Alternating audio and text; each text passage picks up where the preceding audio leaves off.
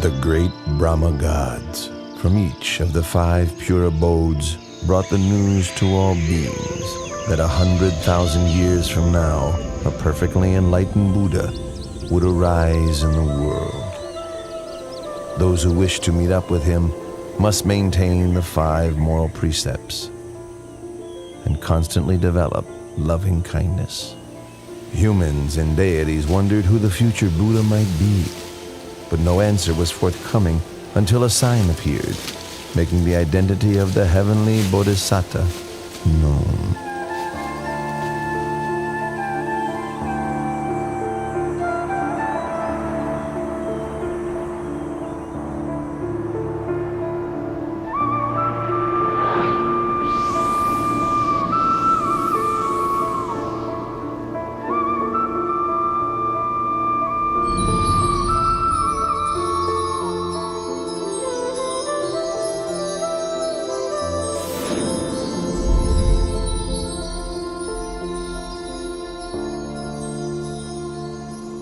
The deities and Brahmas met together for the sake of inquiring who the enlightened one would be. At that very moment, the answer became clear, as they all saw the 5 preliminary signs appearing in Santusita Devaputa. The 5 signs which appeared were withering of the decorative celestial flowers on his body, the divine raiment becoming discolored, sweat dripping from his armpits, his complexion becoming mottled, and a feeling of weariness with the heavenly world arising within him. Upon recognizing the 5 preliminary signs, the deities invited Santusita, the Buddha to depart from Dusita heaven and take birth in the human world. Santusita Devaputa then made the 5-fold survey of the earth to see if conditions were right for his birth. The first criterion was that the lifespan for human beings at the time must not be too short nor too long, suitable for attaining the Dhamma. The continent must be India and the country the middle country. He must be born either into the warrior caste or as a Brahmin, and his mother must be one pure in moral conduct with much accumulated spiritual virtue. Seeing that all of these conditions were fulfilled, the Buddha-to-be accepted the invitation to be born upon the earth.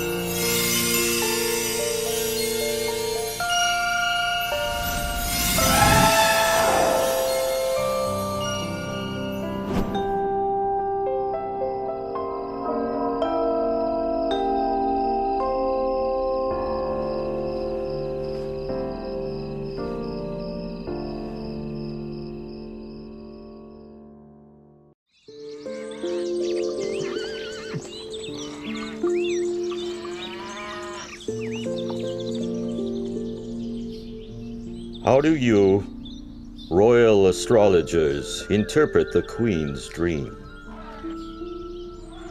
Your wife, the Queen's dream, indicates that you are to have a son. He will possess tremendous merit, great power and might. He will be peerless.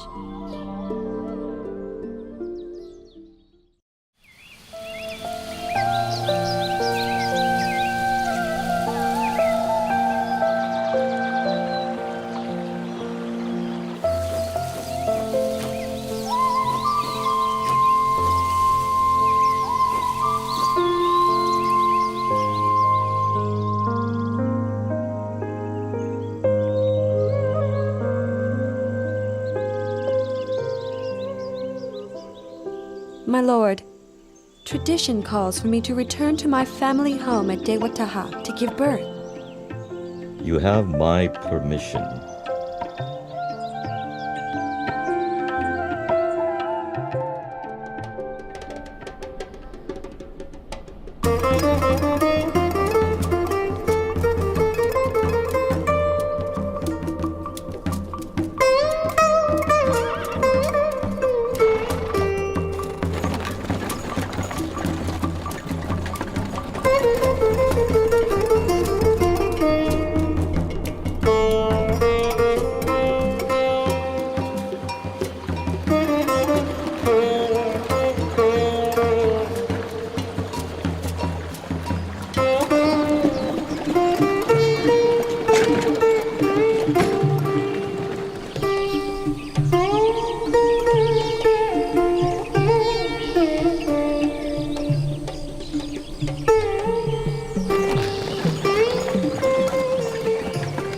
Counselors, let's stop and rest here. We have now completed half of our journey.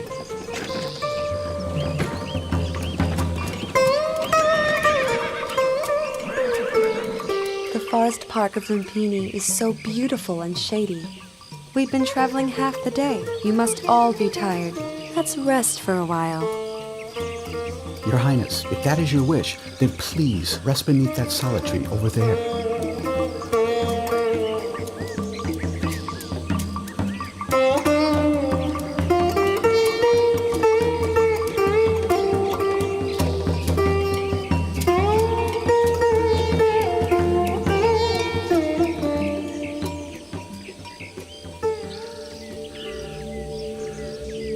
I feel as if I'm about to give birth. Quickly, join in and help. Her Majesty's time has come. Hurry, hurry!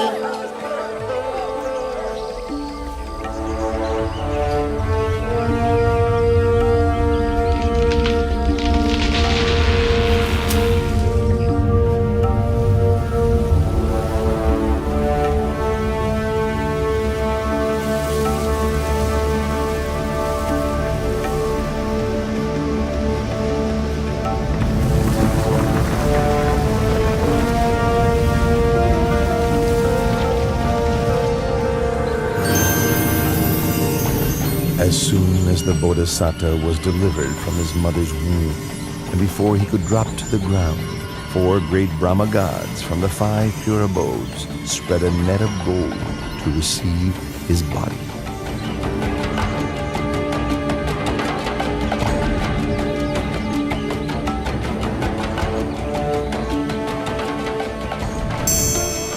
On that day, the full moon of the 6th month, the year of the Buddha's birth, equivalent to 623 BC.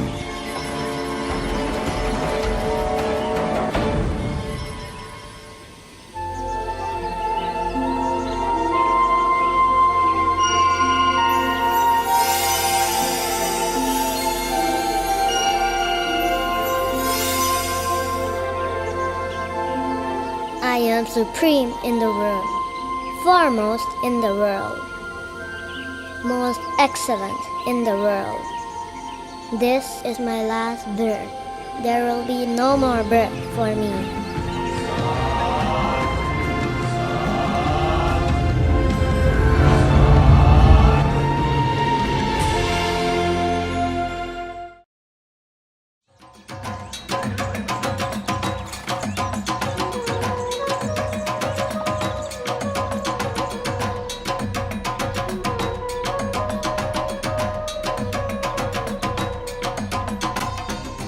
I have heard the good news of your son's birth and have come to pay a visit. Venerable Asita, I thank you very much. And as you have been respected by the Sakyan royal family for a long time now, would you be so kind as to examine my child's physical characteristics? The whole family gathered here would be able to hear.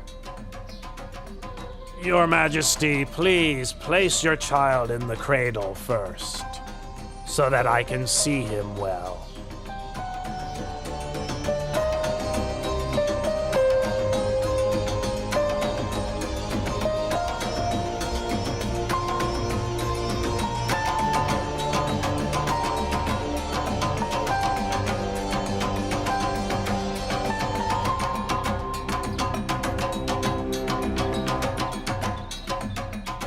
This royal child exhibits all the characteristics of a great being laid down in the ancient texts. I have never seen any being with the signs expressed to such perfection.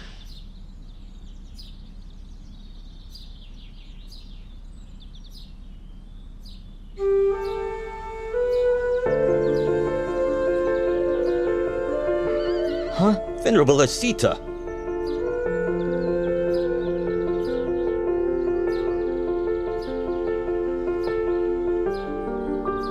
I have examined the characteristics of your newborn son.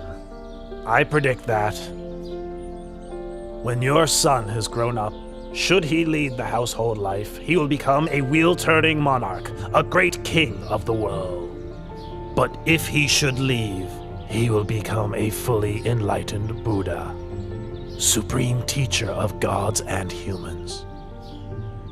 Oh, but it's such a pity.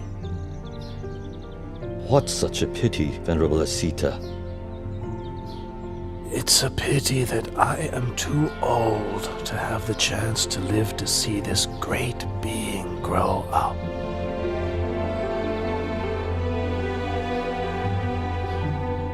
In the future, my son will be a great being with more power and might than any other in the world.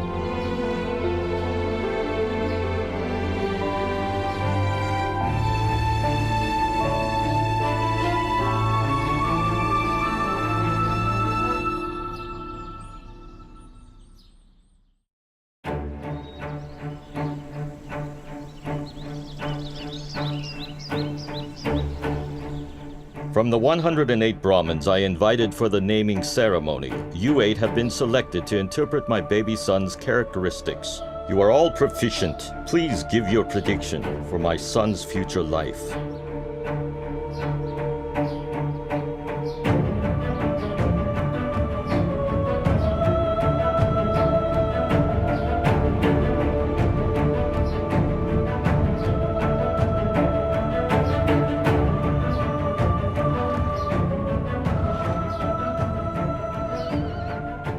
Your Majesty, having examined your son's characteristics, I predict that, should he inherit your throne, he will become a great wheel-turning monarch with an empire that spreads far in every direction. But should he go forth as a monk, he'll become the perfectly enlightened Buddha, the unequaled supreme teacher and guide to the world.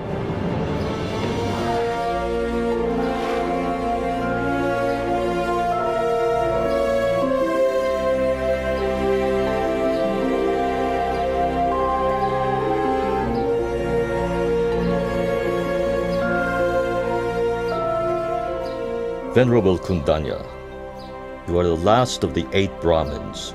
Do you agree with the other 7 Brahmins that my son has 2 courses, either to become a great wheel-turning monarch or to become a fully enlightened Buddha? I have considered your son's characteristics in detail, and can see only one path for him. He will certainly not live as a householder, but will go forth as a monk. Then he will become enlightened as the Lord Buddha. This is beyond doubt, Your Majesty. You predict my son will reject the household life What would cause him to make such a decision? Your son will see 4 signs: an old man, a sick man, a dead man, and a monk. These signs will inspire him to give up the royal throne for the sake of the holy life, through which he will become enlightened as the Buddha. Well, I would like my son to be a great wheel-turning monarch, ruling the 4 great continents, the greatest prestige for any king. From this point onwards, I will not allow my son to ever see an old, sick, or dead man, or a monk.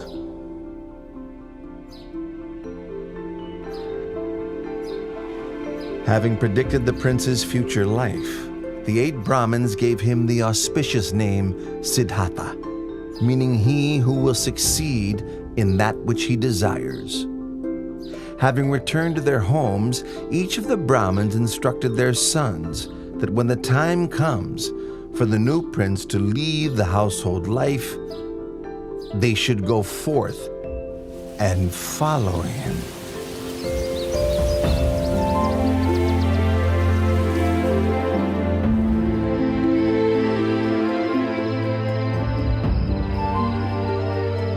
Seven days after Prince Siddhartha's birth, his mother, Queen Siddhi Mahamaya, passed away and became a god in the heaven of Tusita.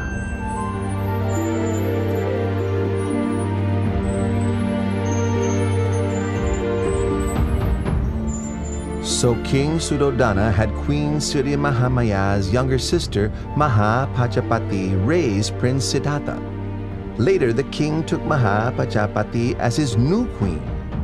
King Suddhodana and Queen Mahapajapati had a son and a daughter together, but the queen still loved and cared for Prince Siddhartha as if he were her own son.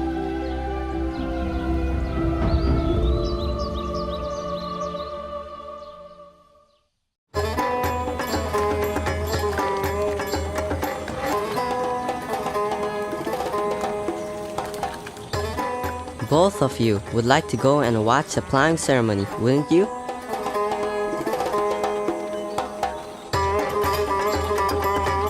Today my father has had the city decorated in preparation for a great ceremony.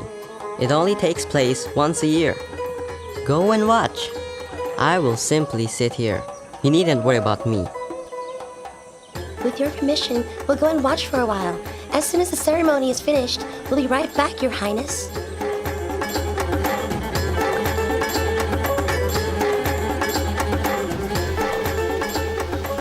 Left alone in a peaceful and shady glade, Prince Siddhartha began to sit in meditation, attaining the tranquility of the first jhana. As the afternoon passed by, the shadows of all the trees moved with the course of the sun, except for the shade of the rose apple tree under which the prince sat. It did not shift position,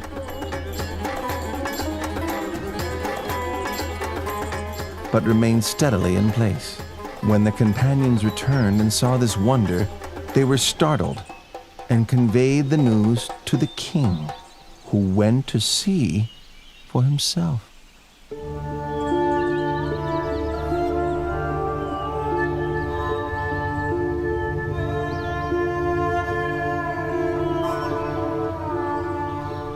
When my son was newly born, Asita the hermit came to look at him, and to my surprise he bowed at my son's feet.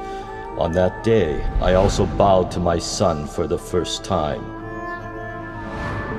Now, my son has performed this marvel. Having seen it, I feel I must bow to him for a second time.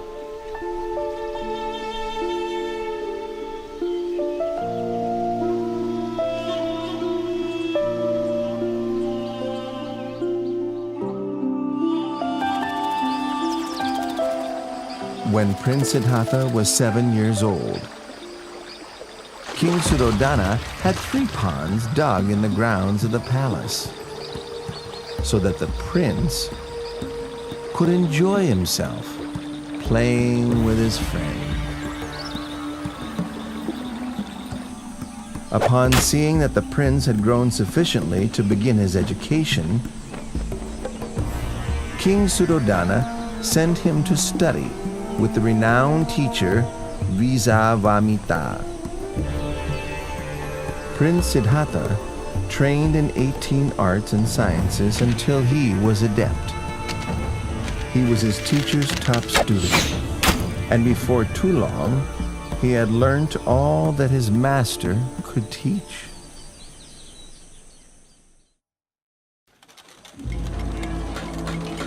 When Prince Siddhartha reached the age of 16, King Suddhodana had 3 palaces built for his son. One in which to reside during the hot season, one for the rainy season, and one for the cold season. The king, wishing to prevent his son from leaving the household life, consulted with his ministers and obtained the hand of Princess Yasodhara for him in marriage.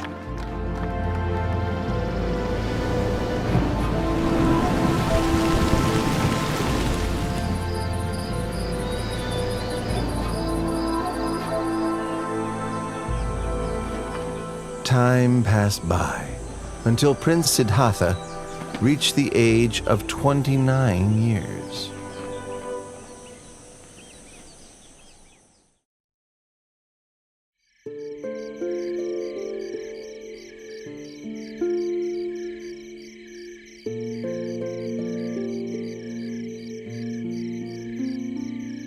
Siddhartha, there is nothing worth seeing outside of the royal palace. Since I was a child, I've not once set foot outside the great walls of this palace. I'd like to see what's outside. There's no place out there as beautiful or pleasant as right here inside our royal palace. That may be true, but I'd still like to go and see for myself. Please give me permission to go outside, Father. Well, if you really want to, I won't frustrate you, my son. I'll have a royal chariot prepared. Tomorrow morning, you may go outside. Thank you very much, Father.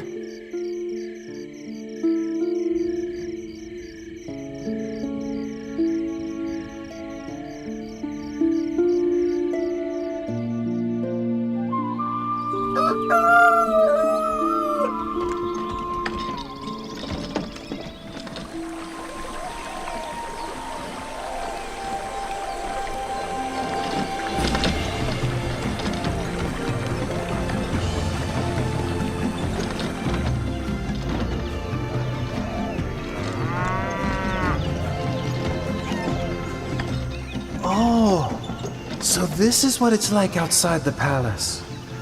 Why did my father say there's nothing worth seeing and wish for me not to go out?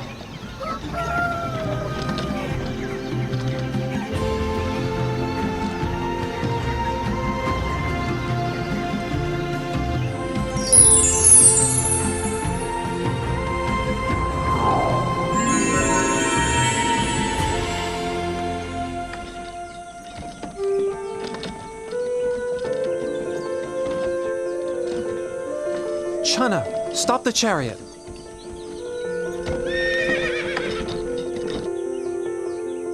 What is it, Your Highness? Look at that man over there. Why is his skin so wrinkled? And why is he having trouble walking? Oh, that's an old man, Your Highness. An old man? Everyone who lives for long enough will come to be like that man, Your Highness. Everyone must come to a state like that?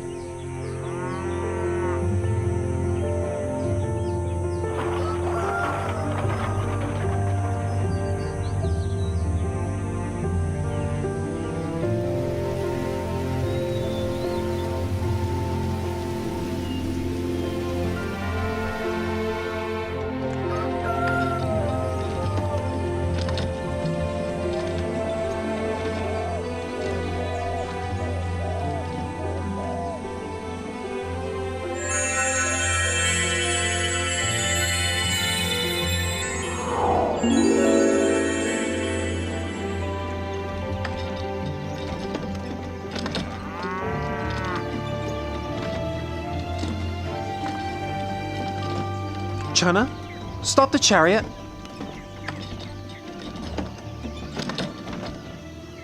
What is it, Your Highness? Why is that man sitting and shivering over there? He is sick, Your Highness. He is sick? Sickness is a natural part of life. We must all experience sickness, every one of us.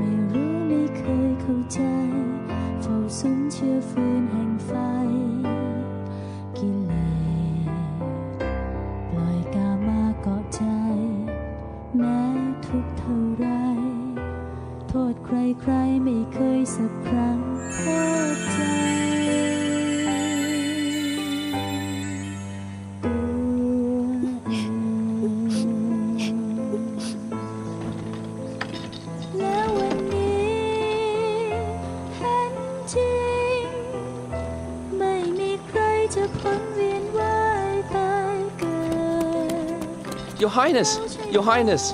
Where are you going? Your Highness! Please come back!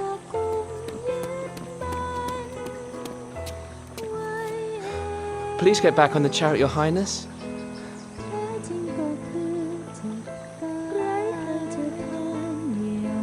There's a man wrapped in that cloth, isn't there? Your Highness, that's a dead man. And must we all die? Yes, Your Highness. There isn't anyone that can escape death. Even me? Yes, Your Highness. Even you are subject to death.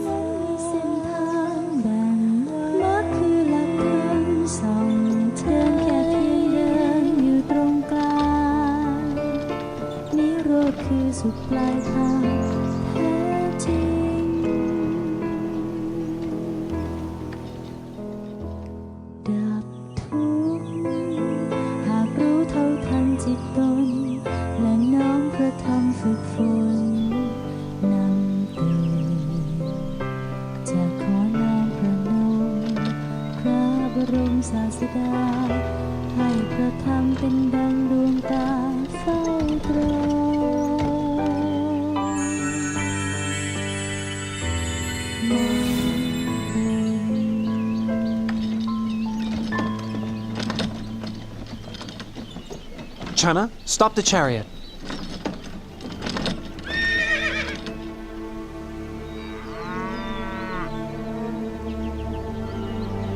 That is a monk, Your Highness.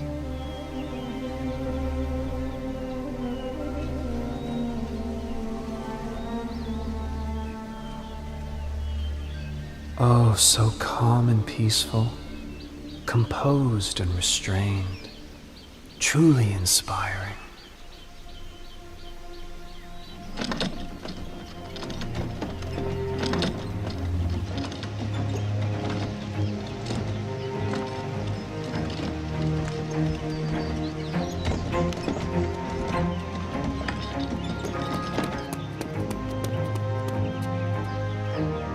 Your Highness, your wife has just given birth to a son. My dear child, I've just begun seeking for a path beyond suffering, and now you are born, like a snare for my heart. I will give you the name Rahula, which means fetter.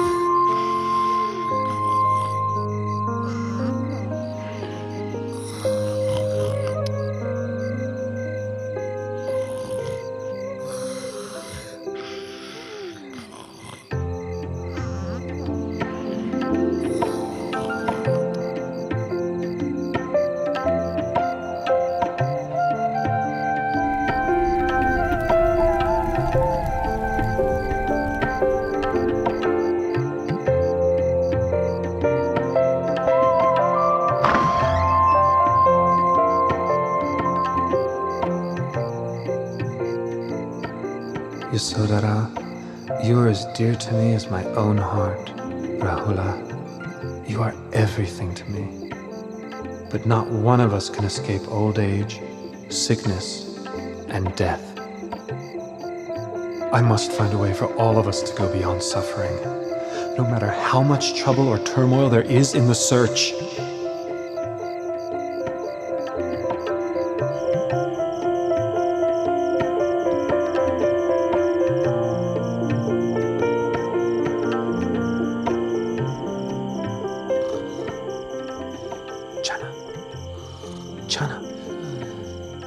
Channa, wake up!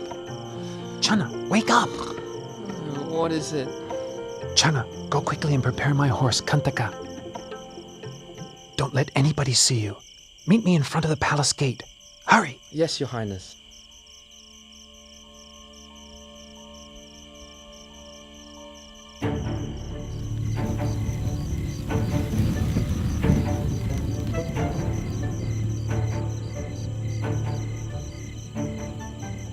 At the moment that Prince Siddhartha was leaving the palace gate, Vasavati Mara, the great deceiver, manifested. He was now worried that he could not use the prince's enjoyment of sensual pleasures to keep him under his control. Ha ha ha ha ha! Prince! Better go back into the royal palace.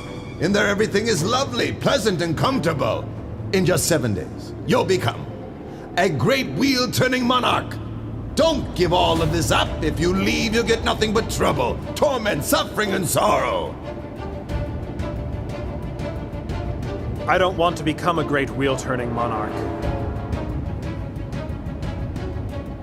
I don't wish for possessions or comfort and happiness, because such things are not likely to free me from suffering, nor are they likely to help me assist my loved ones and my subjects. Step aside and allow me to pass.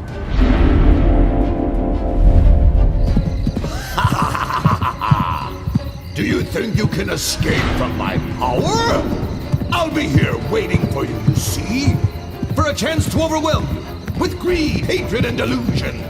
I'll follow you like your shadow. Let's see who will win this battle. Ha ha ha ha ha!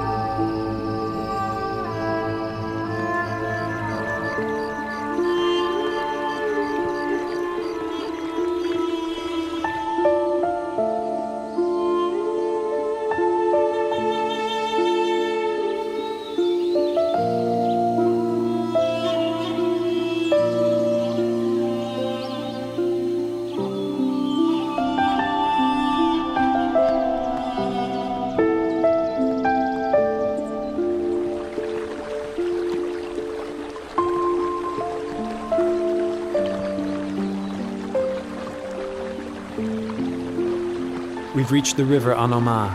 Stop right here, Channa.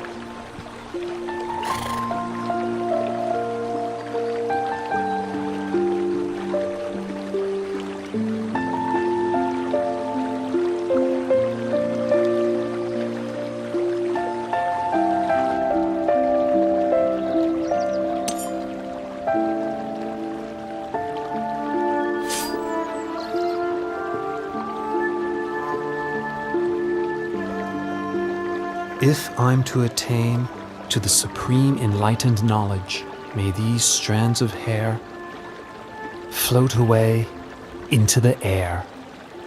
But if I'm not to succeed, may they fall to the ground right here. When the prince threw his hair up into the air, it floated into the sky and didn't fall down. Indra, the king of the gods, caught it in a crystal casket, which he then enshrined in the Kulamani shrine in the Tavatimsa heaven. the Brahma Gatikara offered the prince the 8 requisites of a samana and received in their place the prince's raiment, which he installed in the Dusa shrine in the Brahma world.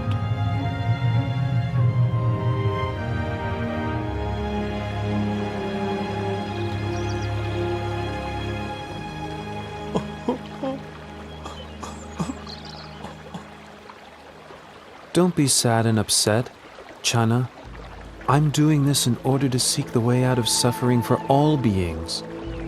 You must go back and inform my father that I will not return to the royal palace until I have attained direct knowledge of the end of suffering.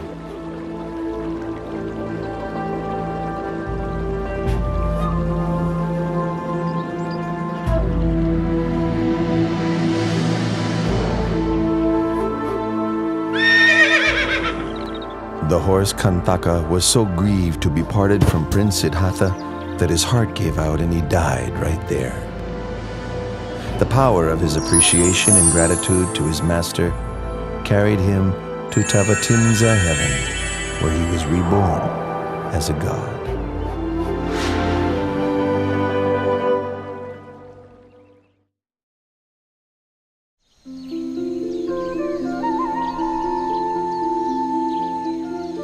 Having left Channa behind, the renunciant prince walked on to a mango grove, where he stopped and resided, eating no food for a period of 7 days.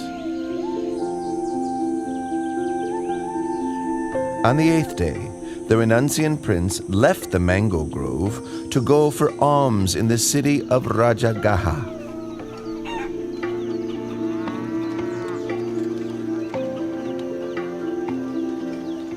All the townspeople could see that this monk was different from other renunciants because of his radiant complexion and an effably calm demeanor.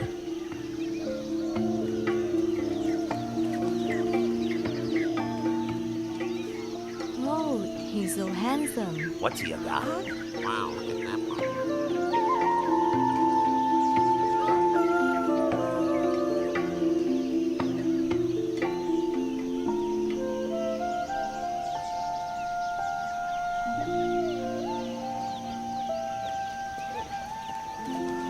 Wow, he's handsome, he's beautiful. That's amazing. Look at that guy right there. Wow, look at that. Look at him. Delighted, the people spoke to one another, praising the monk's splendor, saying that it was as if a god had descended from heaven for humans to see.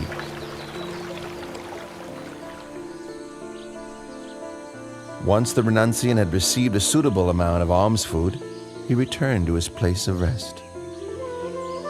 Sitting, the prince contemplated the motley food offerings within his alms bowl. All mixed together, it was an unappetizing sight.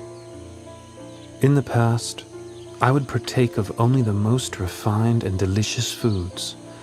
Now leading the holy life for the sake of seeking truth, can there be any point in being fussy over what I eat? This nourishment is merely a necessity for sustaining life. King Bimbisara of Rajagaha sent his men on the trail of this Samana, whom the townspeople regarded as splendid, like a god. He then went to see the renunciant prince for himself. When King Bimbisara saw the dignified, peaceful demeanor of the young monk, he felt greatly inspired. Then, exchanging conversation with the Samana, the delight in his heart increased all the more. Due to his suspicion that Prince Siddhartha had left the palace due to a dispute with his relatives over the throne, King Bimbisara offered the throne of Rajagaha to the prince. But the prince refused the king's offer, having renounced his own throne, not due to a dispute, but in order to seek the way beyond suffering.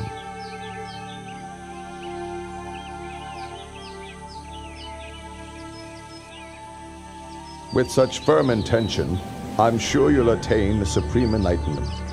Once you have done so, may I request that you come and teach the Dhamma to myself and to the citizens of Rajagaha.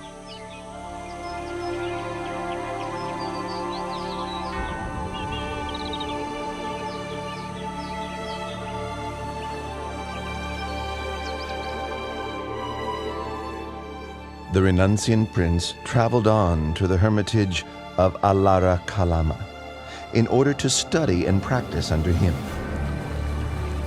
In a short time, he had learned all that his master could teach, and so then he traveled on to seek Udaka Ramaputta at his hermitage.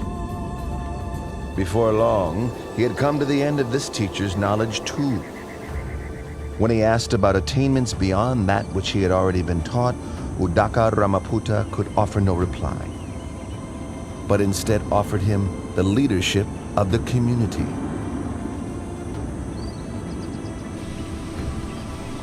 But when the Bodhisattva saw that what he had learned was not the way out of suffering he was seeking, he took his leave and moved on in order to continue his search for higher truth. The Bodhisattva came to Uruvela at Senanigama and considered the fresh coolness of its shady forest, with orderly rows of trees and a river running through, located nearby to the village.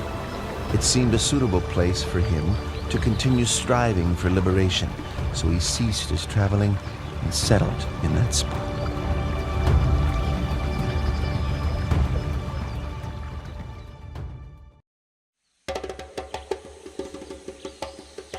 The Brahmin Gondanya was very pleased to hear the news that Prince Siddhartha had gone forth, and hurried to seek out the sons of each of the 7 other Brahmins with whom he had divined the identity of the Bodhisattva according to his physical characteristics when he was just born. He managed to gather and persuade only 4 of these sons, and then together the 5 Brahmins left the household life and set off in search of the great renunciant. The 5 Brahmins now gone forth were Gondanya, Vapa, Badia, Mahanama, and Asaji. This group of 5 together were known as the Pankavaggiya. The Pankavaggiya followed after the Bodhisattva through various places until they found him practicing ardently in the place where he had settled. They settled there with him, attending to his needs, with the hope that when he attained enlightenment, he would teach the Dhamma to them.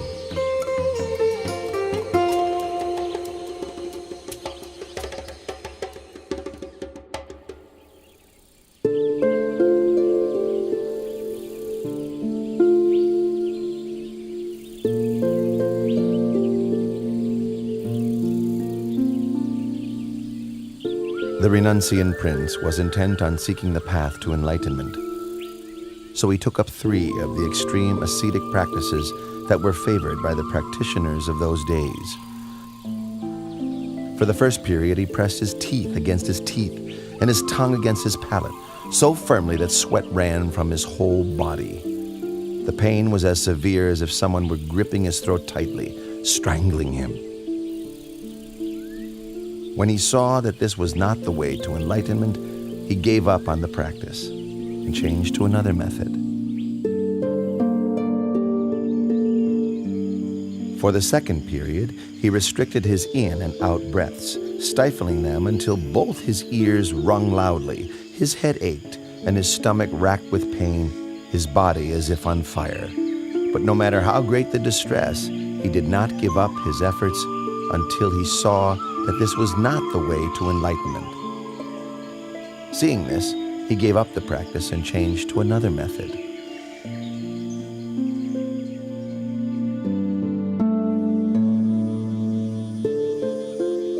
For the third period, he fasted until he was emaciated, wrinkled, his complexion discolored, his bones and sinews extruding. Exhausted of energy and suffering greatly, rubbing his hand over his body, the hairs stuck to his palm.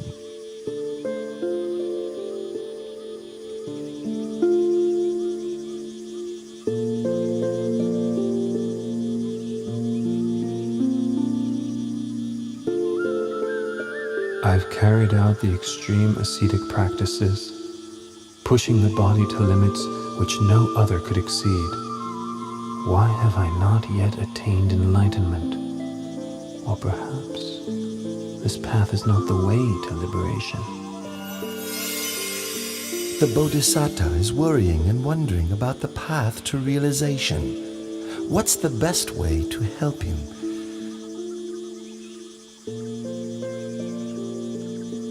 Aha! This is the way.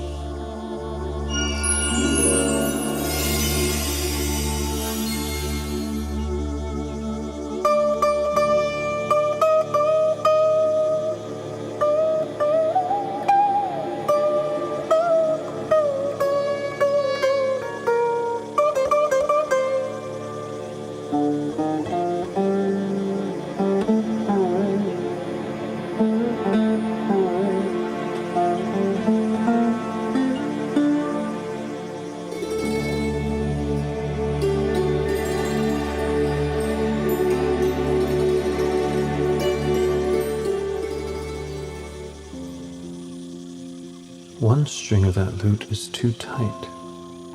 A little pluck and it snaps. One string is too loose. When plucked, the sound is barely heard. One string is just right. Not too loose, not too tight.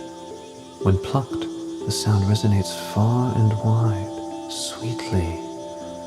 Oh, it is the practice of the middle way that leads to enlightened knowledge. But the current state of my body surely can't support efforts in developing the mind along the middle path of practice.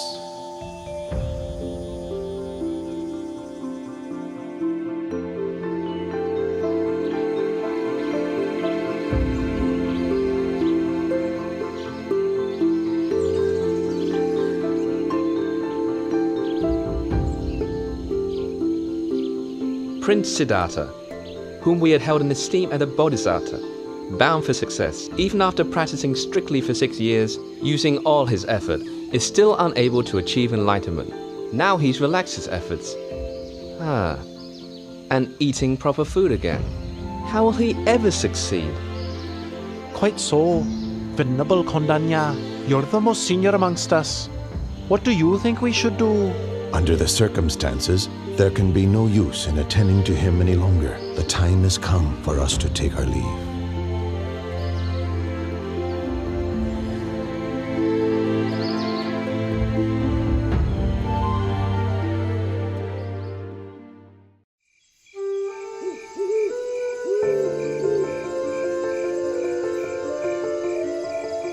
On the night of the 14th waxing moon of the 6th lunar month, as dawn was approaching and the Bodhisattva close to waking, 5 auspicious signs appeared in his dreams.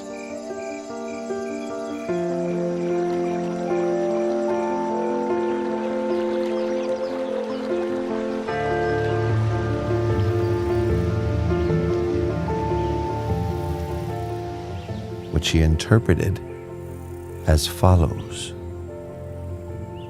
1. He would achieve enlightenment as the Buddha. 2. He would declare the true Dhamma for the benefit of all humans and deities. 3. A great number of people would come to train under him, thus establishing the Buddha, the Dhamma, and the Sangha.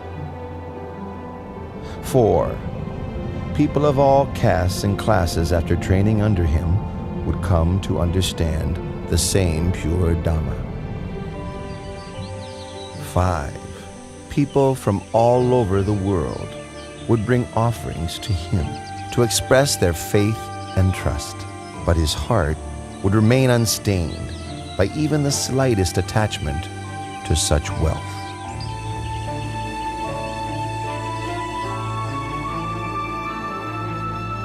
In the village of Uruvela Senanigama, there lived a wealthy man's daughter named Suchata. When she was young, she made a vow to the deity abiding in a banyan tree close by, so that she might have a husband of equal wealth and birth, and that her first child might be a son. Once her wishes had been fulfilled, she prepared a rice dish, prepared with cow's milk and honey, as an offering to honor the tree deity. Madam Suchada! Madam Suchada!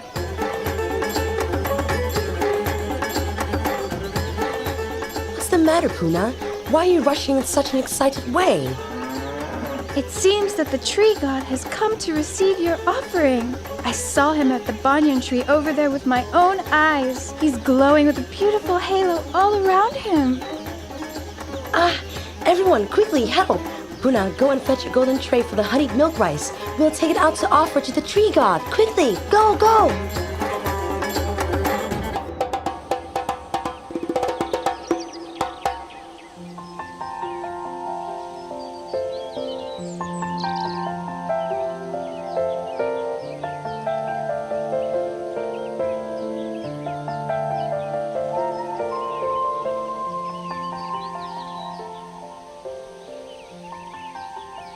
All of my wishes have been so graciously granted. Please, may I offer this meal of honeyed milk rice and this golden tray to you?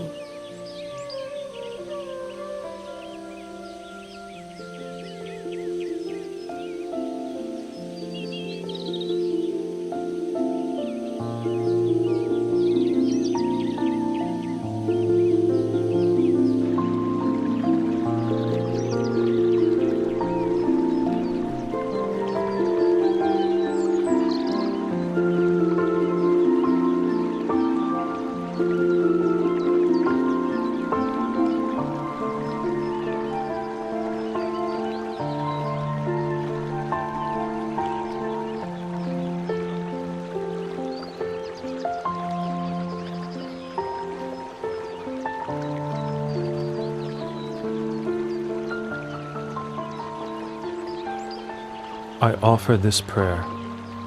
If I am to succeed in realizing perfectly enlightened knowledge, may this golden tray float up the river against the current. But if I am not to achieve my goal, may this tray float downstream with the current.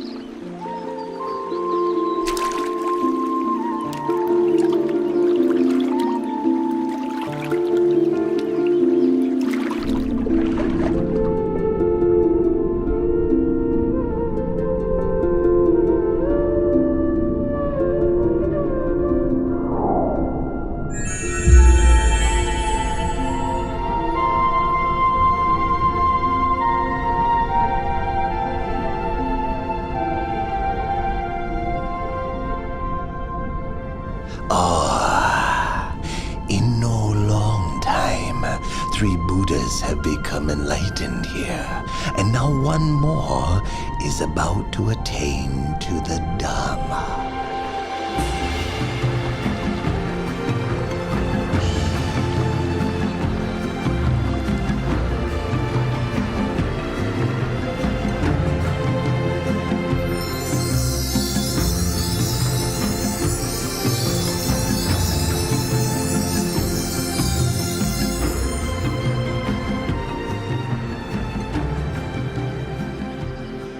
I'm a Brahmin called Satyasa. I'm inspired with great faith at the sight of you. Please let me show my respect. May I offer you 8 handfuls of blade grass?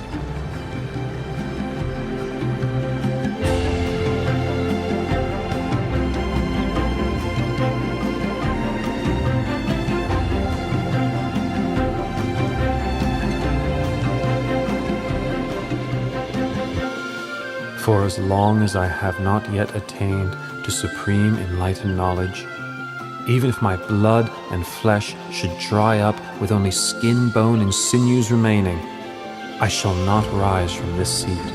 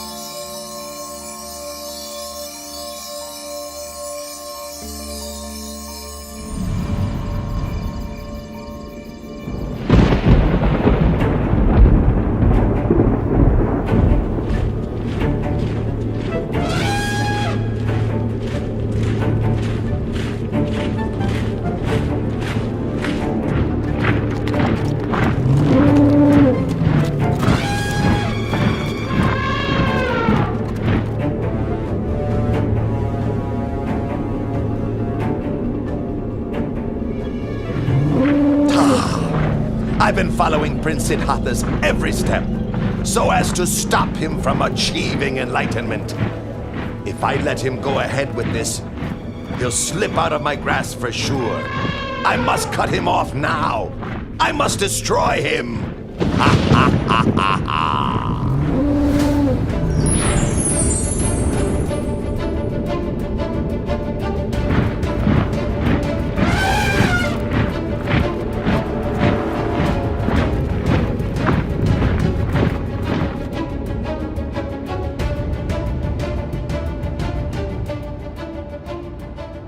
The power of the Bodhisattva's spiritual qualities and goodness, accumulated over countless lifetimes, protected him as though in invisible armor, his heart steady and peaceful, unshaken by fear.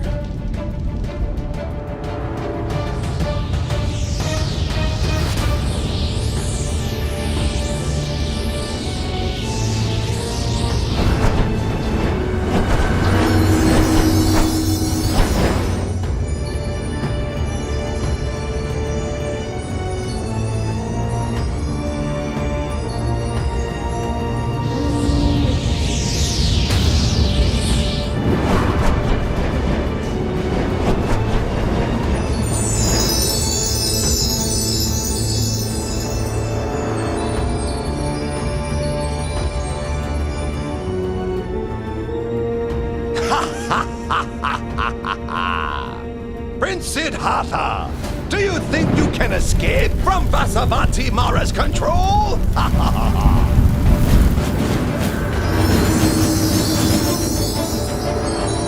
Huh?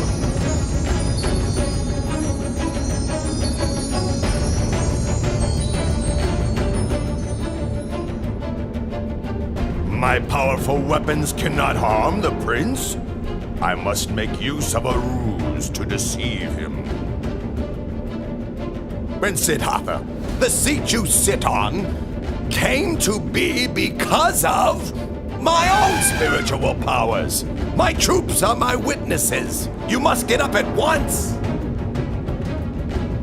Pay attention, King of Deceivers.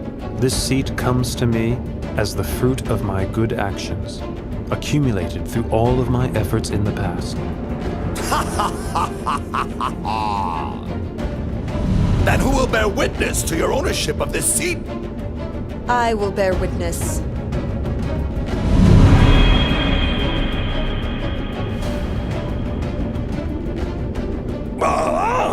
Dharani, goddess of the earth! All the merit made by his good actions in the past, even the water which he has poured on the ground in dedication of merit, soaked up by my hair and kept close to my head, is sufficient to bear witness to his virtues.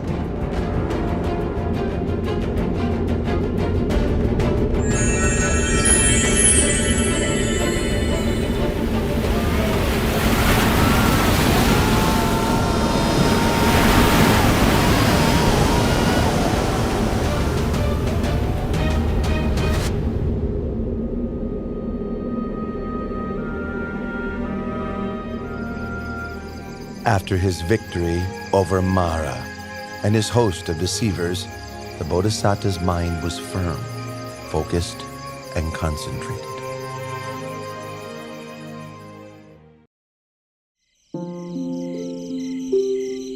At dusk, the Bodhisattva began to develop meditative insight, attaining to the first knowledge, Pubenivasa Nusatinyana, the ability to recollect his past lives.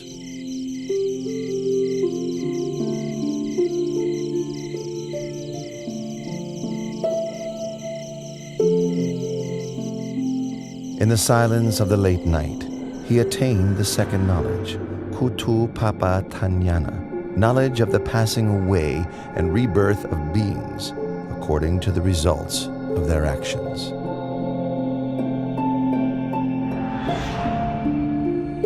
Close to dawn, the Bodhisattva attained to the third knowledge, Asavakayanana, knowledge of the destruction of mental defilements, complete liberation and freedom from suffering. He thus came to be the fully self-awakened Buddha.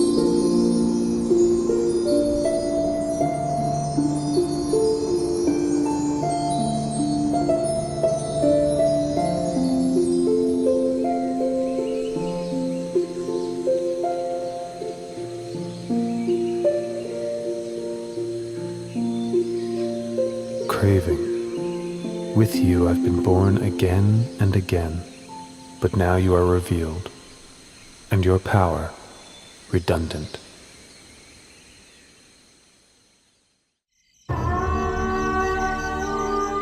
After the Bodhisattva had attained to the Dhamma and become the Buddha, he sat under the Maha Bodhi tree, enjoying the bliss of freedom for 7 days.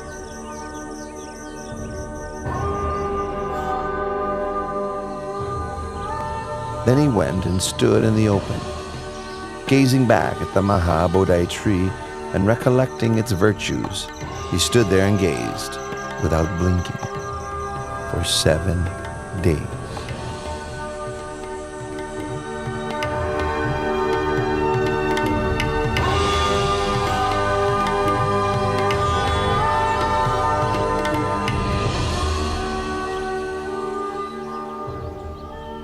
After that, the new Buddha walked back and forth between the Maha Bodhi tree and the place where he had stood for another 7 days. Having walked meditation for 7 days, for the 4th week he sat meditation in a crystal shelter prepared for him by heavenly beings. He sat and contemplated the most profound Dhamma for 7 days.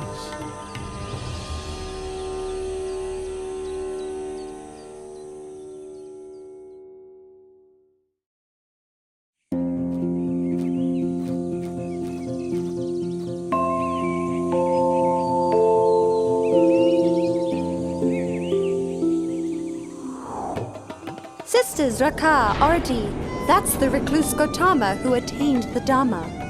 That's right, Sister Tanha. That's him for sure. Our father, Lord Mara, together with all his troops, could not defeat this one and was humiliated. It's up to us to find a way to take revenge.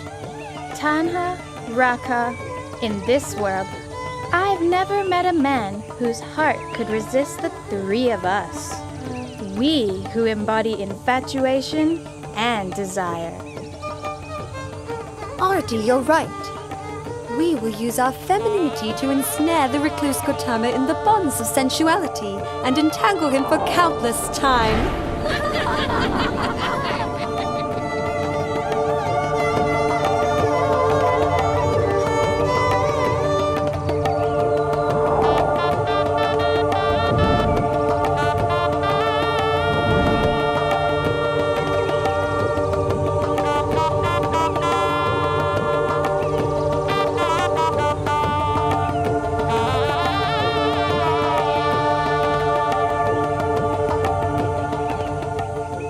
Oh Prince, oh Prince.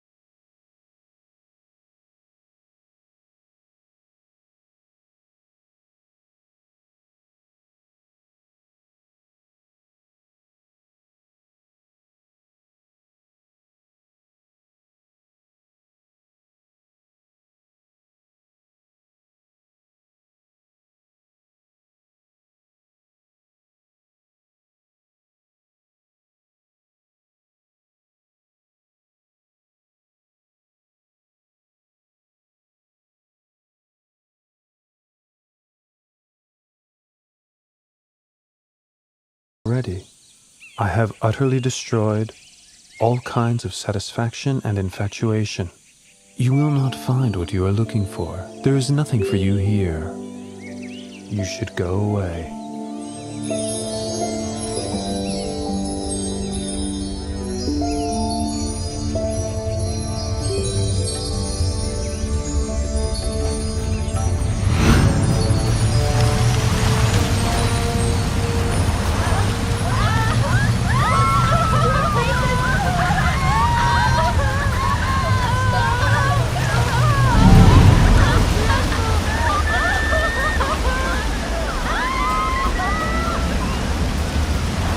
From this moment on, no one will ever again be able to wield power over the Samana Gautama, the Enlightened One.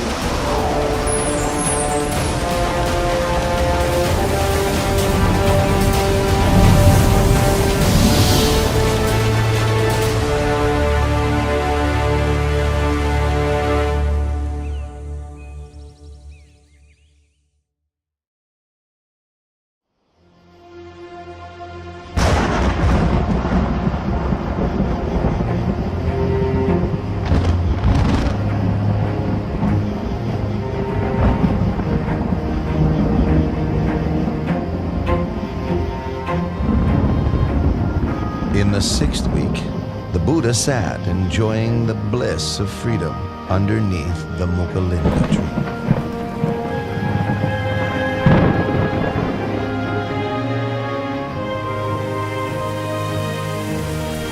As he sat, the rain fell constantly.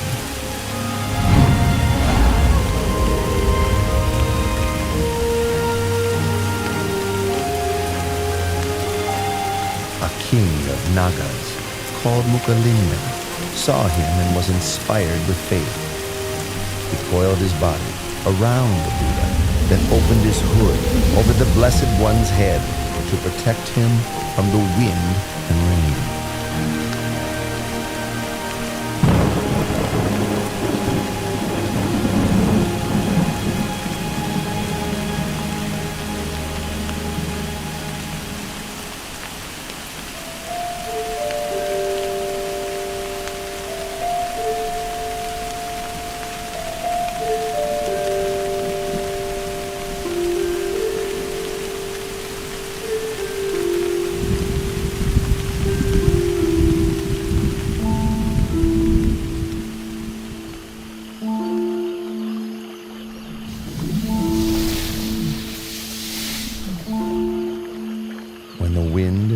Subsided, he uncoiled from the Buddha and changed his body into the form of a young man, bowing and paying respects to the Buddha.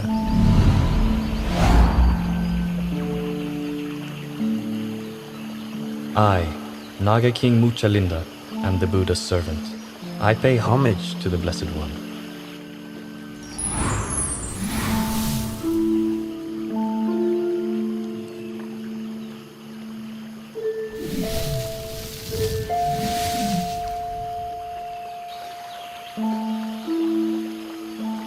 Silence is happiness for the one who has seen the Dharma.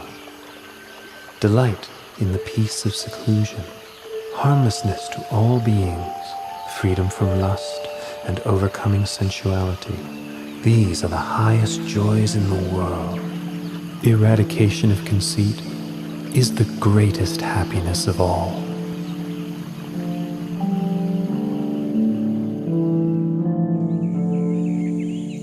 In the seventh week, after his enlightenment, the Buddha sat and enjoyed the bliss of freedom under the tree called Rajayatana for another 7 days.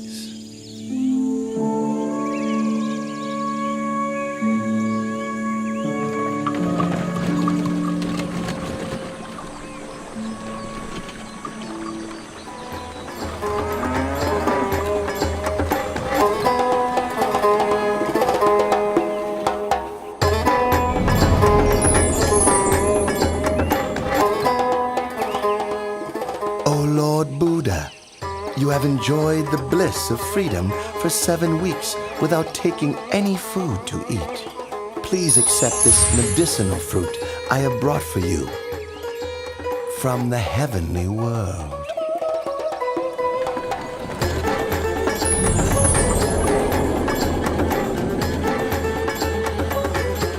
Those two merchant brothers made merit with me in the past. I should take this opportunity to help them meet the Buddha.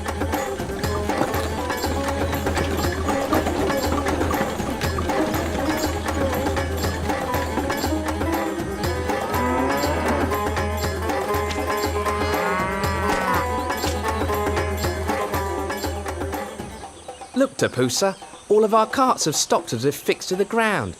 No matter how much our men whip the bullocks to make them pull, the carts still won't budge. They just won't move.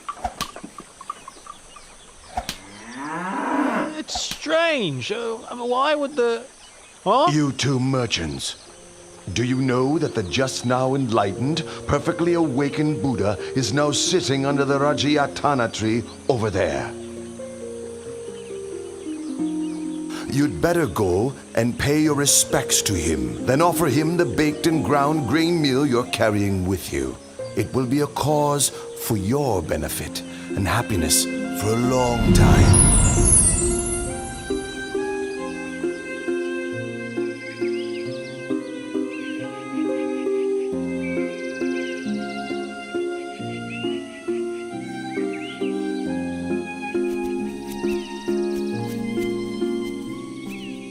Your two humble servants bring baked and ground grain meal to offer. Please may the Lord Buddha accept our offering. I lost my alms bowl before my enlightenment. When I accepted the honeyed milk rice from Sujata, I floated the golden tray off in the stream. Now these two merchants are offering me a meal.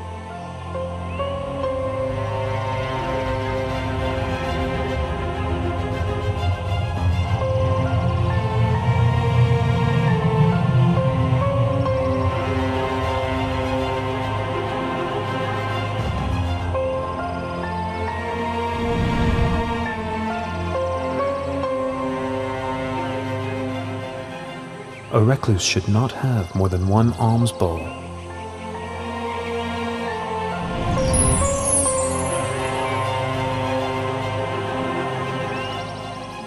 We, Tapusa and Balika, declare ourselves to be lay Buddhists. We take refuge in the Buddha and the Dharma for the rest of our lives. Your two humble servants, Balika and Tapusa, would like to ask you for some object that we may keep, to honour and revere.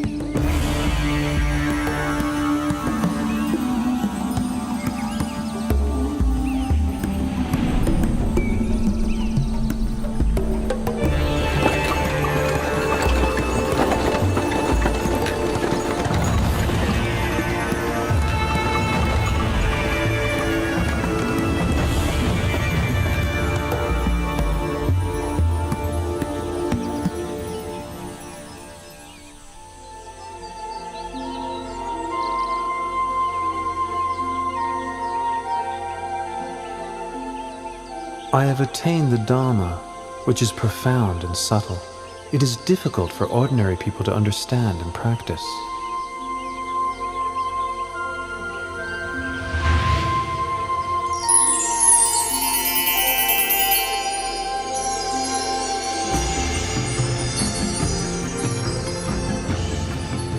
There are several kinds of people in this world. The quick-witted, upon hearing my teachings, know and understand them quickly, just like a lotus flower above the surface of the water that blossoms as soon as it receives the sun's rays. Those of moderate intelligence, having heard my teachings and then receiving some further explanation and training, are able to know and understand within a short time, just like a lotus flower level with the surface of the water, ready to blossom the next day. The slow-witted, having heard the teachings, receiving further explanation and training, persevering with faith, are able to know and understand in the end. like a lotus flower below the water, which grows upwards before finally breaking through the surface and blossoming. The final kind of person, no matter how many times they hear the Dhamma, are unlikely to grasp the meaning or understand, although their listening may be a cause for realization in a future existence. This type may be compared to a lotus down in the muck and mire, falling prey to fish and turtles, not rising up and blossoming. This being the case, I'll preserve my life for the sake of spreading the Dhamma. I will teach humankind until the Dhamma becomes firmly established and widespread for the benefit and happiness of all for a long time.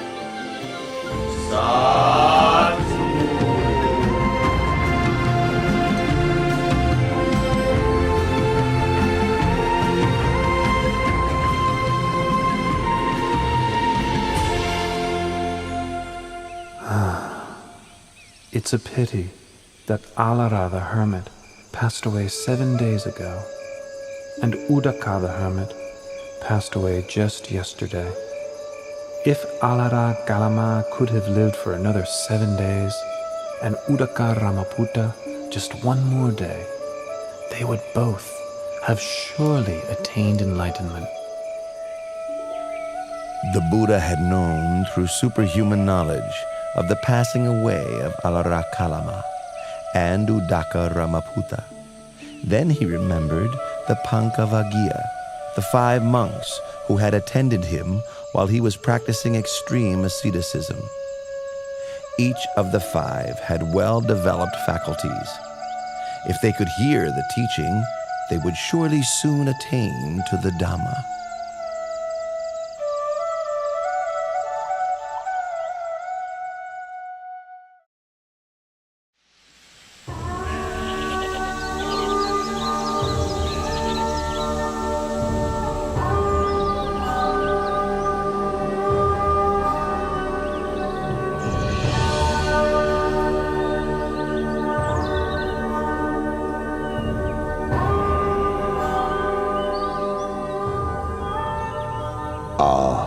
That's Gautama, the recluse, the one to whom we formerly attended.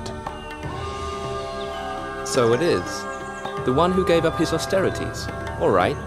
If he comes here, we won't bother to get up and welcome him. We'll just put out a seat. If he wants to sit down, then let him sit.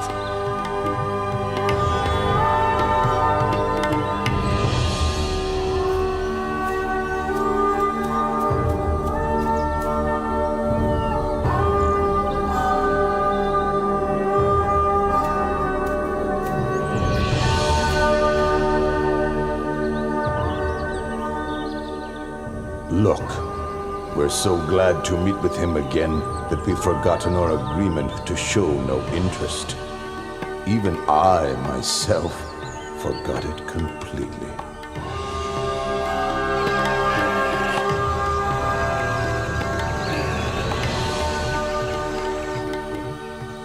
Recluse Gautama, what leads you to visit us here in this forest? Do not address me in that way.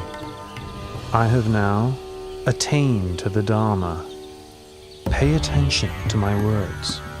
If you follow my instructions, before very long, you will realize the Dhamma. While practicing austerities for a long time, you did not become enlightened. So how could you?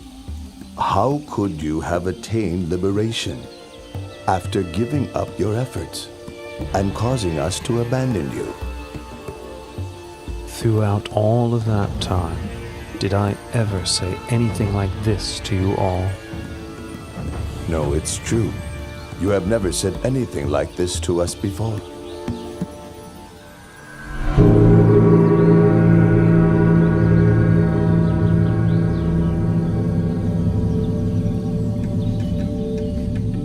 Entangling oneself in sensual indulgence, tormenting one's body with hardship and pain, these are ways a renunciant should not undertake, for they stray from the path of enlightenment. The middle way, that is the noble eightfold path, is the practice that leads to Nibbana.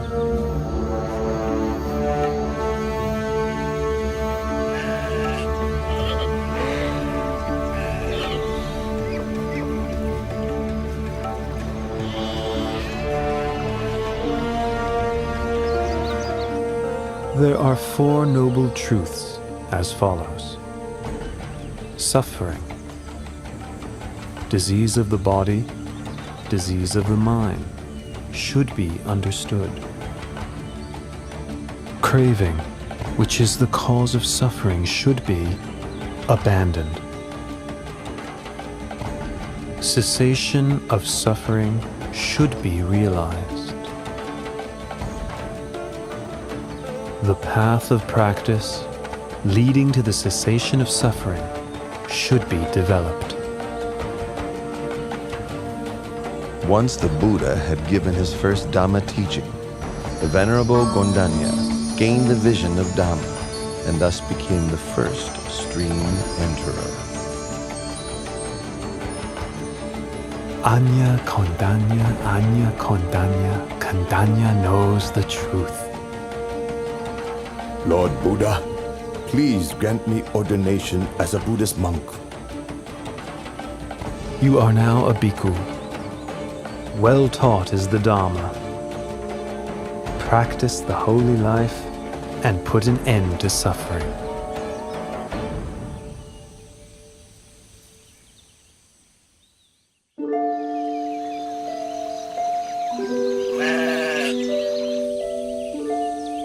The Buddha gave ordination to Venerable Vappa on the first day of the waning moon, Venerable Bhaddiya on the second day, Venerable Mahanama on the third, and Venerable Assaji on the fourth.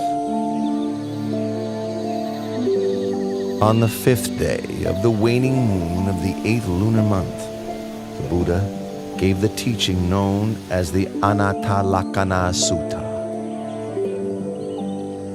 The 5 groups that we take as a self are as follows: body, feeling, pleasant, unpleasant, and neutral, perception and memory, mental formations, sense consciousness, awareness of mental impressions. These 5 aggregates are not me, not him or her, not mine, not his or hers, not myself, not his or herself. All these things are impermanent and insubstantial. It is their nature to arise, persist for a while, and then pass away. After listening to the teaching, each of the Pancavaggiya attained to arahantship.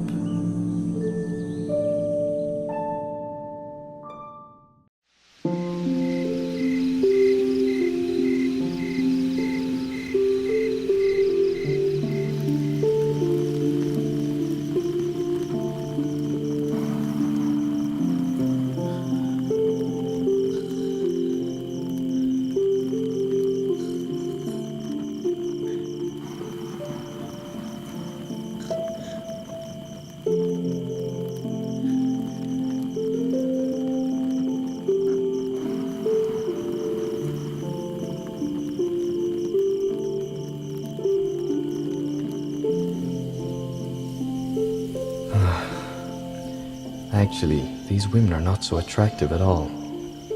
My father built me 3 mansions, one for each season of the year. He hired beautiful maidens to play music and entertain me. I thought I was living a happy life, but now I feel tired of this way of life. Is this all I came into this world for? Are these the only things that can give one happiness in life? Then why do I feel so bored and fed up?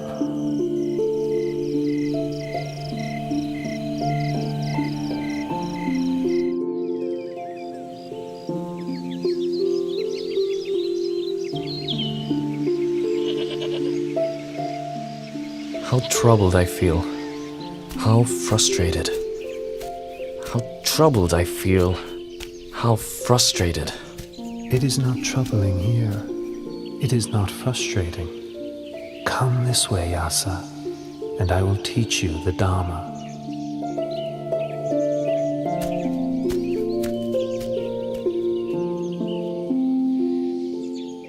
Dana, or giving, means training one's heart to know generosity, to know sacrifice. Sila, or morality means establishing one's heart within the full doctrine of goodness. Heaven is the reward for a wholesome heart. The harm of sense pleasures is the heat and worry that comes with attachment to the sense of a self. The benefit of renunciation is that present suffering can be abandoned, with no other suffering taking its place. After the gradual teaching, the Buddha taught the Four Noble Truths. Once he had given this teaching, Yasa attained to the fruition of stream entry.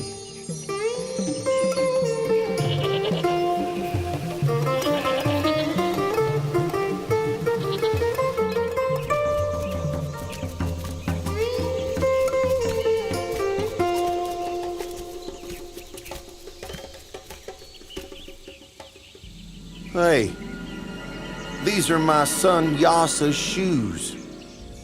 Wait here, all of you. I'll go after him myself. Here comes the father. If he meets with his son now, it may prevent him from realizing the Dharma.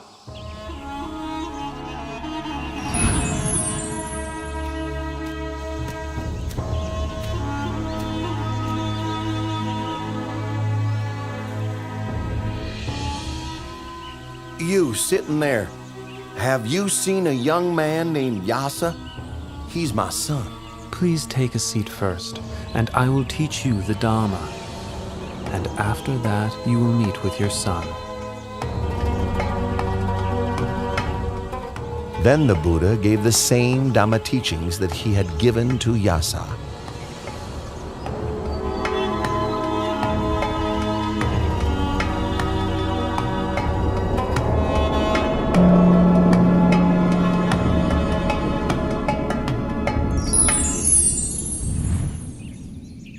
Oh, the Buddha has helped gain the vision of Dhamma. I declare myself a Buddhist and take the Triple Gem as my refuge for the rest of my life.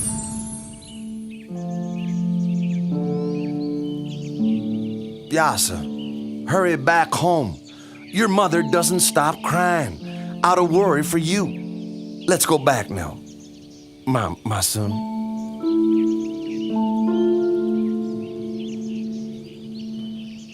Yasa has now heard my Dhamma teaching twice, and has fully penetrated it.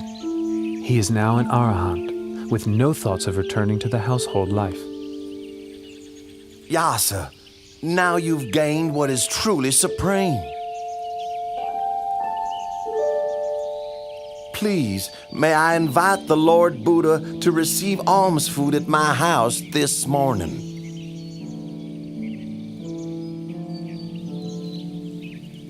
Once the wealthy man had left, Yasa requested ordination as a bhikkhu.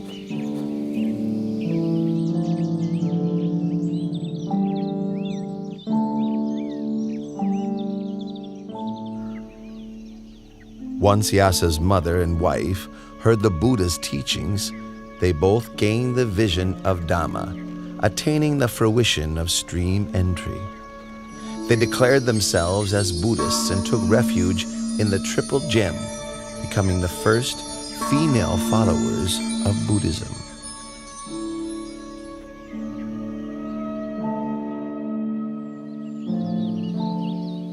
Vimala, Subahu, Punaji, and Gavampati. You were my close friends during the time when I was a layman. Now I've gone forth and do not concern myself with worldly pursuits. For what reasons are you all here? We heard you'd gone forth, and were sure you must have had good reasons to do so, and so we came to see you. Well, if that's the case, I will take you to meet the Lord Buddha, the one who has shown me the light. I will request the Lord Buddha to give you instructions as well. Follow me.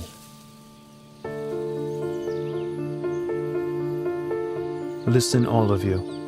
Once you know the unwholesome, and the roots of the unwholesome. Know the wholesome and its roots. Know decay and death, as well as their causes. Know the cessation of decay and death. The path leading to the cessation of decay and death. Once you know suffering and its causes, the cessation of suffering, know the path leading to the cessation of suffering, then you can be said to have the right view. The 50 of you are all friends from my home region. If you need help with something, I will do whatever I can to help you. When we heard that you had ordained as a monk, we felt inspired, and it made us want to ordain as well. Very good. I will take you to meet the Lord Buddha, but you must make the request for ordination yourselves. Listen, all of you. A bhikkhu in this Dhamma Vinaya is taught not to grasp at any state. Hearing this, he understands with wisdom. Understanding with wisdom, he attends to knowing all states as they arise, knowing feelings as they arise, pleasant feelings, unpleasant feelings, neither pleasant nor unpleasant feelings. He considers the impermanent nature of feelings. He observes the arising, persistence, and passing away of feelings. Seeing impermanence, he grows weary of feelings, weary and disinterested. He is able to let go. Meditating on letting go, not grasping or clinging to feelings, leads him to contemplation and realization of cessation.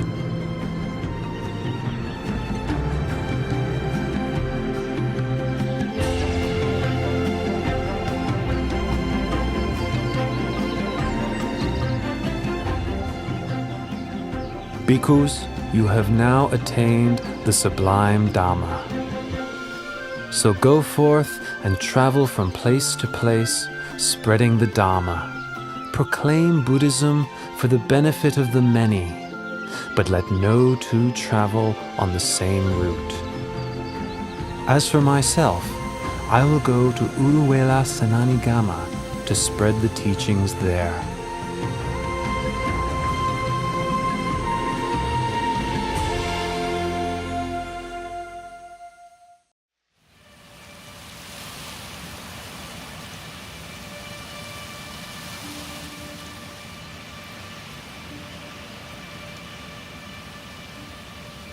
Because of that one courtesan, the 30 of us have had to go through all this trouble, forcing our way through the forest into this cotton plantation. That's right. She stole our clothes and our jewelry. We catch up with her, then... Whoa, wait. Look, there's an ascetic sitting under that tree over there. Let's ask him if he saw her pass by.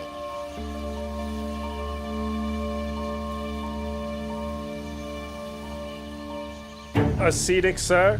Did you see a courtesan dressed in green pass by here? Please, sir. She took off with our clothing and our jewelry. So now we're searching for her, but we can't seem to find her. Oh, Bhattavaggiya, is it better for you to seek for this woman, or to seek for yourselves? I guess it would be better to seek for ourselves. In that case, I will teach you the Dhamma. The wise person rids himself of infatuation and preoccupation with the 5 sensual pleasures. He sees that life is short, and to be distracted by such pleasures is like being snagged and bound up, just as a fish is caught by a hook. Having taken the bait, it's a cause for much suffering and struggle thereafter.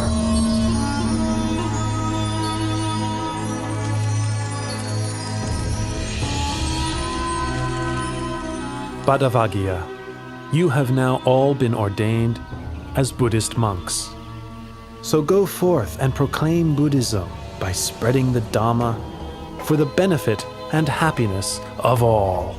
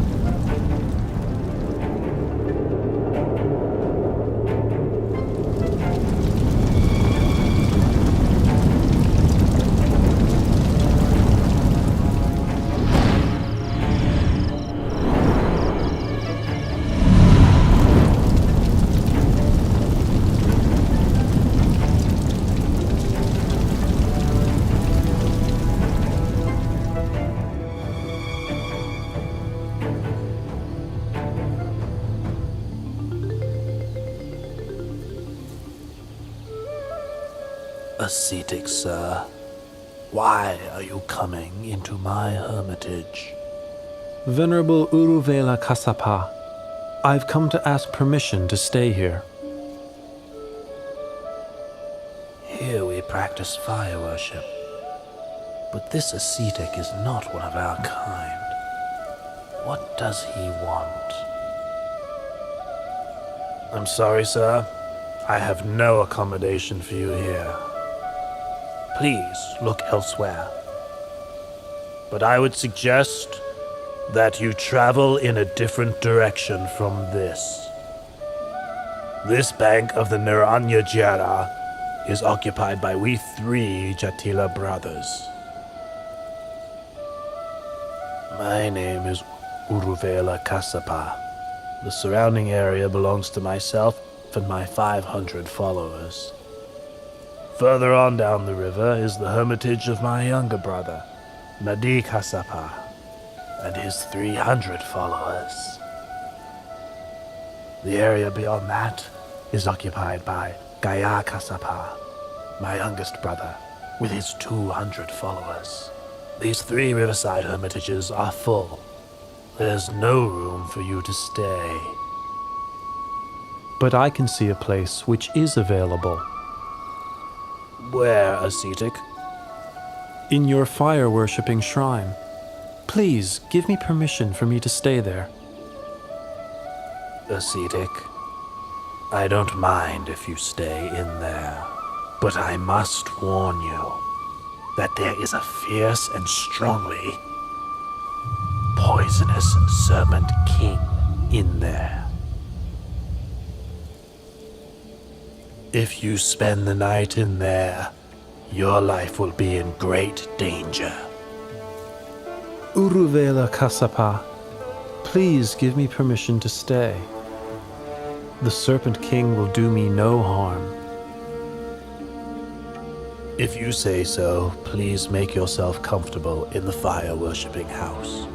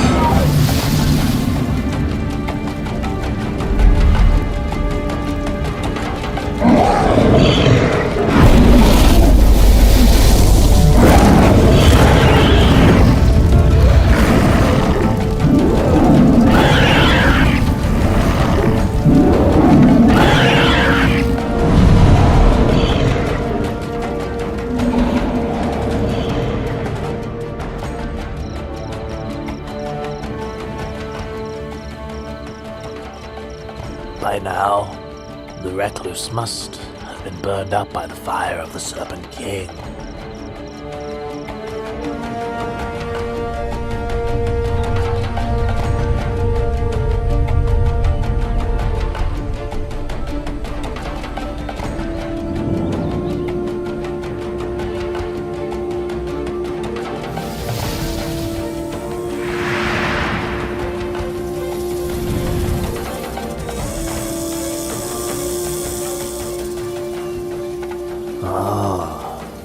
This recluse is of great might.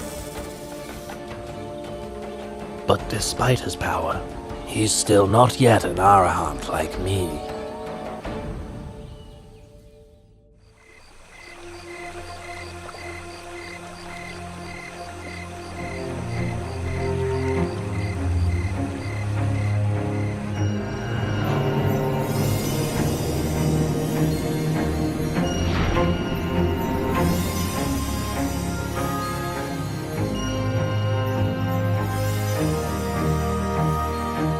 This ascetic is indeed of great might.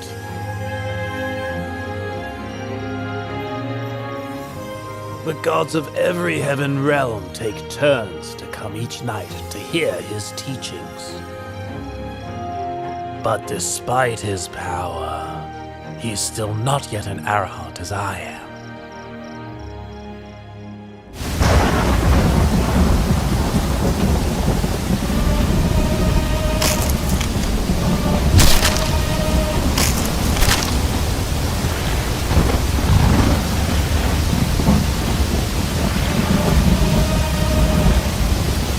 There's been a tumultuous rain, and it has flooded the whole area. Surely the ascetic has been washed away or drowned. Master, sir! Master, look over there!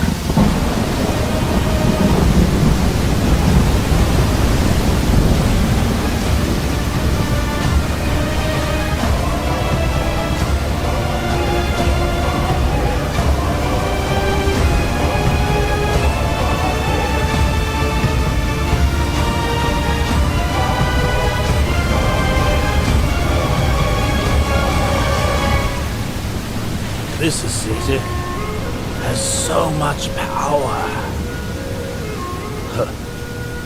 But despite all of this, he's still not yet an Arahant as I am.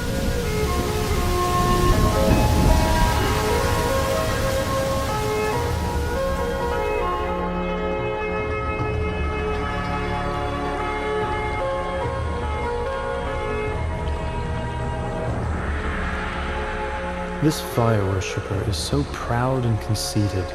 He insists he's an Arahant. How stubborn he is. Uruela Kasapa, your way of practice does not lead you to the path and fruit. So why do you consider yourself an Arahant? Having deceived yourself, you deceive others. If you could give up your pride and practice according to my teachings, in no long time you would truly be an Arahant. Oh, I realize my fault.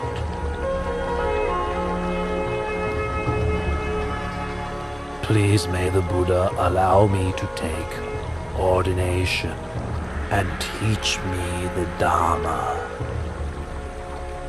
You are the master of a great hermitage with many followers. You should make this known to all of them.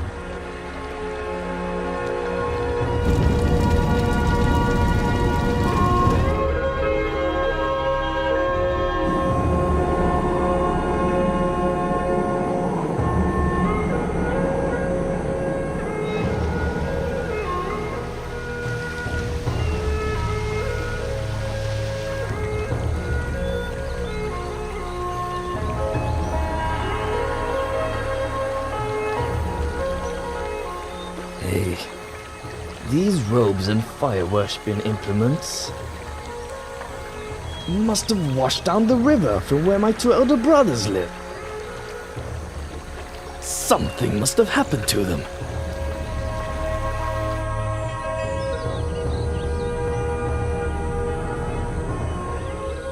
Brother Urvela! Brother Nati!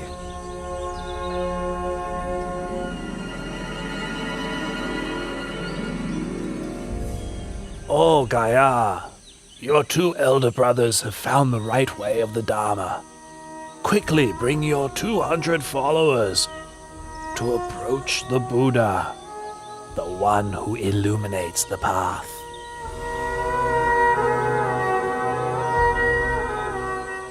O bhikkhus, all things are burning. Contact with the eyes, ears, nose, tongue, body, and mind are burning. Feelings, mental formations, and consciousness, whether pleasant, painful, or neither pleasant nor painful, are burning. Burning with lust, hatred, and delusion. Burning with birth, aging, and death. Burning with sorrow, lamentation, pain, grief, and despair. The well-taught noble disciple, seeing this, becomes weary of thoughts and feelings. Being weary, he releases his clinging. Releasing his clinging, his heart is freed.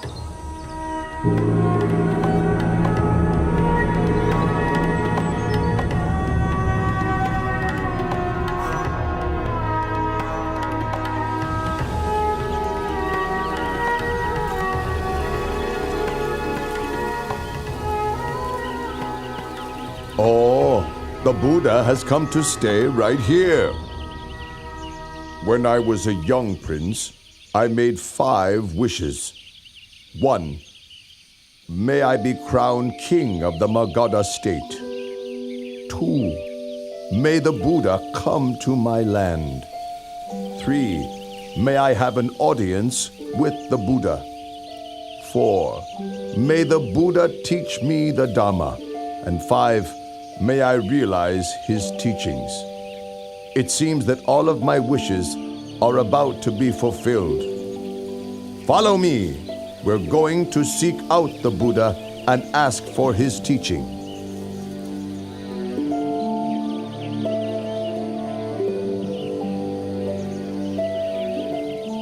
Dana, or giving, has forgiveness as its highest form.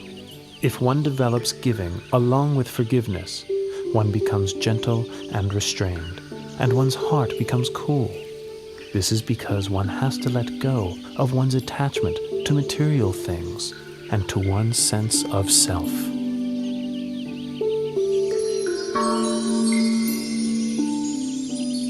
And now, all of my wishes have been fulfilled.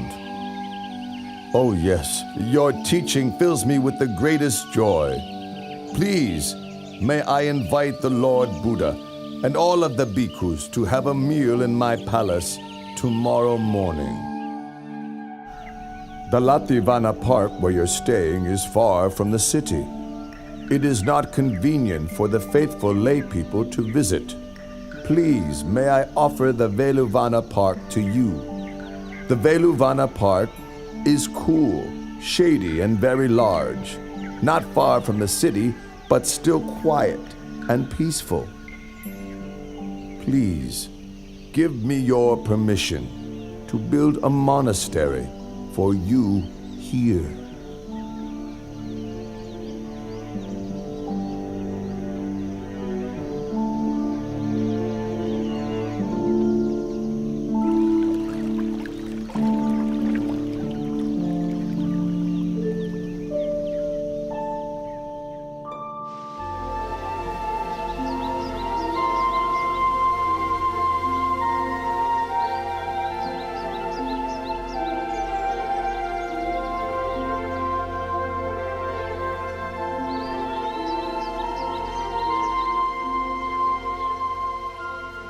Oh, this is the great Velvana Monastery. A solid foundation for Buddhism has now been laid. Since I, Asaji, left the Buddha at the Deer Park in Isapatana in order to go and spread his teachings, I've not met with him at all.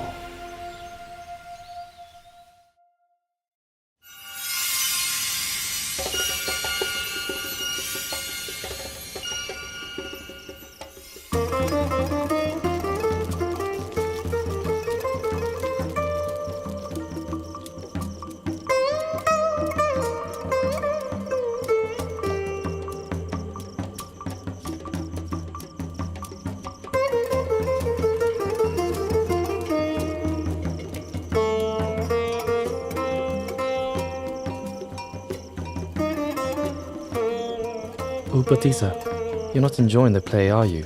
You seem completely indifferent and uninterested. Ask yourself the same question, Kalita. You seem quite unimpressed yourself. Neither the actors nor the viewers will live for more than 100 years. In no long time we'll all be dead. We're absorbed in watching entertainments, seeking fun, but for what benefit? Surely it would be better to seek the path beyond all suffering. I've been thinking the same way as you. All right then. Let's seek out a teacher under whom we can live and practice. To which hermitage should we go? Which teacher should we seek out? These days, there's so many sects. But we should choose the school of Master Sanjaya. It's large and respected, with many followers, located right in the city of Rajagaha. Besides ourselves, we'll have to persuade our followers to go with us. All right, we'll leave tomorrow.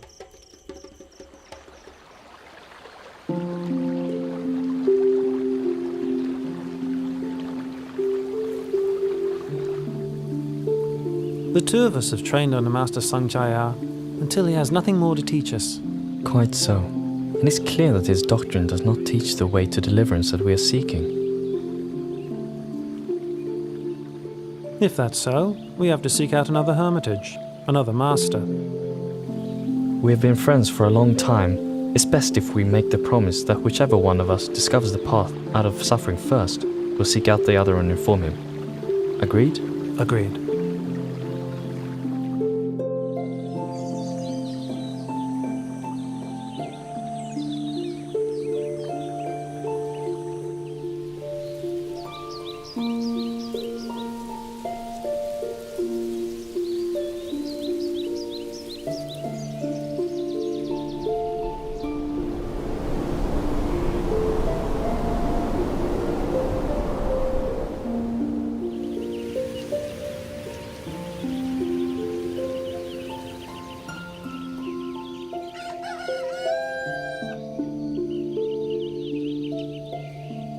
This renunciant walks with such inspiring mindfulness and composure.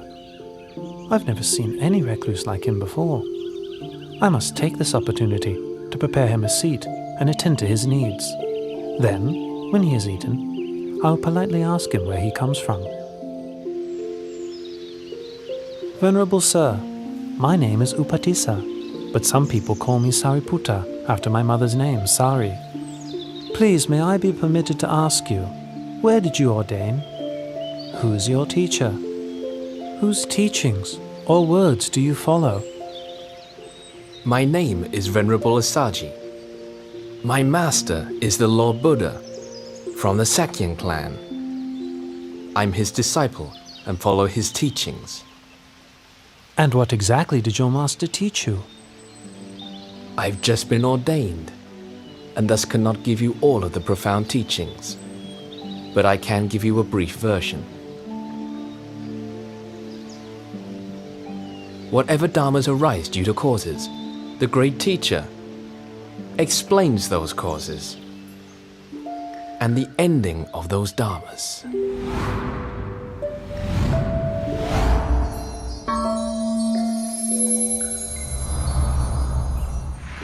Oh, Upatissa, you repeat to me such short teachings that you heard, and it's enough for me to see the Dharma. Quickly, let's go and persuade Master Sanjaya to seek out Venerable Asaji's teacher.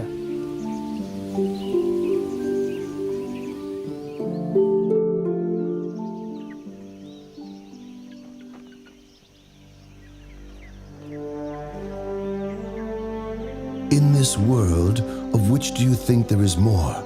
Intelligent people or foolish people? More foolish people, Master. Such being the case, let those intelligent people go to study under Samana Gautama. I'll stay here for the sake of the foolish.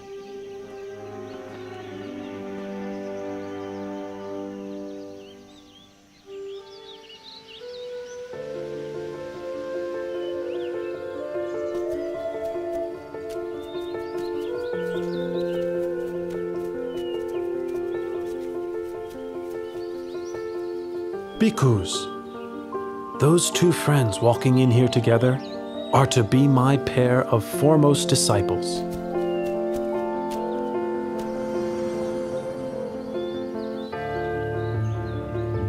The one well established in morality develops ever-present awareness of objects as they arise in the mind. Seeing such objects arising and ceasing continually, he begins to grow weary of them. Becoming weary, he lets go of his grasping and clinging. Letting go of grasping and clinging, his heart is released. Having heard the Buddha's teaching, all of the two friends' followers attained arahantship. But Upatissa and Kolita themselves, with their great accumulation of spiritual qualities and wisdom, were disposed to a slower but more profound realization of the Dhamma, and therefore did not yet become fully enlightened. The two of you are now ordained as monks.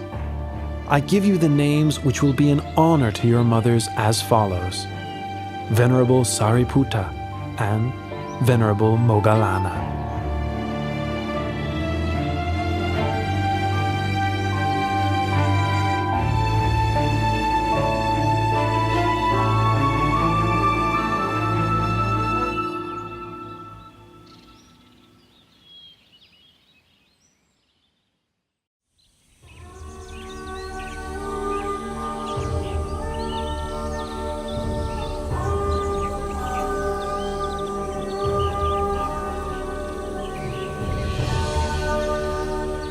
Moggallana.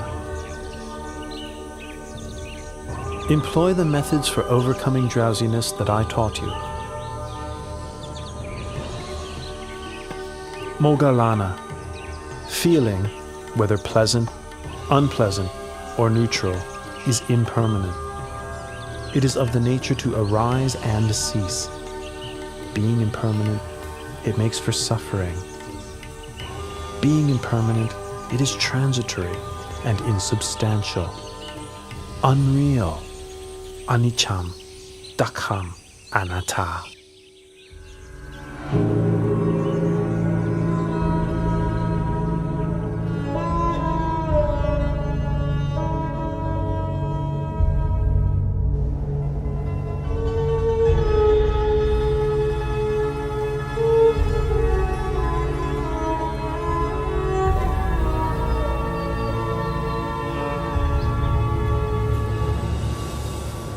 Venerable Buddha, sir, I take the view that all things are disagreeable to me.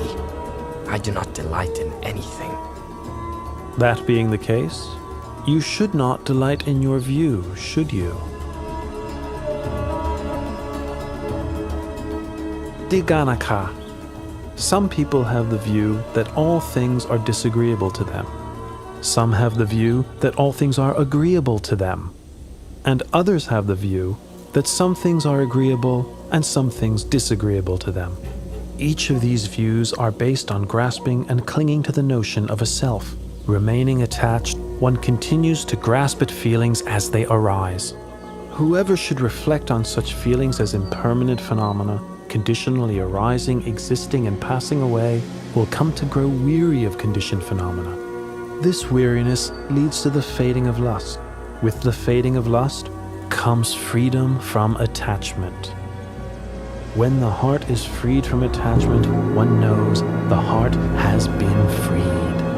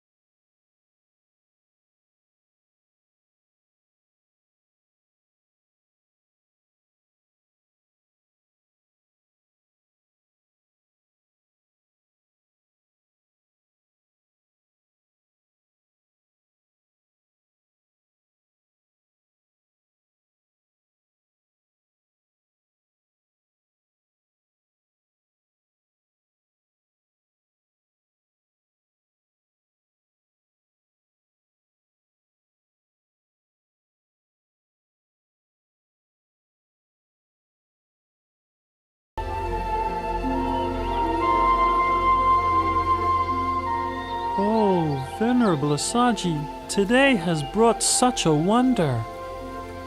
Yes, indeed.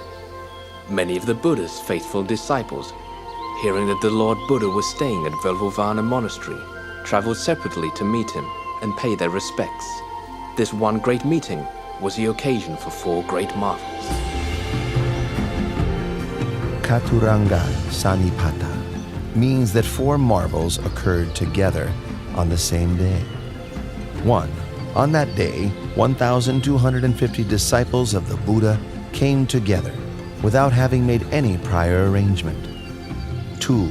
Each of those disciples had been ordained by the Buddha himself. 3. Each of those disciples was attained to arahantship. 4. The meeting took place on the full moon of the 3rd lunar month, which is named Magha. Today is the day of the Katuranga Sanipata. I'll deliver the Ovada Patimokkha to the bhikkhus. To refrain from all evil, to do good to one's utmost, and to purify one's mind. This practice is the fundamental principle of Buddhism.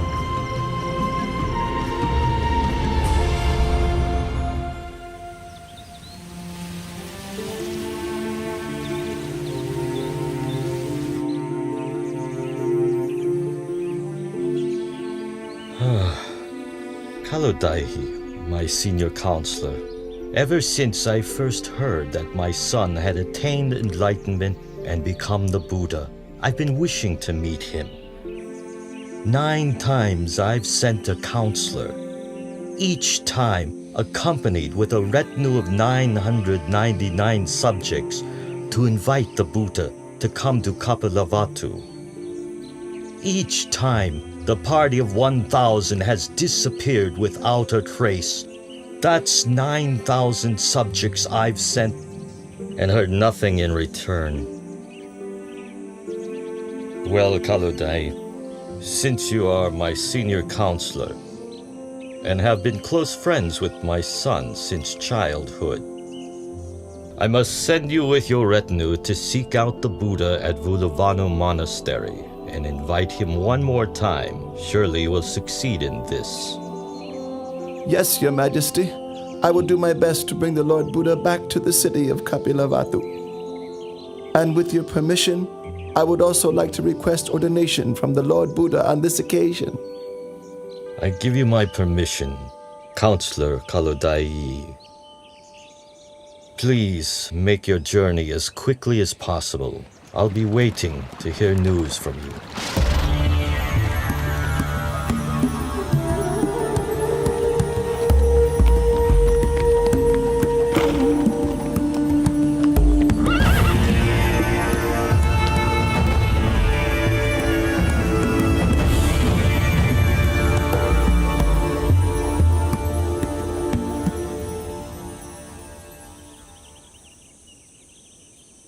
Each of you should diligently train yourselves thus. I will not grasp at the internal sense fields of the eyes, ears, nose, tongue, body, and mind. I will not grasp at the external sense fields of form, sound, smell, taste, bodily contact, and mental objects. I will not grasp at contact between the internal and external sense fields. I will not grasp at feelings. I will not cling to the 5 aggregates of the body: feeling, perception, thoughts, and consciousness. I will not cling to this world or the next. When I cease clinging to all that I've seen, heard, known, felt, sought, and imagined, all feelings of attachment to these will also cease. Listen, all of you. A person's heart may be purified through consistently applied efforts in practice, through wisdom, through Dharma, and through morality, not by means of one's class, family, or property. Lord Buddha, summer begins tomorrow.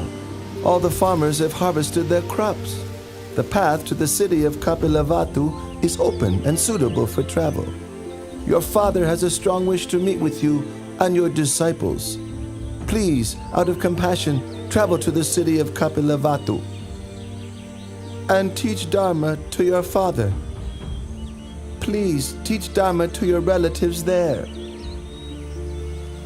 I accept your invitation, Kaludai. Please inform the bhikkhus so that they can prepare themselves for travel. The road from Rajagaha to Kapilavatthu is 60 leagues. The Lord Buddha, along with 20,000 disciples, will travel 1 league per day. In 60 days, they will arrive at Kapilavatthu city.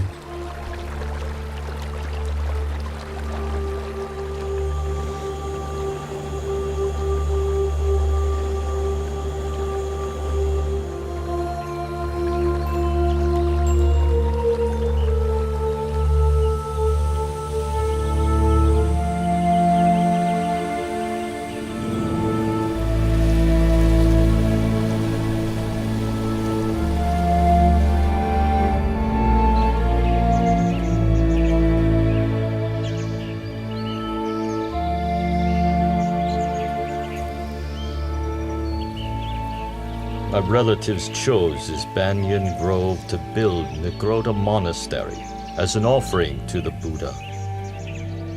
It's been 60 days since Venerable Kaludai sent news of the Buddha's departure from Rajagaha city. My relatives are waiting here to greet him. The Lord Buddha and 20,000 bhikkhus have arrived, Your Highness!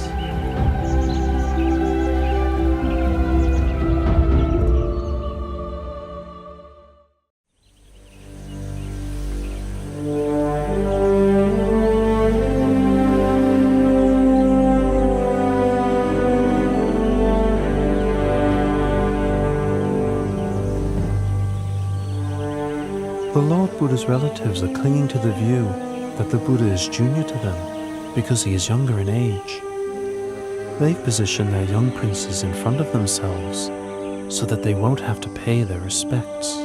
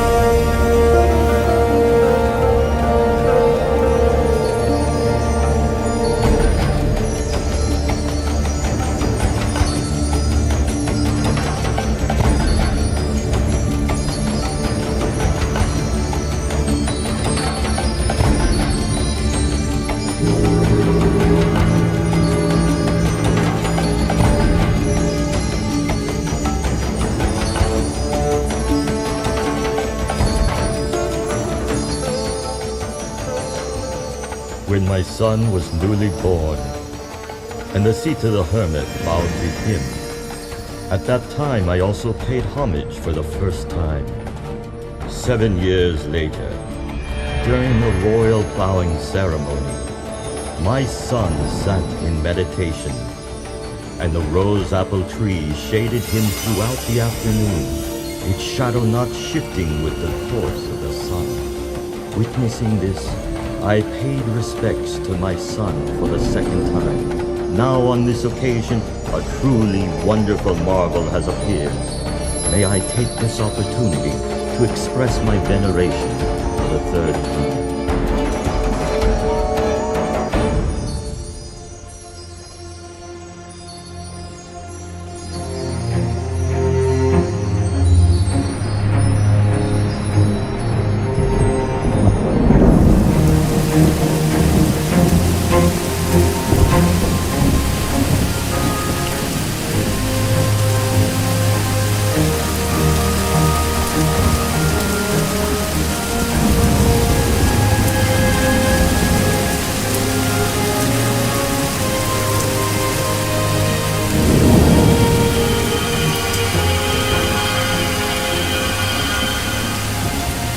This is Pokaravasa, the red rain. Unlike ordinary rain, it soaks only those who wish to be soaked by it. For those who wish to remain dry, every drop will roll right off, just like water drops roll off of a lentil field.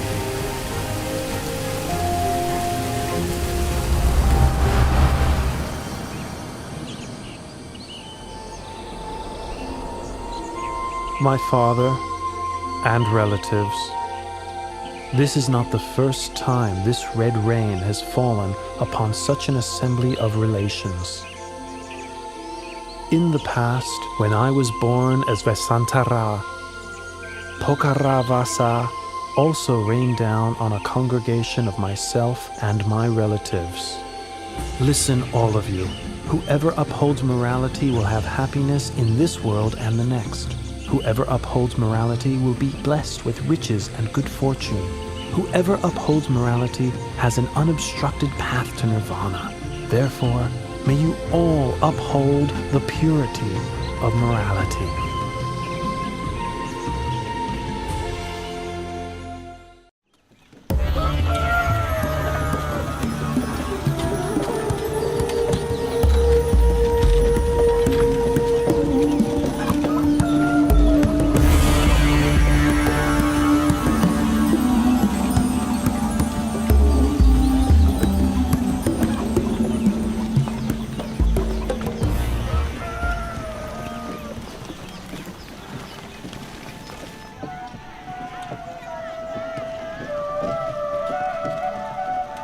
My son, why do you bring shame to me by going around collecting alms of rice and food in this manner? You are of royal lineage, an heir to my throne. Or are you of the opinion that I cannot afford to provide you or your disciples with enough food myself? Father, at the moment of my enlightenment, I departed from the Sakyan royal family lineage and was established in the lineage of awakened Buddhas. My going for alms round is in accordance with the tradition of all Buddhas. The Venerable Sangha also practiced this Buddhist convention. Father, please pay attention to this teaching.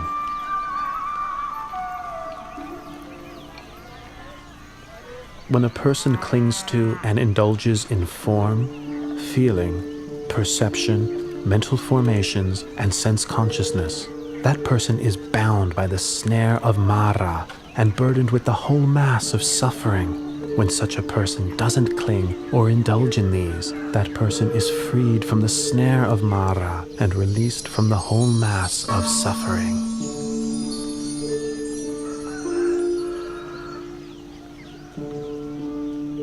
Please, may I invite you and all your disciples to receive alms food in the royal palace tomorrow morning.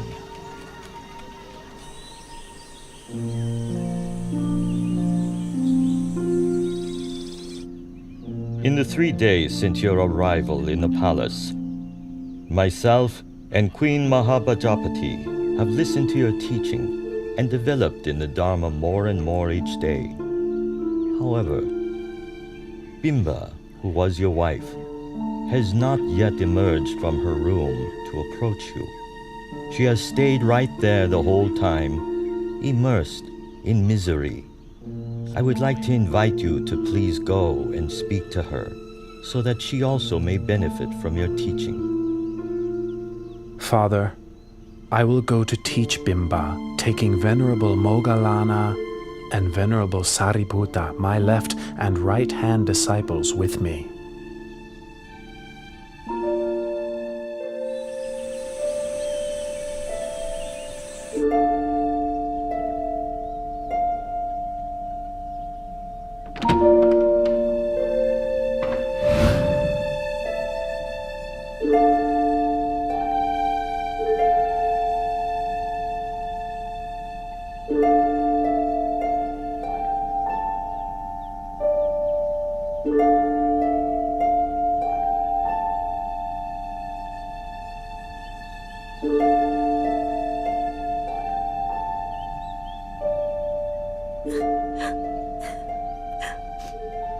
Why have you been so unkind to me, your wife? When you left for the holy life, you left in silence. Did I do something wrong to make you leave that way? If I did something wrong, then what was the fault of Rahula, born that very day, that you had to leave him bereft of a father? Bimba, don't be so melancholy. What I did was to help you and all beings, that you might have a chance to know the way out of suffering. Bimba, we were born in this world for making merit together, as we have for many lifetimes. Now is the time to reflect on those births and lifetimes according to the truth as follows. I am of the nature to age. I have not gone beyond aging. I am of the nature to sicken. I have not gone beyond sickness. I am of the nature to die. I have not gone beyond dying. All that is mine, beloved, and pleasing will become otherwise, will become separated from me. I am the owner of my karma, heir to my karma, born of my karma, abide supported by my karma. Whatever karma I shall do, for good or for ill, of that I will be the heir.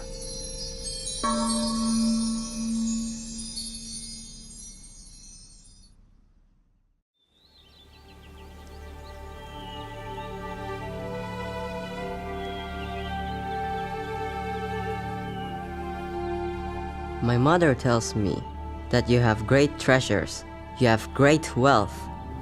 But since ordaining, you have no desire for royal wealth. As your royal successor, I wish to request my inheritance, which is mine by right. External treasures bind one to the round of death and rebirth on the wheel of samsara. Better to give the noble treasure, that is, the most excellent internal treasure, instead of worldly wealth. Rahula, I have the most excellent noble treasure to offer you. Sariputta, release Rahula from worldly suffering and bestow him with noble treasure by ordaining him a Samanera.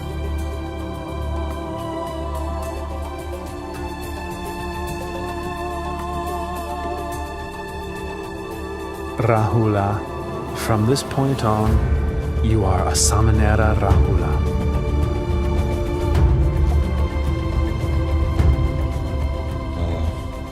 When Siddhartha left the palace and sought Buddhahood, I expected that Nanda would remain to inherit the throne. But then the Buddha took Nanda off to ordain. That left only my grandson, Rahula, who might succeed me. Then the Buddha ordained Rahula as well. If I don't do something, soon the whole Sakyan clan may go forth.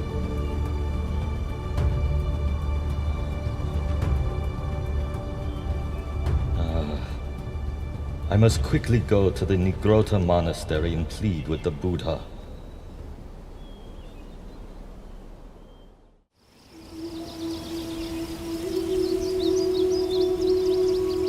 Please, Lord Buddha,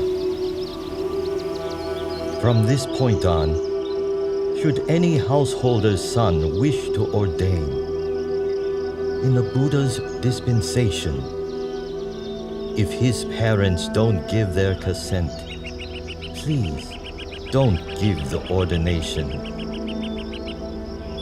Father, I agree to your request. Tomorrow I will leave together with the Venerable Nanda, Samanera Rahula, and the Bhikkhu Sangha for the Veluvana monastery in the city of Rajagaha.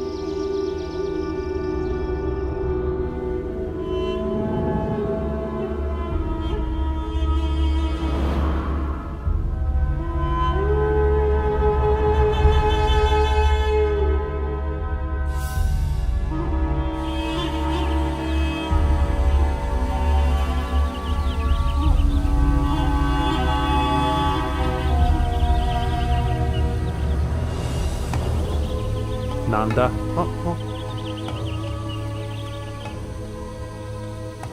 Since you were first ordained, you have not been intent on the practice of Dhamma or the living of the holy life. All your thoughts are of returning to the household life. My heart is constantly yearning for my wife, Janapada Kalyani. There's not a moment spent when I don't think of her. Nanda, come with me, and I'll show you things that you've never seen before.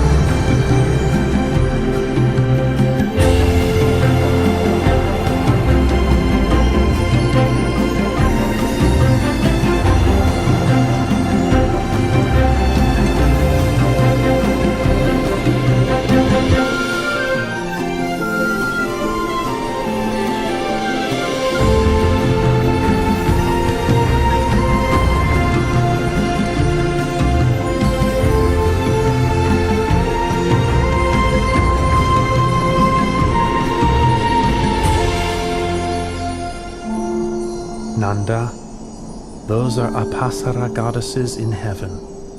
What do you think about them? Every one of those Apsara goddesses is beautiful in face and form. I can think of nothing to compare them with. Even my wife, Janapada Kalyani, has not half their beauty. Nanda, can you see that what you thought before to be exceedingly beautiful now pales in comparison to greater beauty? Yes, Lord Buddha, I can see.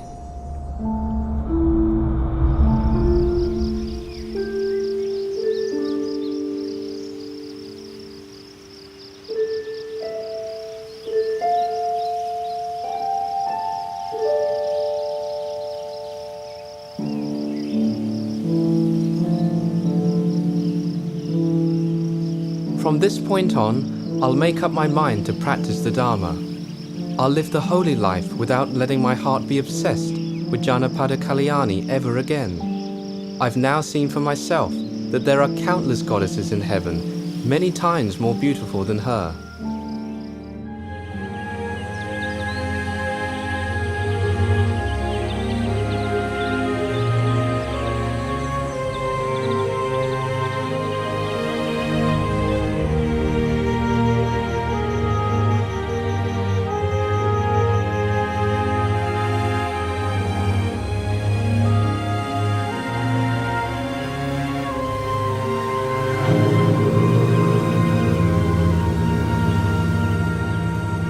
Nothing can ensnare a man's heart more tightly than a woman.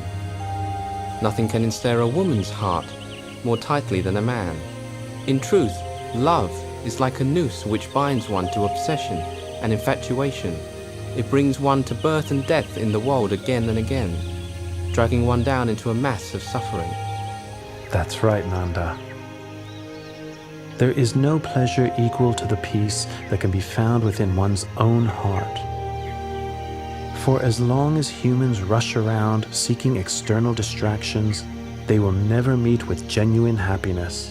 Nanda, when you release your clinging and view the whole world as empty, your heart will be free, open, expansive, radiant, and joyful.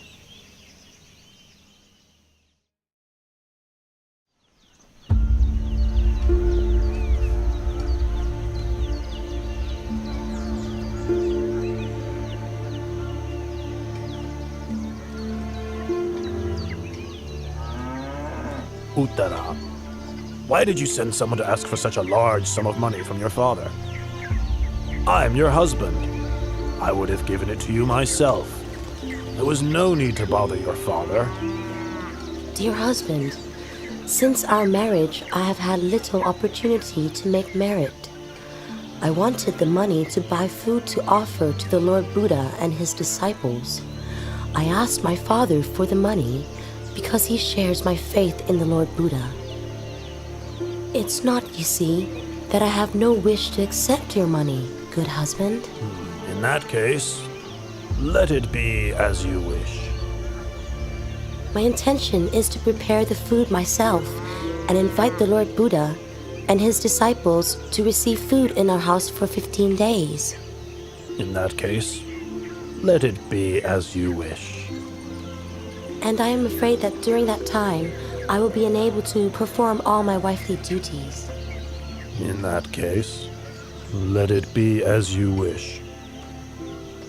I've heard that here in Rajgir, there's a courtesan called Sirima, whose beauty is renowned throughout the city, although few men get to enjoy her charms because her fee is so high. For these 15 days, I'm going to hire Sirima to take my place as your wife. In that case, let it be, as you wish.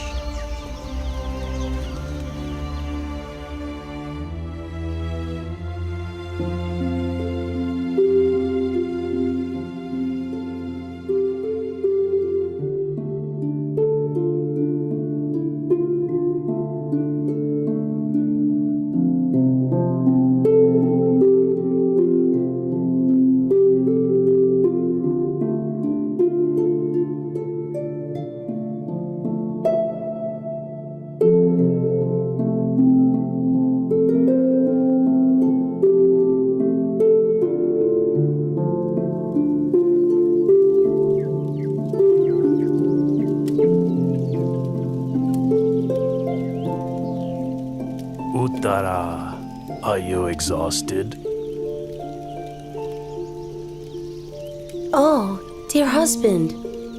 Miss Sirima. Look at her. Instead of letting others do the work, she's doing it all herself. Her face is dirty, her clothes are all soiled. She should be relaxing in a way fitting of her station, and instead she's finding ways of tiring herself out. Look at him. How heedless and indulgent he is. He thinks he's so rich that he has no need to make merit? Ah, how very foolish he is.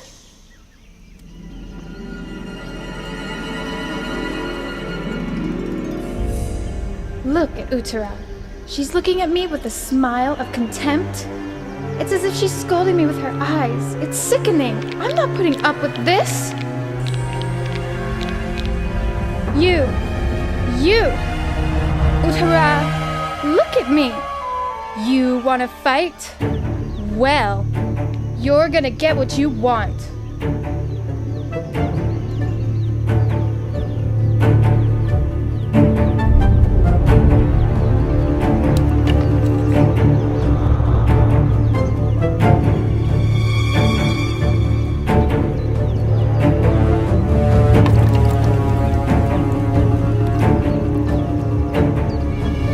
Sirima, I owe you a debt of gratitude because you agreed to take over my place as wife temporarily, allowing me to fulfill my wish to make merit.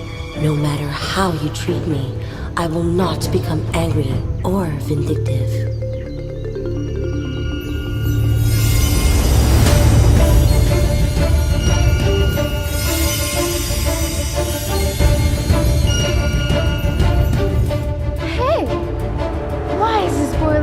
Unable to hurt her.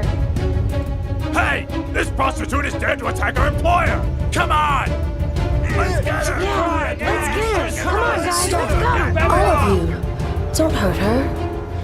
Sirima is like a friend to whom I owe a debt of gratitude. I am not angry with her.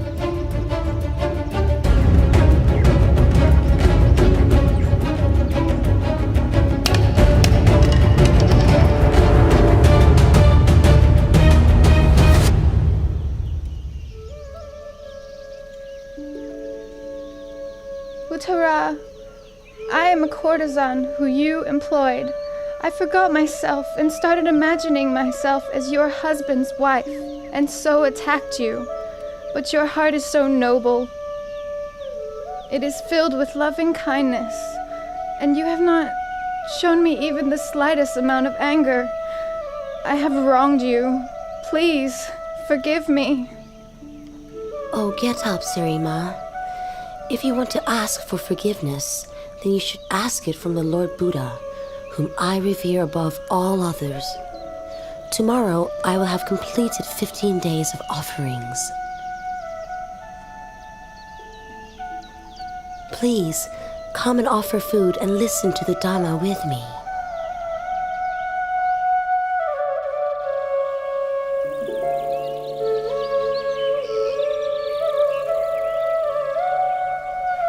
A person should overcome anger with non-anger, overcome evil with goodness, overcome stinginess with generosity, overcome careless speech with words of truth. Those engrossed in worldly enjoyments, indulging in sense pleasures, intoxicated by wealth, social standing, extravagance, praise, rank, prestige, and power, cannot see the noble beauty of truth.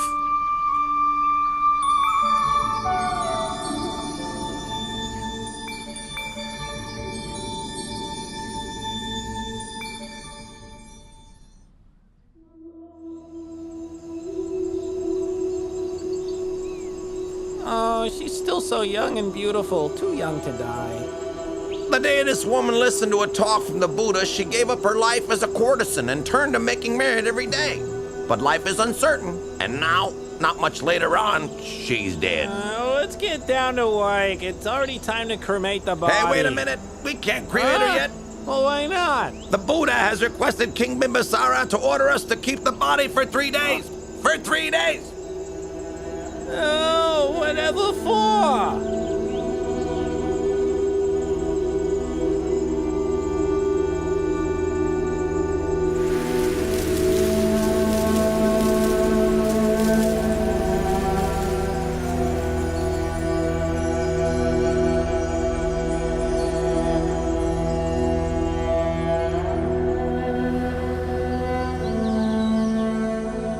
When Sirima led her life as a courtesan, all the men in Rajgir were infatuated with her. Everyone wanted to sleep with her. Now she is dead. I would like to sell her to the highest price.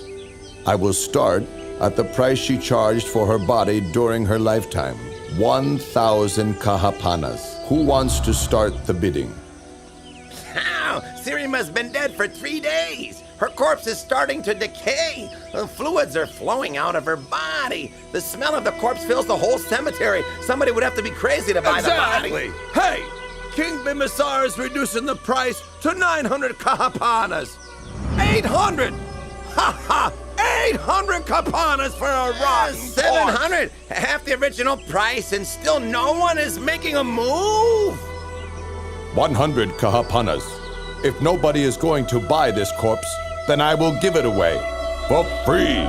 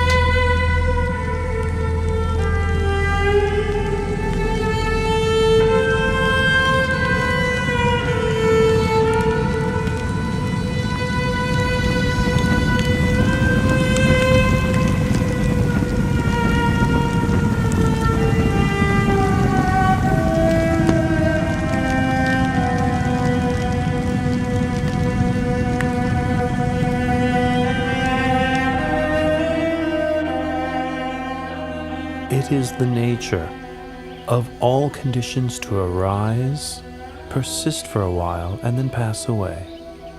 Investigate the impermanence of all conditioned phenomena. The tears of beings wandering through samsara are beyond measure. The bones which are laid down upon this earth cover it without gaps. This is something that is truly sobering to know.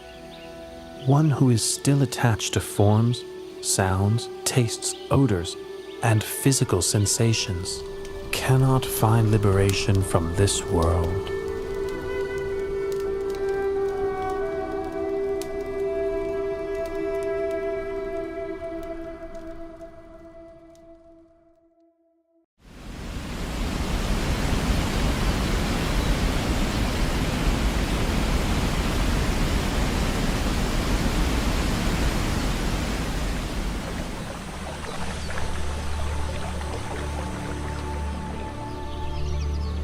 Sometime later, the Buddha went to stay in the Anupiya mango grove, the place where he had stayed overnight when he first went forth.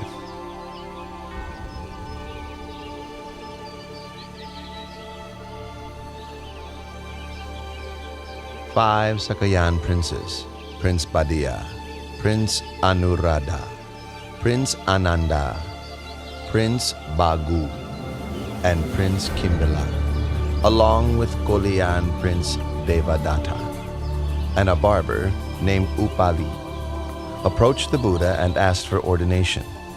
The Buddha ordained Upali the barber first, followed by each of the 6 princes respectively.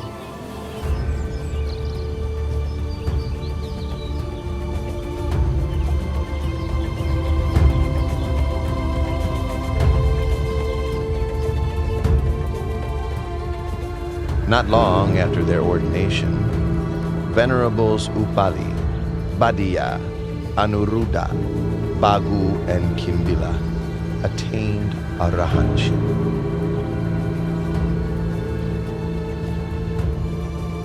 Venerable Ananda receiving instruction from Venerable Punamantaniputta, attained the fruition of stream entry.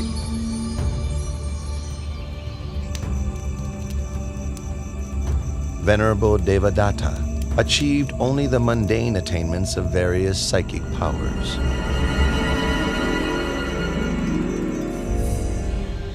Later, the Sangha requested of Venerable Ananda that he act as the Buddha's personal attendant. Venerable Ananda, the Sangha is in agreement that you would be suitable for the position of the Buddha's attendant. What are your feelings toward this?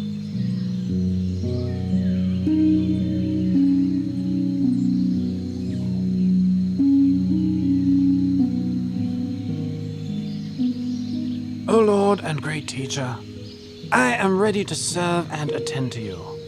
But please, may I make 8 requests of you? Very good, Ananda. Make your requests.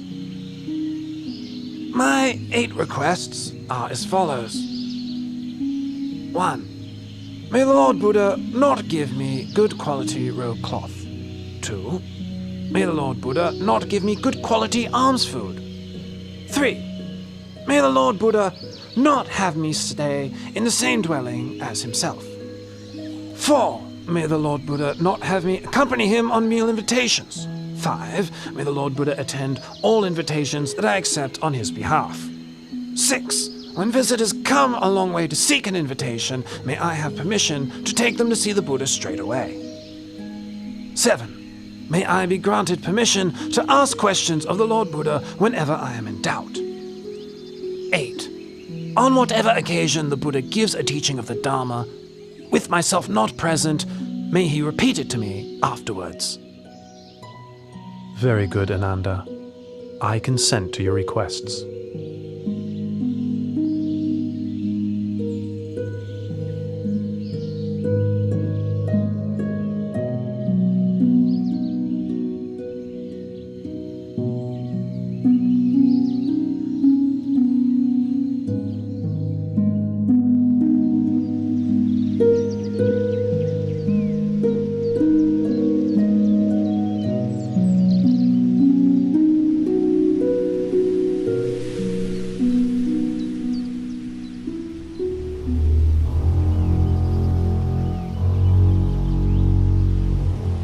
I am from the royal clan.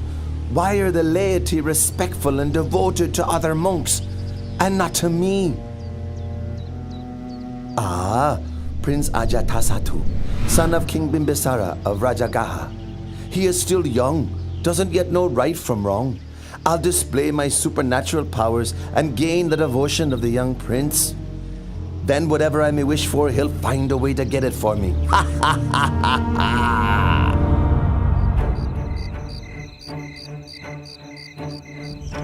Sir! Sir! Who are you? What do you want with me? Don't harm me! Soldiers! Wait! Prince Ajatasattu, don't be frightened. Venerable sir! Venerable sir! How do you know me? Oh, Prince, look at me!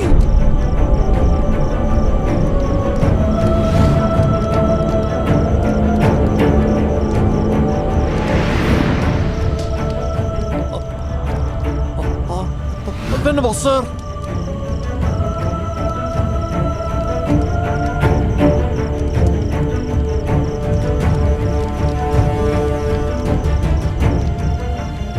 My name is Venerable Devadatta. I wish you no harm. I am here to help you. To help me? To help me with what? You will know when that time comes. Farewell for now. Just a moment.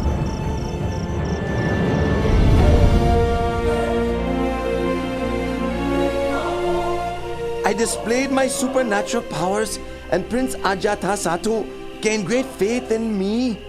Now, whatever I may wish for, he gives to me. What a suitable leader I would be for the Sangha.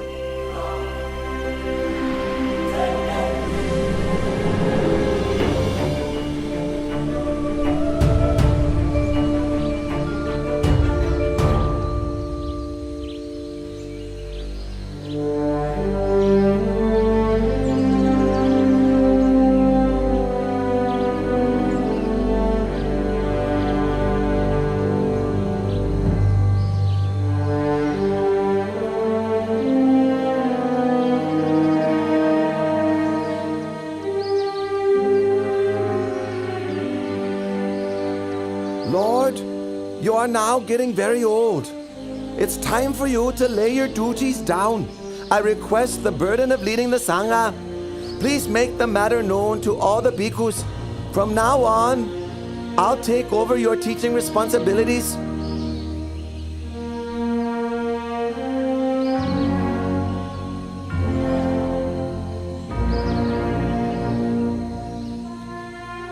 Absolutely not, Devata. But Lord! Lord!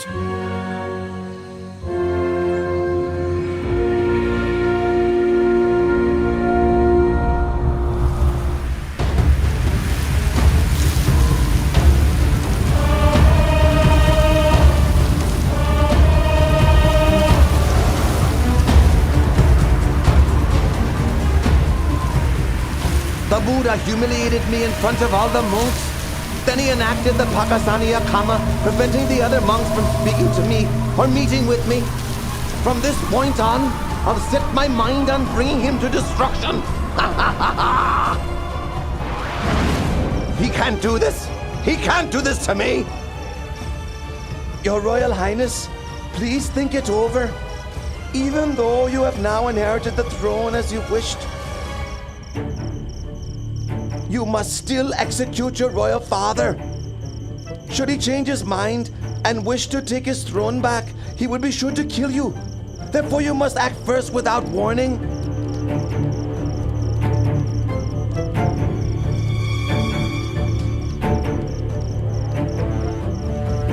That could be arranged. I'll keep him imprisoned until his life comes to an end. It's your decision, Your Royal Highness.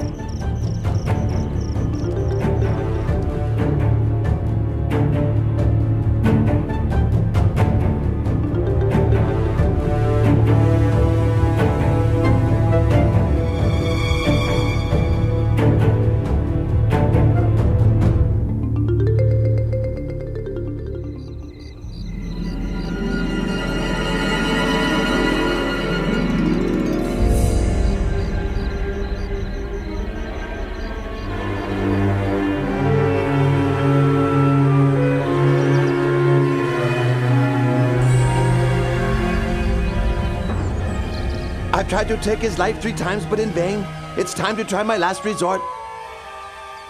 I have to pretend to be strict in Dhamma Vinaya, so that all the bhikkhus will become my disciples.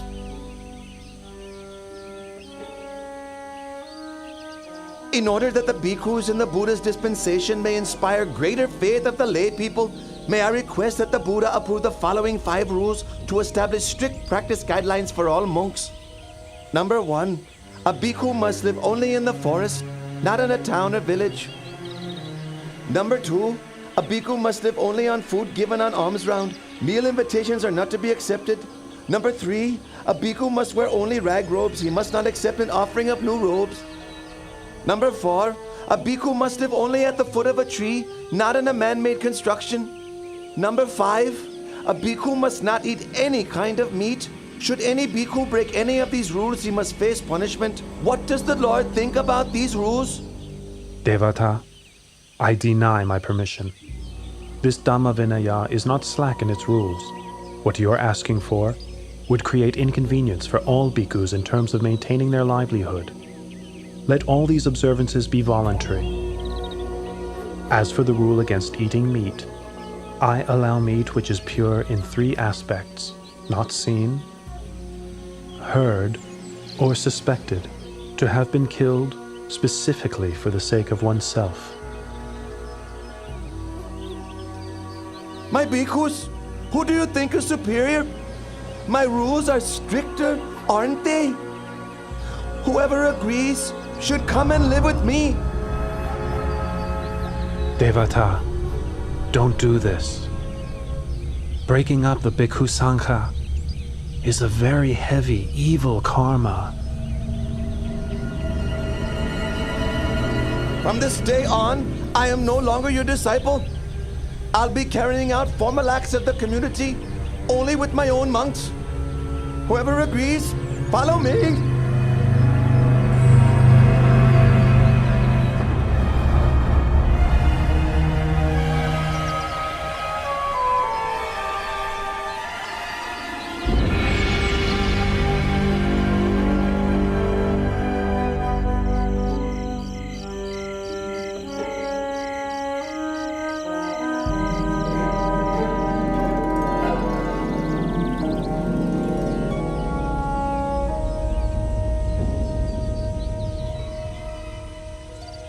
Devadatta, can't you see that you're not a suitable leader for the Bhikkhu Sangha?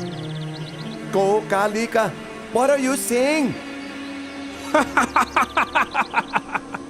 What am I saying? What am I saying? Just now, Buddha's left and right-hand disciples, Venerables Moggallana and Sariputta, came to give teachings and instruction to your disciples. Having listened, almost all of your disciples followed the two Venerables back to Jetavana Monastery. Only a few of your most foolish and ignorant followers remain. Gokalika, it's impossible! It's impossible! Impossible. Impossible. Is that all the strict forest monk can say? Gokalika, you! You are a fake. You're wearing the yellow robe only for the sake of gain and honor. You are boastful and conceited even to the point of competing with the Lord Buddha. I have no wish to stay with you any longer. Gokalika! Come back here now! Gokalika!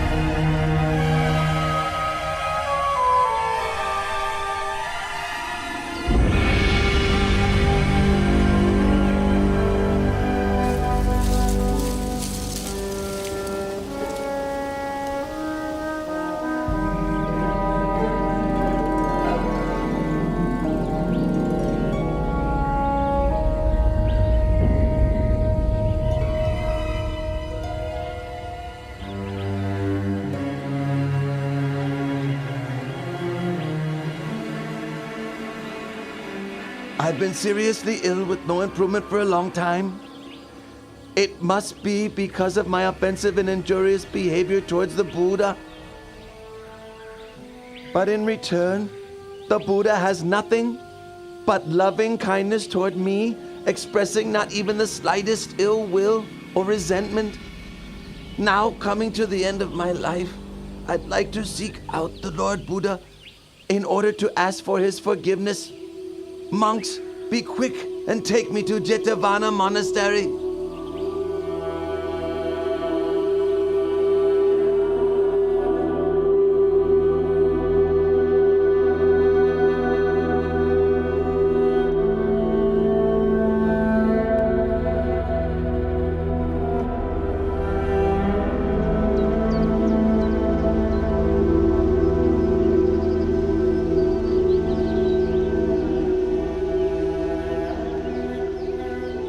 We're getting close to Jetavana Monastery. Stop for a while so that I can bathe myself before entering into the presence of the Lord Buddha.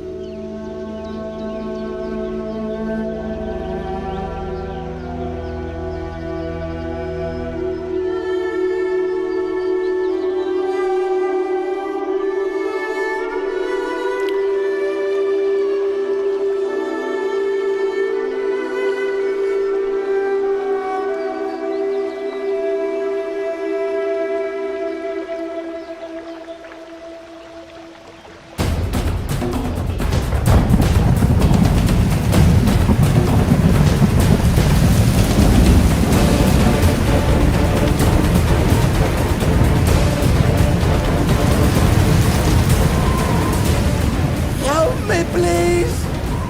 Oh Lord, help me, please!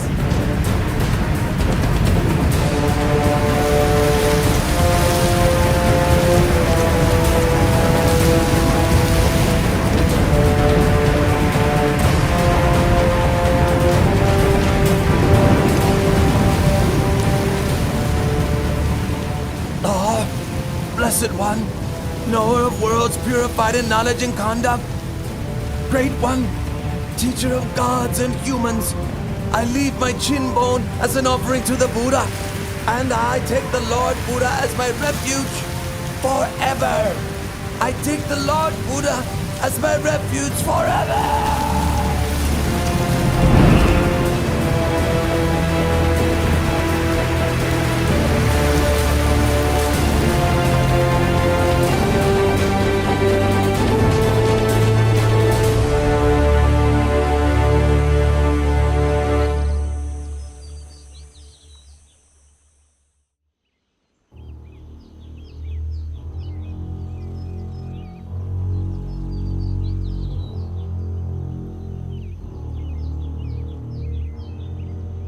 Venerable Devadatta has performed gravely serious evil karma. Even coming so close to Jetavana Monastery, he still was unable to catch a glimpse of the Lord Buddha. Rather, he was swallowed up by the earth and sank down into hell. And I myself cooperated with him in committing a tremendous many evil deeds. I can't sleep at night. Dr. Shivaka, what should I do? Your humble servant thinks that your highness should go and approach the Lord Buddha in order to pay your respects and to ask for his forgiveness. You are right. Let us go together to pay our respects to the Buddha.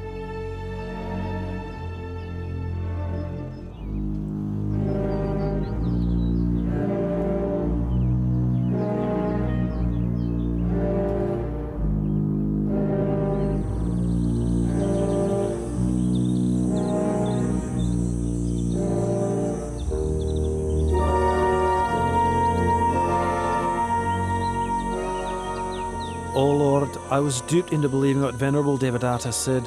I thereby committed gravely serious wrong actions which affected the Buddha.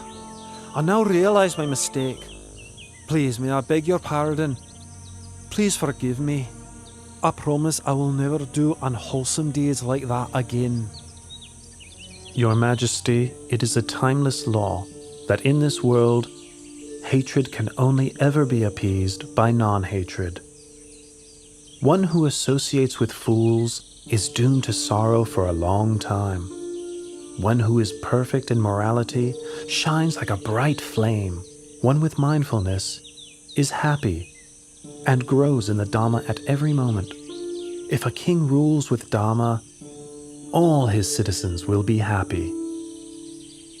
Bhikkhus, all conditioned things are of the nature to arise, persist for a while, and then pass away. Therefore, we should consider such things as impermanent, uncertain, unreliable.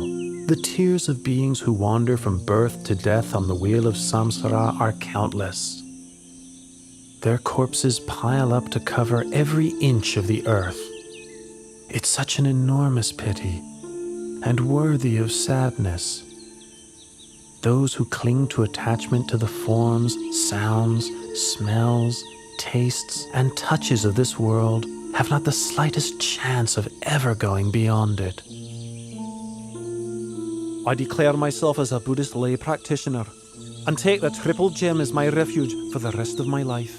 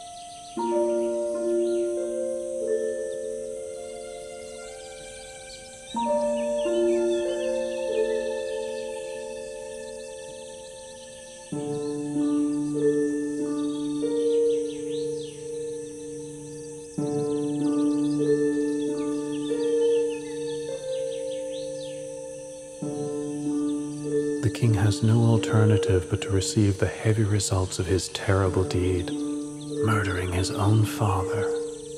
The perfect vision of the Dhamma, therefore, does not arise in him here.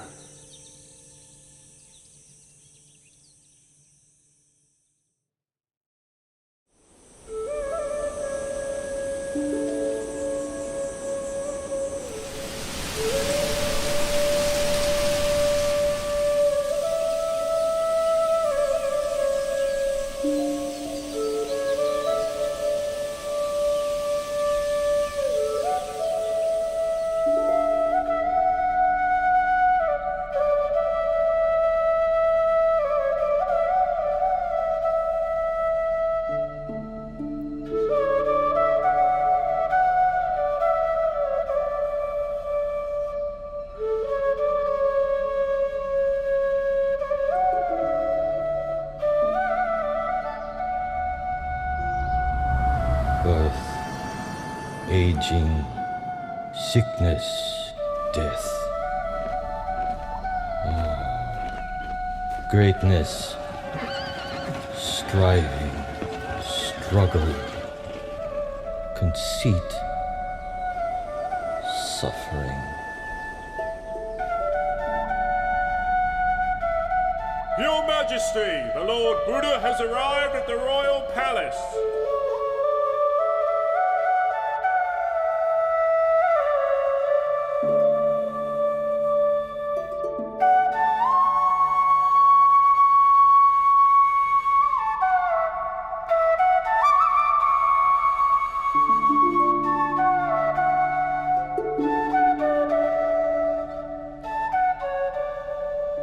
Oh Lord, I think my life is ending. I can't bear this suffering very much longer. O Father, please do not worry. All conditioned things arise according to their nature. Having come into being, they persist for a while. Having persisted, it is their nature to pass away. It is only suffering arising, existing, and ceasing, nothing other than suffering. There is no woman, no man, no us, no them.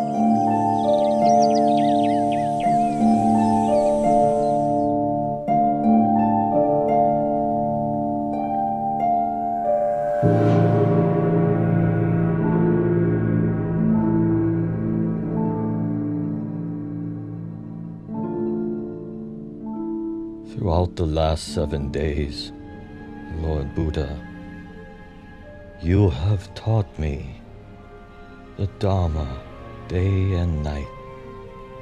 I have been liberated from the round of rebirth and attained to Nibbana. I have very little time remaining. I wish to express my veneration and then enter Nibbana for whatever faults I have committed through body, speech, or mind. Please, through your great compassion, forgive me. Now, I ask your permission to take my final leave and let me pass into Nibbana.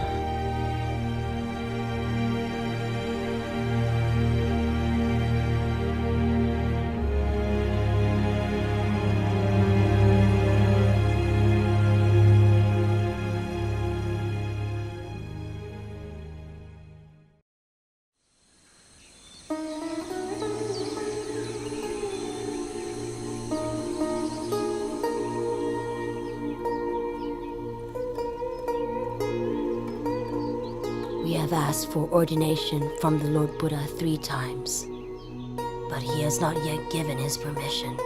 However, we won't give up our efforts. Let us shave our heads, put on the yellow robe, and follow the Lord Buddha wherever he goes.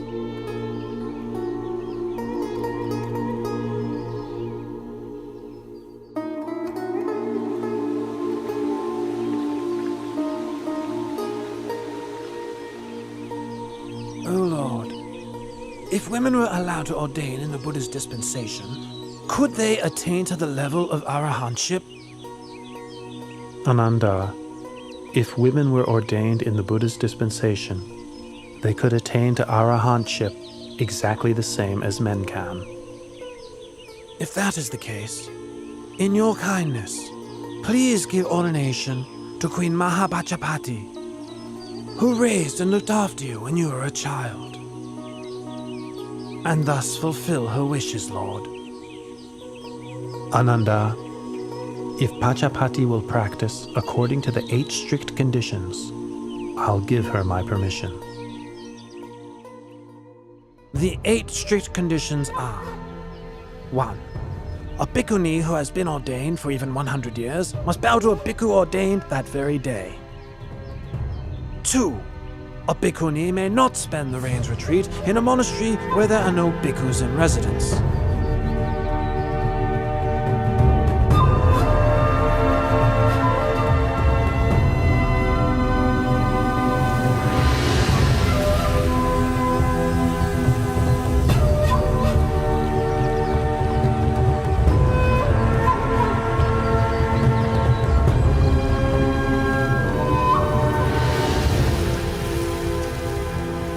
Practice the 8 strict conditions for the period of 2 rains retreats.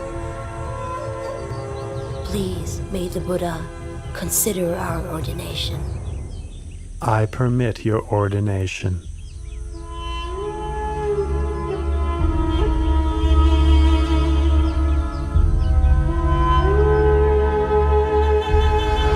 After their ordination, Pajapati Bhikkhuni and the Sakayan Bhikkhunis practiced mental cultivation with great determination until each of them had attained to arahantship.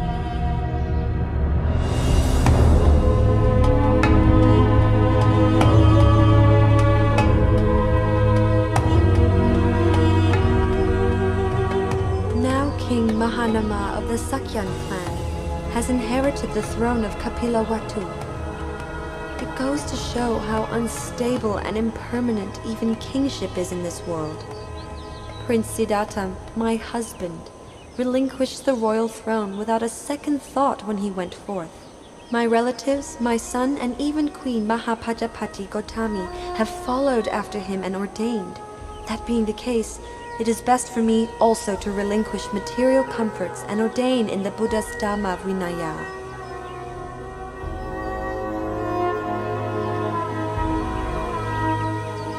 Princess Yasodhara and a great number of her ladies of the court traveled to Jetavana Monastery in Savatthi. After practicing the 8 strict conditions for 2 rains retreats, Princess Yasodhara was ordained as a bhikkhuni. She practiced mental cultivation with great dedication and attained arahantship. Her ordained name was Venerable Badakacha Natheri.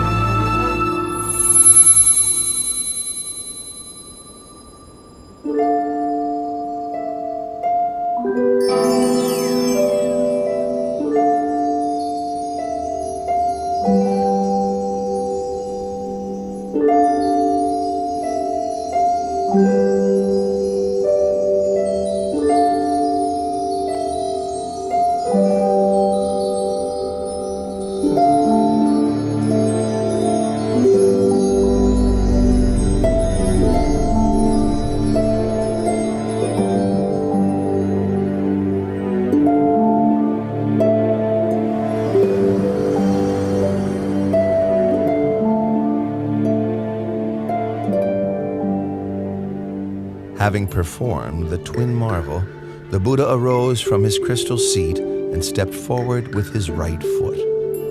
He placed it on the summit of Mount Yugandhara. Then he stepped forward with his left foot, placing it on the summit of Mount Sumeru, upon which Tavatimsa heaven is located.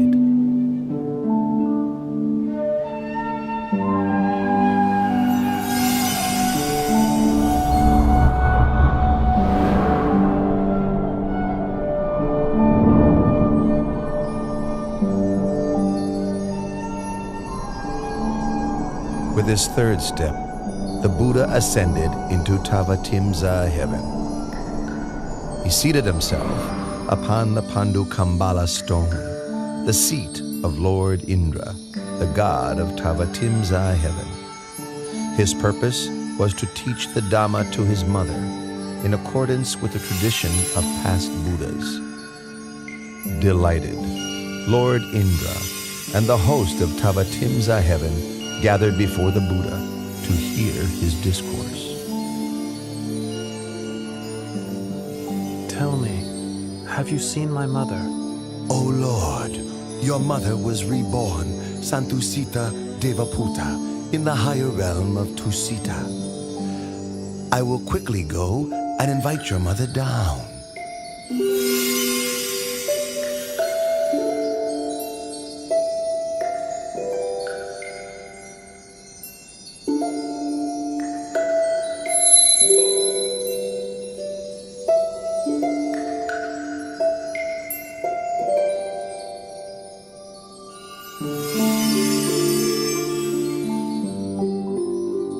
Mother, please come and sit close by.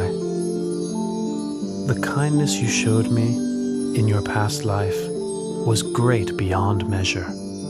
As an expression of my gratitude, may I take this opportunity of teaching you the Dhamma during the 3-month range retreat here in Tavatimsa, so that you may attain the path, fruit, and nirvana. Mother, please listen. Ignorance and craving lead a person to rebirth. Agitated, their heart rushes around within samsara. For as long as the aggregates come into being, the supposition of a being is also there. In truth, such conditioned things are not worthy to be called a being. There is only suffering which arises, and suffering which decays and ceases. Aside from suffering, nothing arises. Aside from suffering, nothing ceases.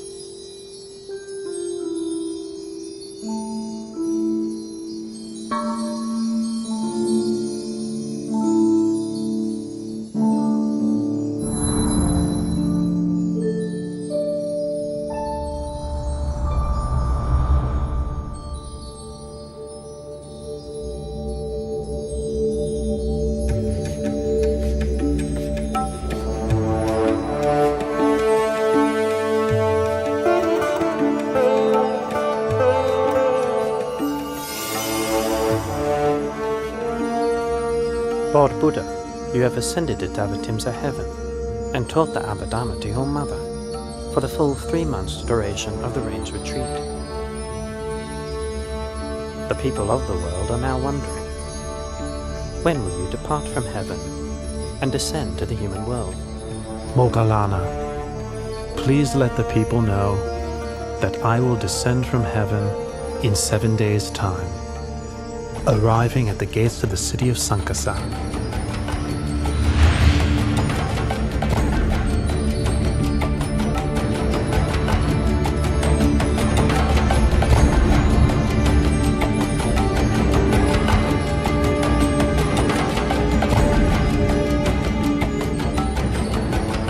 This is the last day of the Rains Retreat.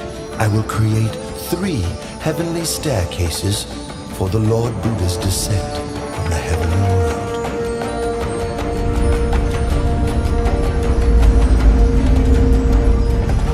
The crystal staircase for the Lord Buddha is in the middle.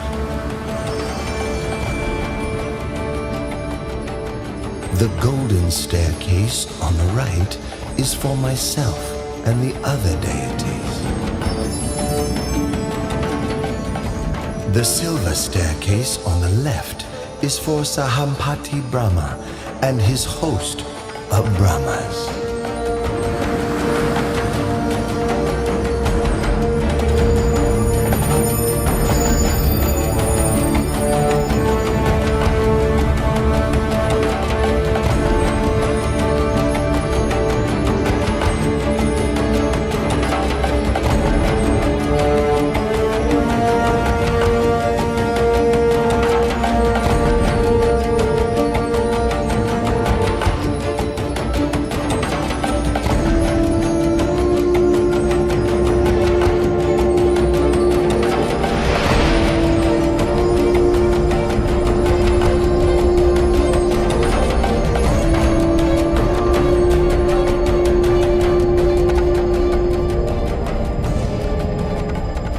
As he descended from heaven, the Buddha performed the marvel called Loka Vivarana, making the realms of heaven, earth, and hell visible to all.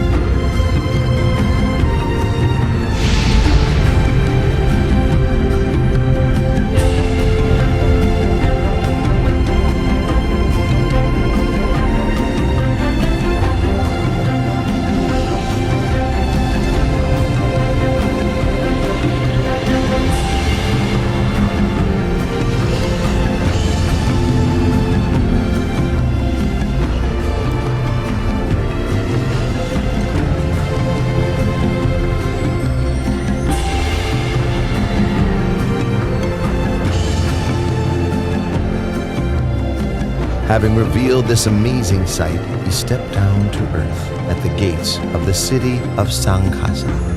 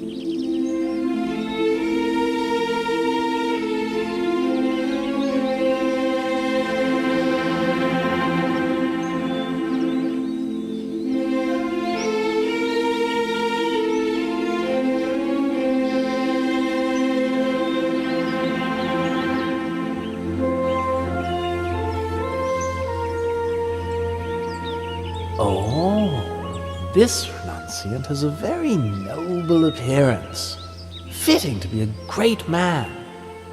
Here in Kuru, it's very hard to find a husband suitable for my daughter, Magandia, but today I found one. Venerable sir, my name is Magandia. I have a daughter who I would like to get married. But here in Kuru, I can find no suitable husband. And then I saw you today. I am very pleased by your appearance. Please accept my daughter as your wife.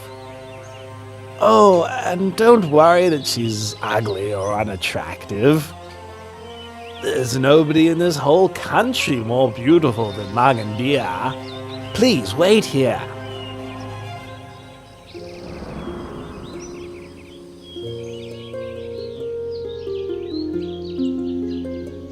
Oh, my dear child, Magandia. Oh, I'm exhausted. Hurry up. Make yourself as attractive as you can. Now, right now. Quickly, my daughter. If you're tired, then sit down and take a rest, husband.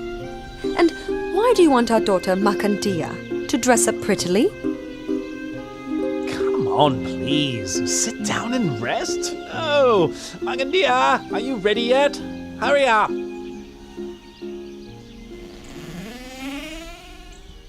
I'm ready, Father. Right. Go quickly. I've met him. Met who? I've met him. Where's he gone? What's this all about? You've brought me all this way and I still don't know what you're talking about. I've met our daughter's future husband. That's what I'm talking about. I told him to wait for me here, but he's disappeared. Ah, there, you see? His footprints are still there. You're knowledgeable in the texts dealing with the interpretation of footprints. Have a look at them.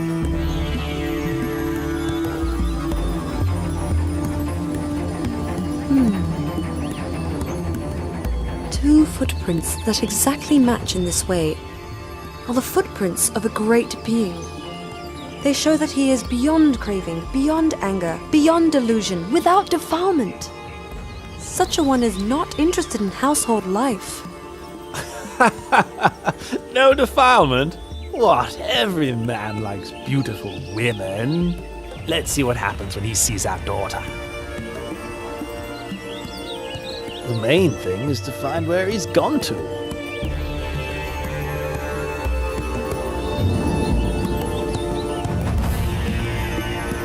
Oh, over there! I found him!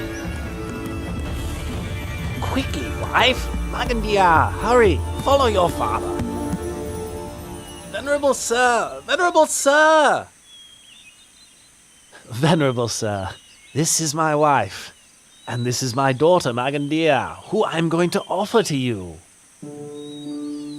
Brahmins, I rejected sensual pleasure on the day of my enlightenment. I've seen the root cause of your existence, karma. You arise from sensual thoughts. Those thoughts arise in me no longer. Your karma will appear no more. Brahmins, listen to this teaching. The wise person must put effort into raising his mind out of attachment to sensuality, freeing himself from Mara's snare, steadying himself with the hook of mindfulness. He is able to master himself. He is able to have victory over himself.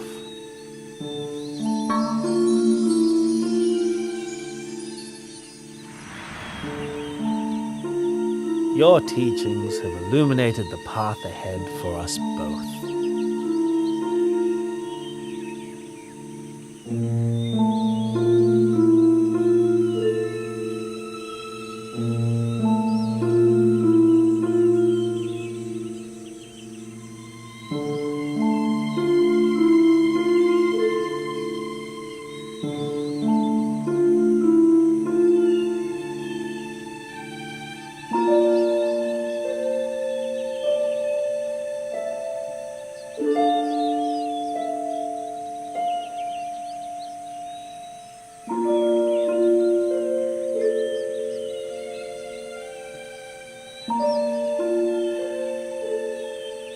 Lord, do not hold it against our daughter. Magandia is still very young. We ask permission to go to my younger brother to give him all my wealth and ask him to take over as guardian of our daughter. As for my wife and me, we will ask permission to join the monastic order so that we may, in time, realize enlightenment.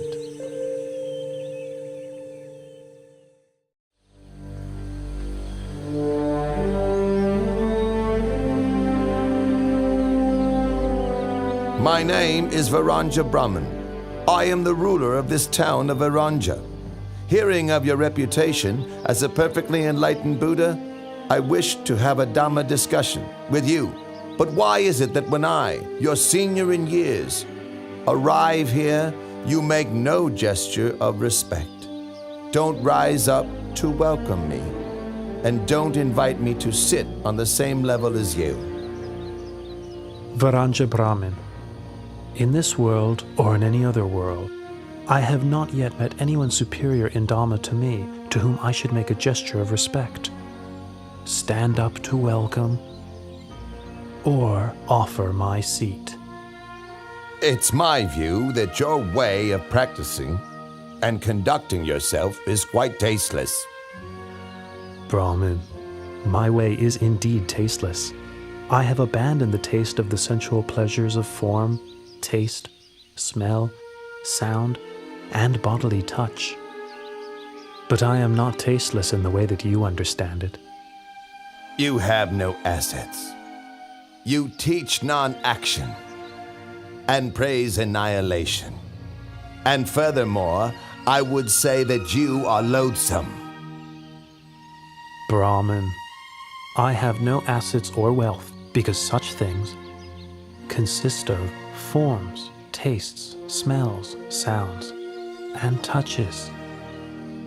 Venerable Brahmin, I teach non-wrong action, non-evil action by body, speech, and mind. I praise the annihilation of lust, hatred, and delusion.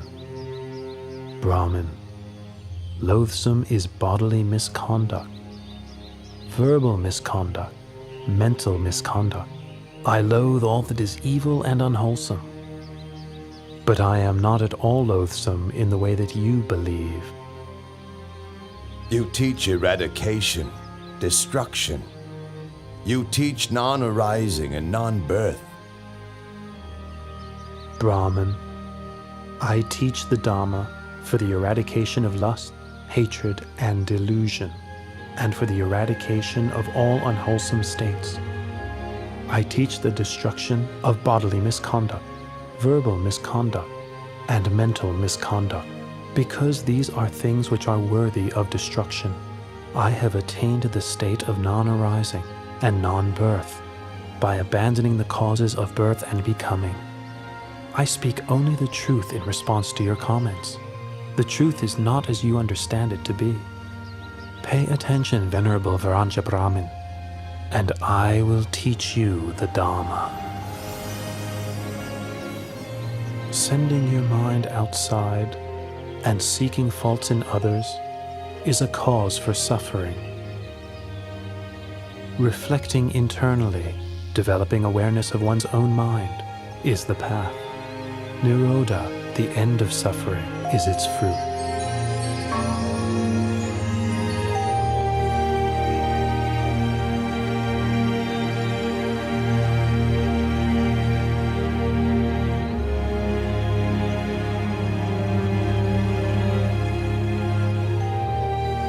The Dhamma teaching you have given has illuminated the way for me. For the rest of my life, I take the Triple Gem as my refuge, and please may I invite you to spend the Rains Retreat here in order to teach the Dhamma to the citizens of Varanja.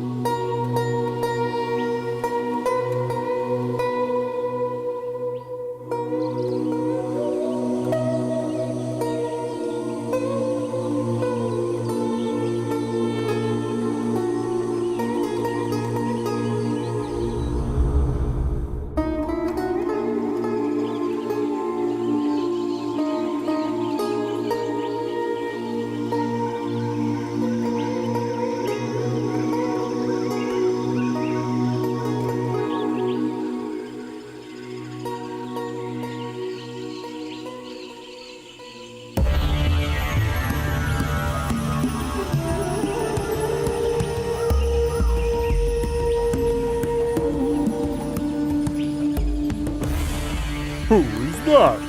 Come out where I can see you right now. Otherwise... Otherwise, you'll do what? Who are you? What are you doing here? I should be the one asking you the same question. I am the Lord of Monkeys, and I have been living in Rocky Tavana Forest for a long time. And you, what are you doing here? I am Palilayaka, the Lord of the Elephants. I got fed up with all the busyness and problems of my entourage and left to spend some time alone. Yes, your entourage sounds just every bit as irritating as mine. You say you are the Lord of the Elephants, but then why are you wandering around spying on a human? This one is not like other human beings. He bears the marks of the great man. From the moment I saw his bearing and the graceful, peaceful way he moves, I felt full of faith and inspiration.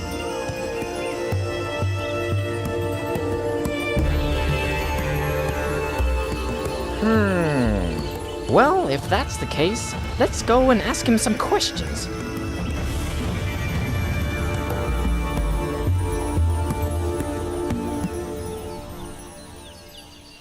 Did you know that the Lord Buddha has left the Gositarama monastery?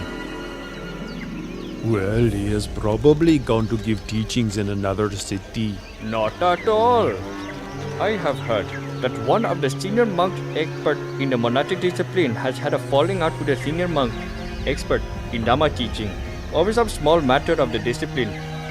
Not only that, but students of the two senior monks have sided with the teachers so that the quarrel has spread, and now there is a major conflict. It got so bad that even when Lord Buddha himself admonished the monks and urged them to give up their conflict, they wouldn't listen, and so he left the monastery alone. That's terrible. Those monks are really stubborn and intractable.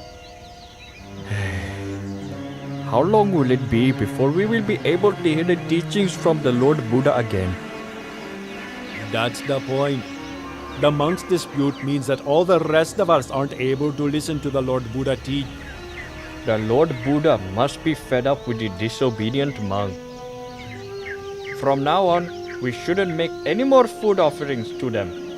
Oh, good idea. Let's encourage all the other lay supporters to do the same.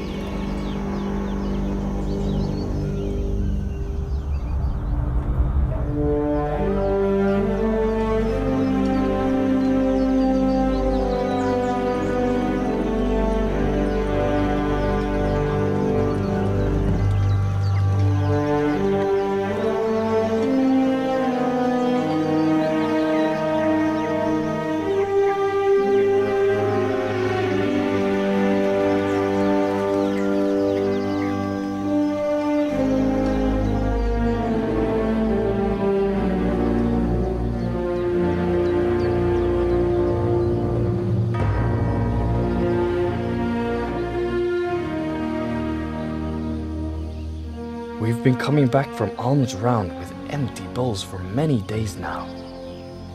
Nobody in Kosambi is filling our bowls with any food offerings anymore. If this continues, how will we survive? What will we eat? The lay people are unhappy that we are continually arguing and in conflict, and that by ignoring the Lord Buddha's admonition, we made him leave. And where has the Lord Buddha gone to reside now? Even though we've come to our senses, we have entered the rain's retreat period, and it's not possible to go off in search of him.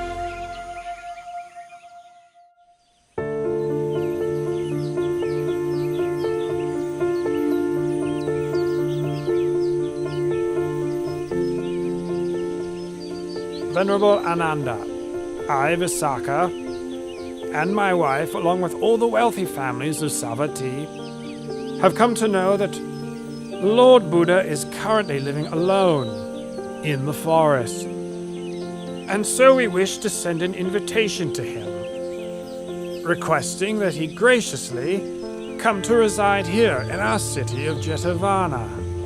The people of this city will offer food to the Lord every day, in order that we may be able to listen to his teaching. Please, would you assist us in this? Do not worry, Anathapindaka. I will see to it myself.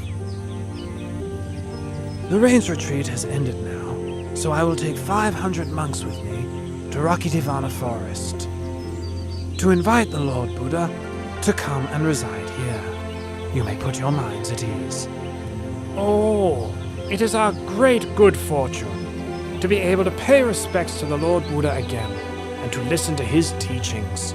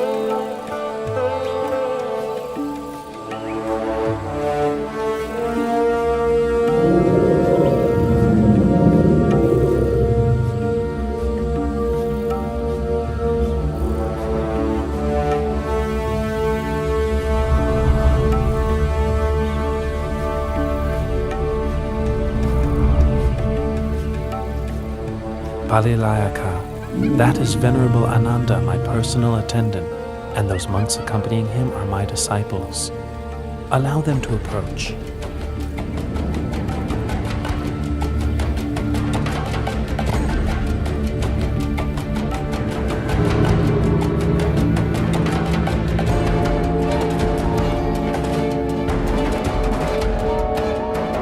Lord of Elephants, Lord of Monkeys, allow me to kindly thank you for your service to me in looking after me in this forest. Now is the time for me to return to Jeta's Grove Monastery.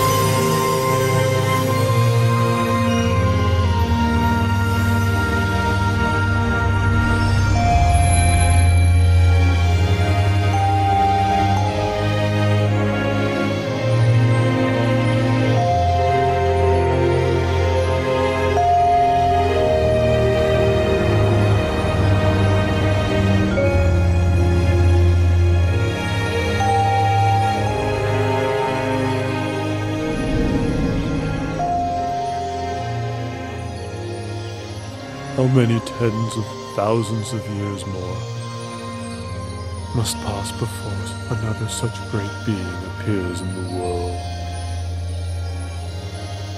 It has been our great fortune to have had the opportunity to serve the Lord at such close quarters. What a great shame The Lord has to leave after such a short time. It will be very unlikely that we will have such an opportunity again. We will probably never see the Lord again.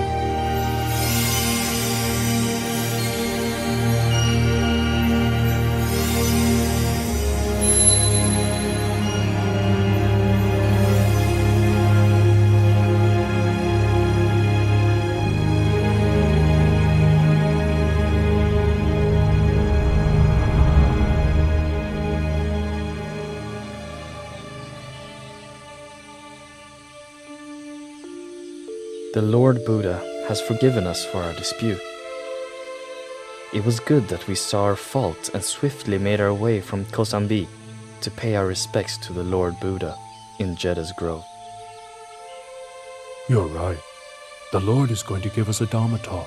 Pay attention. Know this, monks. This flourishing or decline of this teaching is not dependent on the actions of outsiders, but depends upon the fourfold assembly of monks and nuns, laymen and laywomen.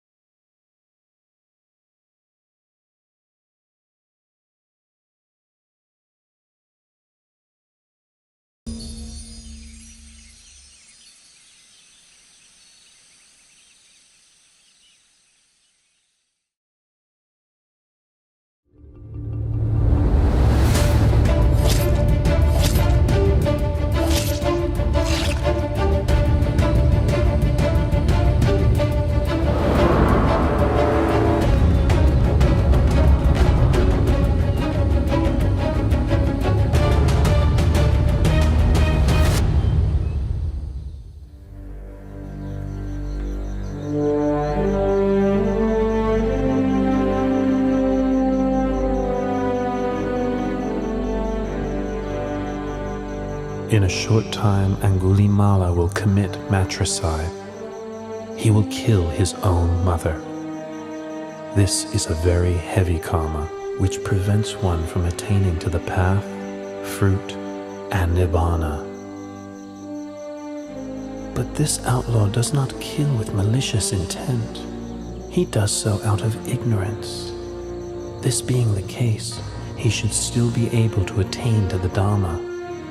I'll help him to escape from the deadly snare of his own foolish mistake.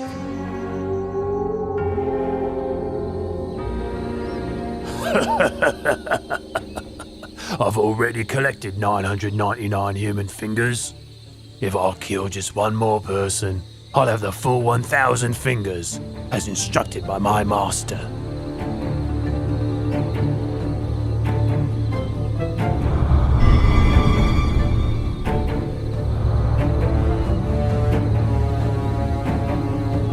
There is a recluse walking alone.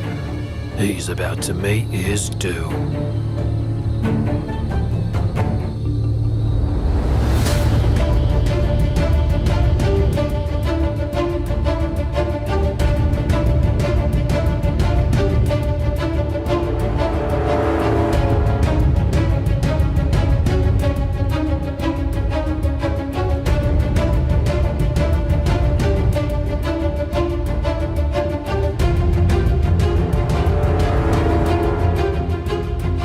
That's strange.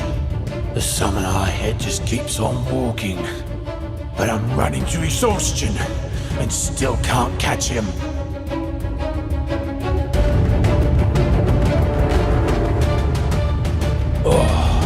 Oh!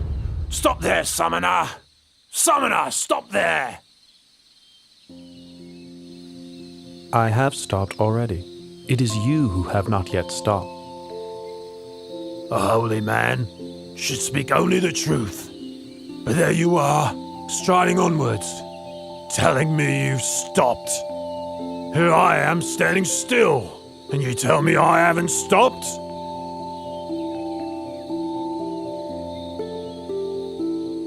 Ahimsaka, I have stopped. Stopped killing, stopped harming, stopped pursuing wrong livelihood, stopped all kinds of misconduct. It is you who have not yet stopped. Not stopped killing, not stopped harming, not stopped pursuing wrong livelihood, not given up misconduct. You're still grasping your sword. How can you say you've already stopped?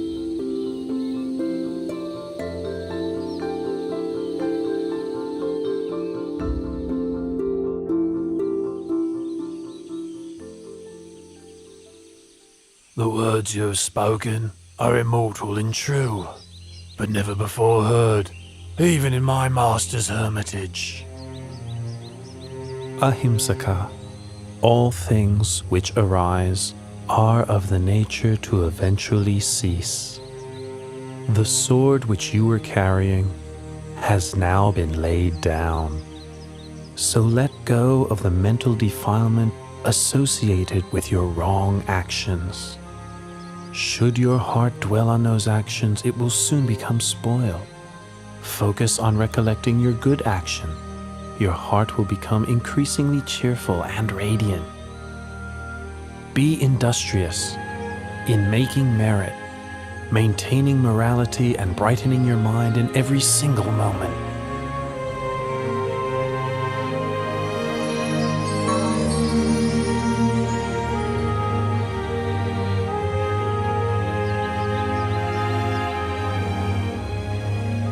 From now on, I devote myself wholly to Buddhism. Please give me ordination in your excellent dispensation. I agree to give you ordination. Follow me back to Jetavana Monastery.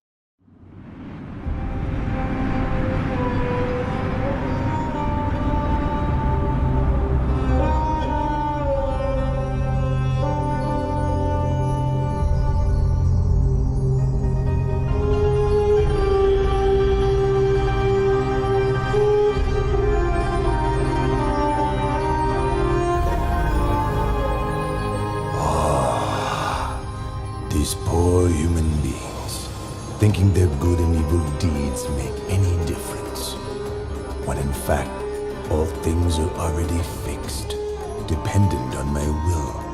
They are so ignorant.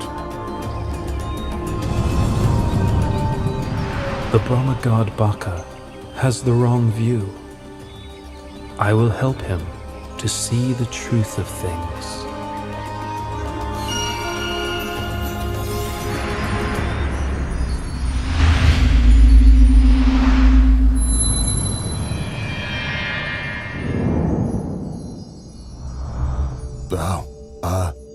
Lord Buddha, please sit down. Has the Lord Buddha some important reason for coming to see me? Or would this be more of a social call? Baka, I am aware of your thoughts and beliefs. Knows my thoughts and my beliefs. Well, never mind. I've never concealed them. They are the truth.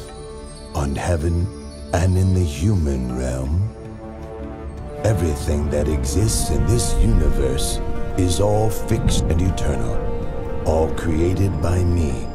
There is nothing on earth or in the sky, in the sun, in the moon, and the stars of which I do not have omniscient knowledge. Nothing is hidden from me. Baka, are you sure that you are the creator and master of all things? Are you sure that you alone know all things and that nothing is hidden from you? Absolutely. In that case, why don't you use your powers to create a magic body and hide in a place you believe nobody else can find? Then I will look for you. Ha ha ha ha! Yes, sure. I can do that. Try to find me if you can.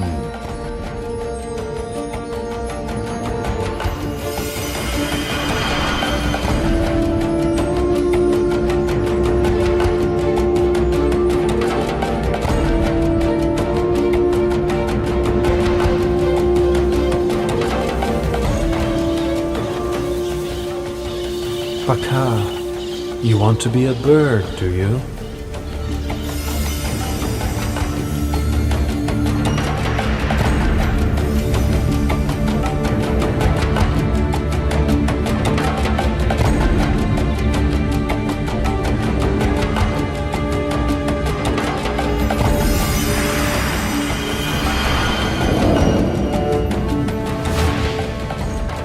Baka, so you want to be a bee.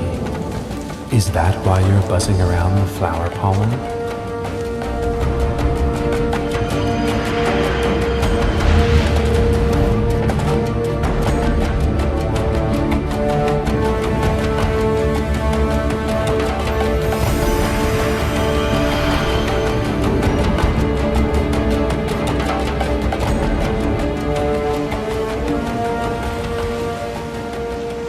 Baka, do you not want to enjoy the happiness of the Brahma realm any longer? Is that why you have made yourself so fine and mixed yourself with the sand grains on the seafloor?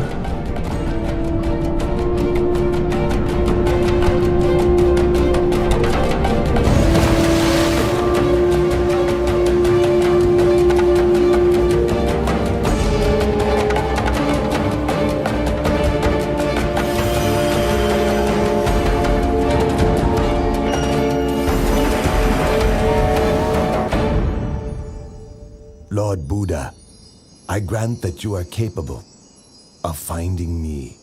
But now it's your turn. If I can find you, then I will admit that you are the omniscient one. One more all-seeing than me.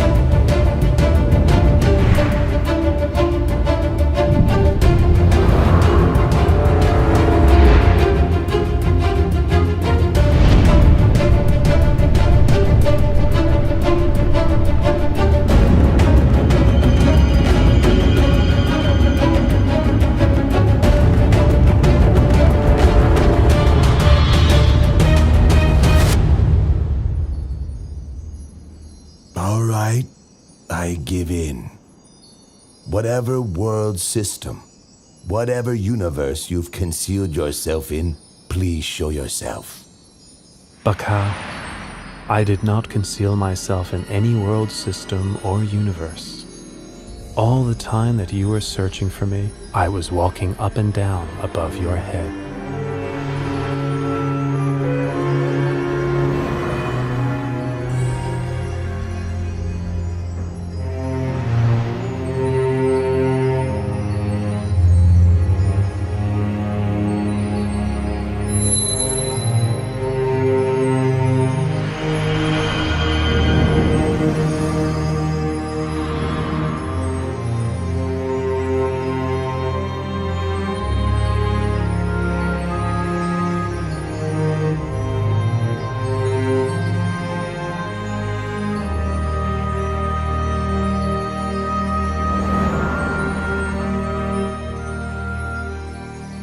Lord Buddha, I offer my obeisance. The powers that you have shown to me exceed those of all the deities and Brahma gods. Bakar, pay close attention to this teaching.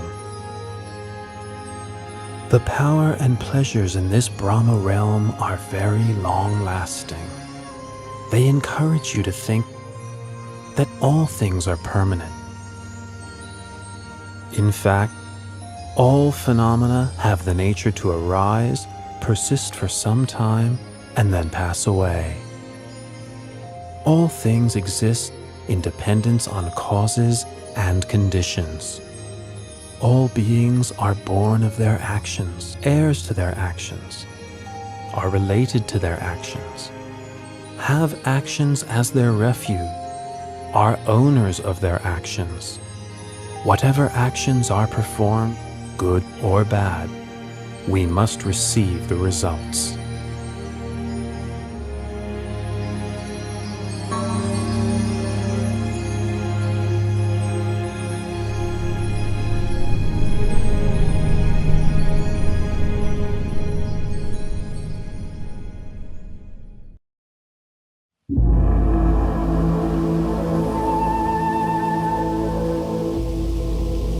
Lord, I can see you are seriously ill.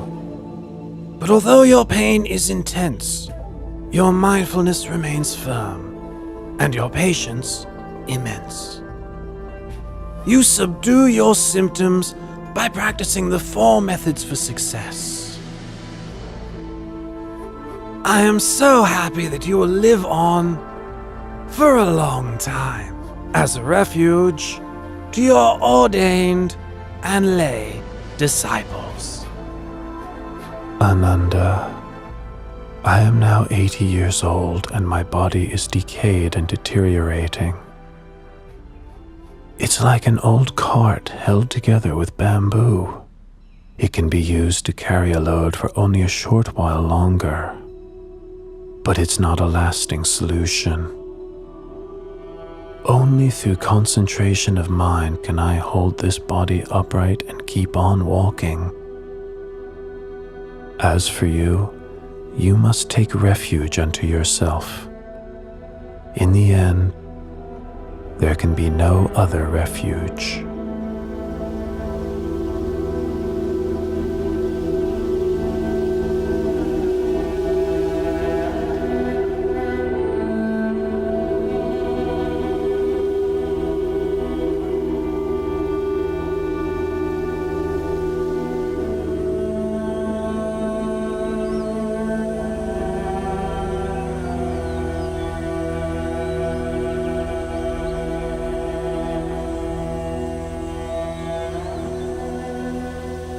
Ananda, the precincts of Baliwea Jettiya are peaceful and quiet.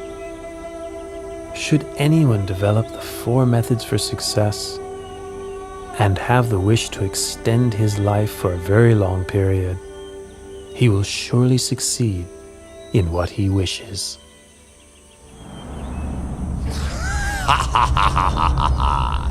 The Lord Buddha has displayed the light omen to Venerable Ananda, in order that Venerable Ananda might invite him to extend his lifespan and continue teaching the Dharma for a longer time. Don't count on it! I must obstruct Venerable Ananda's heart and prevent him from understanding so that he will remain silent and appear indifferent to the light omen. Ha ha ha ha ha!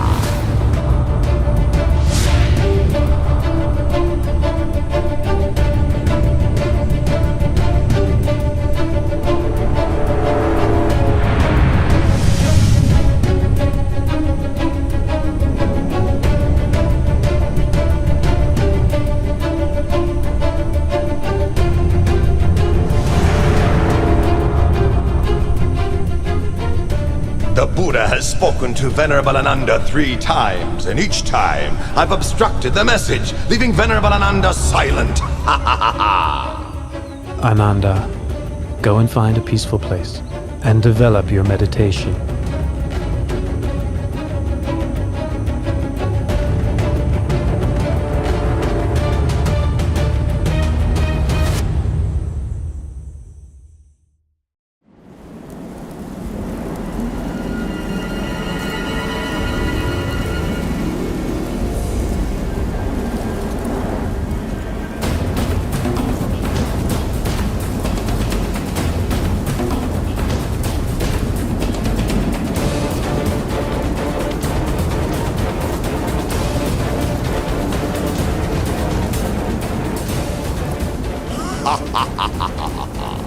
Do you remember that after you had attained enlightenment, you said that for so long as the assembly of ordained and unordained Buddhist men and women had not yet become established in Dhamma, humans and gods had not yet attained to the path and fruit, and Buddhism had not yet spread widely in all directions, you would not yet pass into Parinibbana. Well, now all your goals have been achieved. You may as well pass away this very day. Why trouble yourself further with benefiting sentient beings?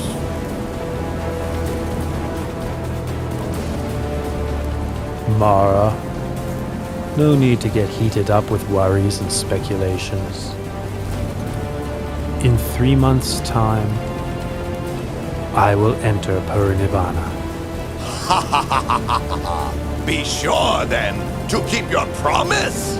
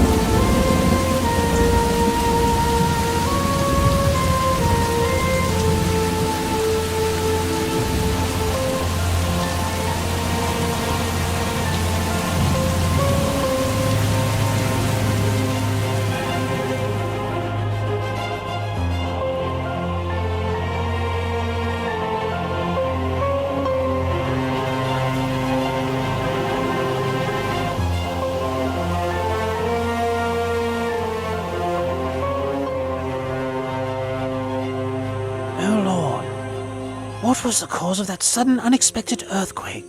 Please tell me. Ananda, there are 8 possible causes for such an earthquake. 1. Movement of the winds. 2. A person with psychic powers. 3. The Bodhisattva departs from the heaven of Tusita and enters his mother's womb. 4. The Bodhisattva is born. 5. The Buddha becomes enlightened. 6. The Buddha gives the first teaching, setting the wheel of Dharma in motion. 7. The Lord Buddha lets go of the life principle. And 8. The Lord Buddha passes away. I have now let go of the life principle. In 3 months' time, I will enter Parinibbana. This is the cause for the earthquake which just occurred. Oh, Lord Buddha, please live on to the end of this eon to teach the deities and humans. Lord Buddha, please live on to the end of this eon to teach the deities and humans.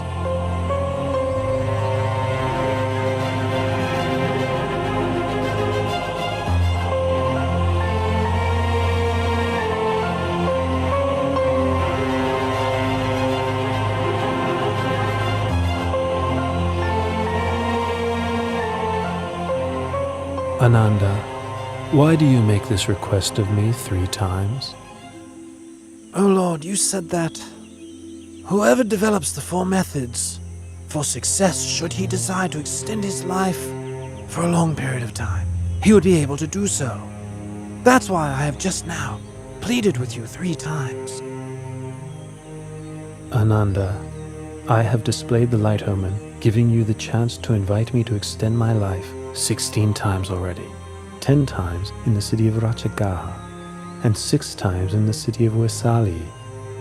The 16th time was just now, in the precincts of Pawala Jettiya. After which, I let go of the life principle. Had you made your invitation on any of these occasions, I would have turned it down only twice, and accepted the 3rd invitation. But now I have met with Mara and resigned to dying. That which the Tathagata has let go of, has undone, abandoned. It is not suitable to ask that he take up such a thing again. Ananda, all conditioned things have impermanence as their very nature. Having arisen, they must eventually cease. Complete cessation is the fulfillment of happiness. Nothing can be compared with it.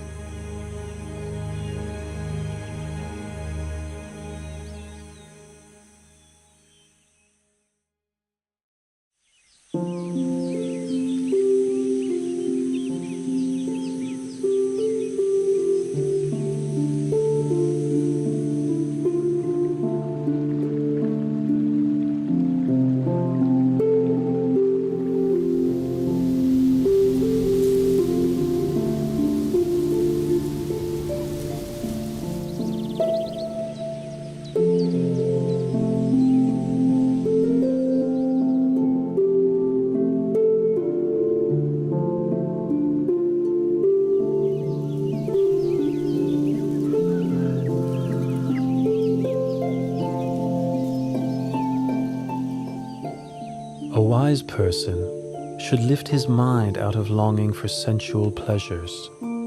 Give up this snare of Mara, using mindfulness for restraint. A wise person is able to control himself, able to attain victory over himself.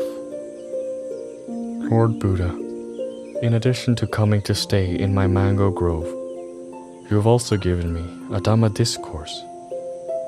You have shown such kindness to me, Junda, the goldsmith's son.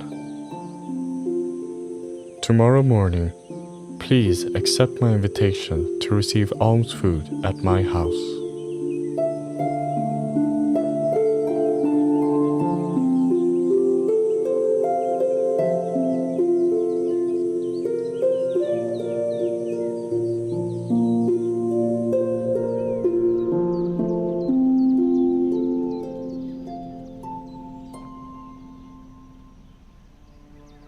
This dish is called Sukaramatava. It is a fine and nutritious food. Please may the Lord accept it. Junta, this Sukaramadava is food that has been prepared, especially for me, and is suitable only for me. Apart from mine, no stomach could digest it. I give you the remaining portion to please bury in the ground. And for my monks and disciples, please bring them food of another kind to eat. Yes, Lord.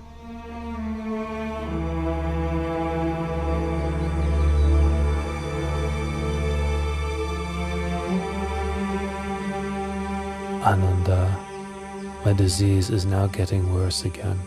We must quickly travel to the town of Kusinara. It is there that I will pass into Parinibbana.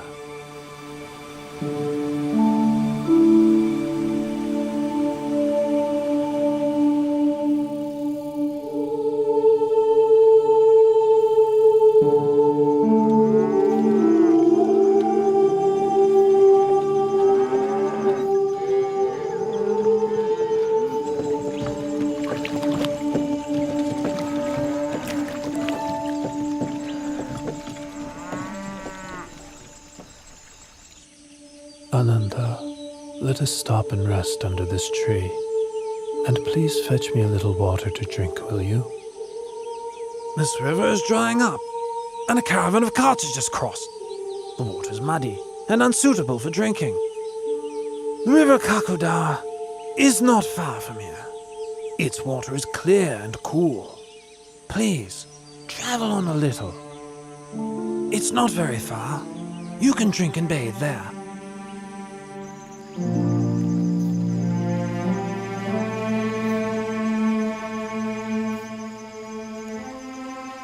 Even though I advised the Buddha that the water is muddy and murky, he still says he will drink it. Well, the Buddha must have his reasons.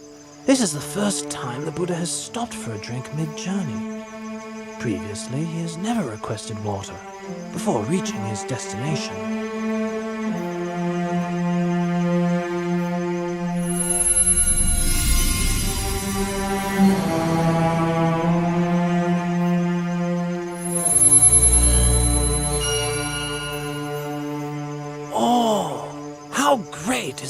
Buddha's power.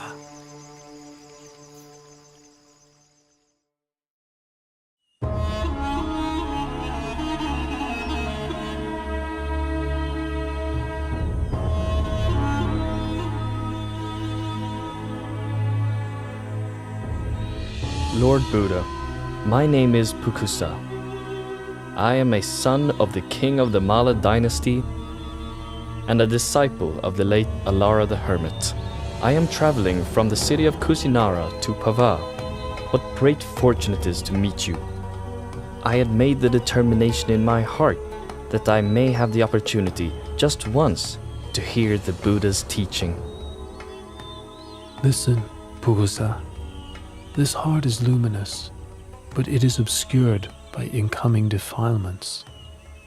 The uninstructed worldling isn't aware of this truth, and so doesn't train his mind. But the well-instructed noble disciple is clearly aware of this truth, and so trains his mind. Pukusa, I know of nothing which can change as rapidly as the mind. You should therefore maintain your focus on the mind. Recollect the virtues of the Buddha, Dhamma, and Sangha. Recollect your own well-practiced morality. And recall to mind those sacrifices that you have made for others. Reflect on the heavenly beings. Come to various happy states through cultivating generosity, morality, and mental development. When reflecting on these things, your heart will be free from lust, hatred, and delusion. You will therefore experience an understanding of Dhamma and the delight that comes with understanding Dhamma. The experience of delight gives rise to rapture.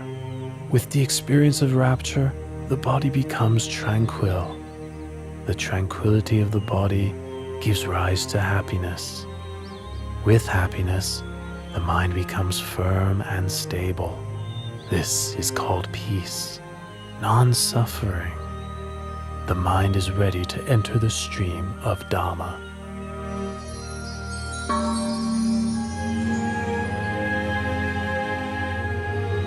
These two pieces of Singivana cloth are very valuable. The cloth is fine, delicately woven with a golden glow like the coals of a warm fire. May I offer these cloths to you as a gesture of worship? Please accept them, Lord Buddha.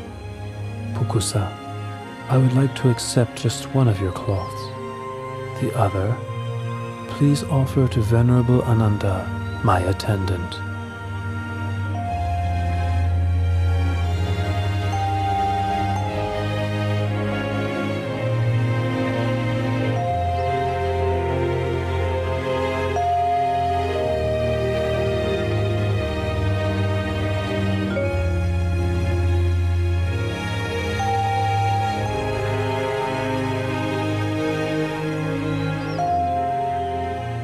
Lord, these Singivana cloths are of great value.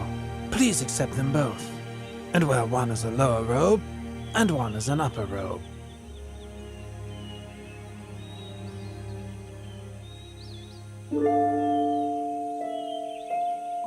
Oh, Lord, your complexion is splendid, clear and bright. What a wonderful sight. Ananda, the Buddha's complexion appears pure and bright on two occasions.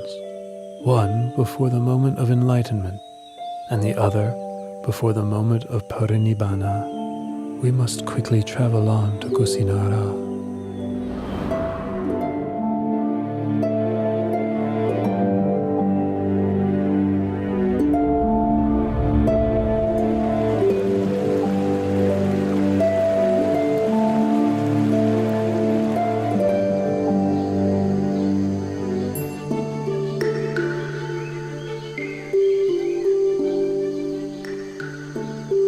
Junta gave me my last meal, but unless I make the matter clear, people may think that his alms food was the cause for my passing away.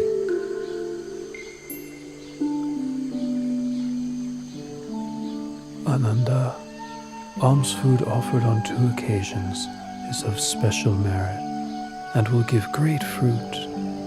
The honeyed milk rice offered by Sujata supported me at the time when I ended the mental defilements. The Sukara Madhava offered by Junta will take me to the ending of the 5 aggregates, the last residue of conditioned thing. Should anyone blame Junta, you should explain what I've told you. Should Junta blame himself, you must ease his worry with these words of mine. The food which Junta offered to me was the final meal that sustained me.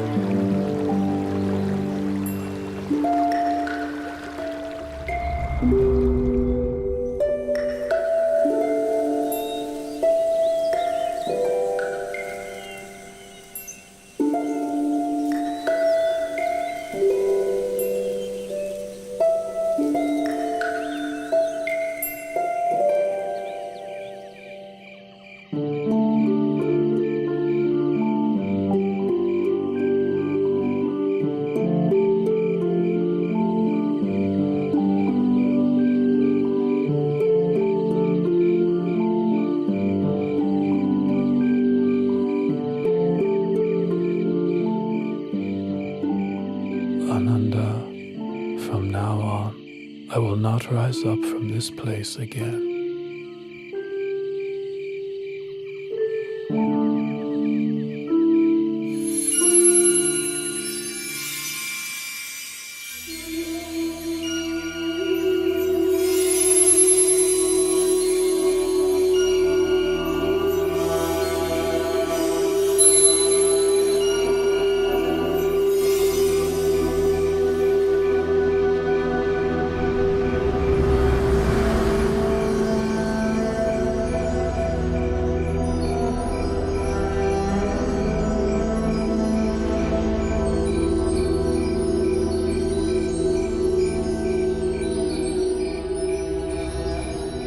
Ananda, if in the future someone should offer material things of great value as tribute to me, no matter how great the value of such thing, such a tribute would not be the highest homage.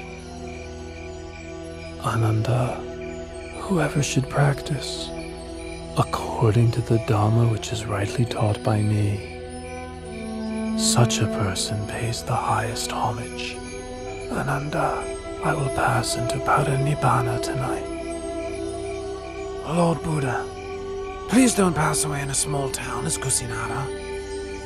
Please travel on to a large city, such as Savatthi, Kosambi, or Varanasi. These cities have large numbers of noble, Brahmins, and householders who have great faith in you and the lessons you have given them.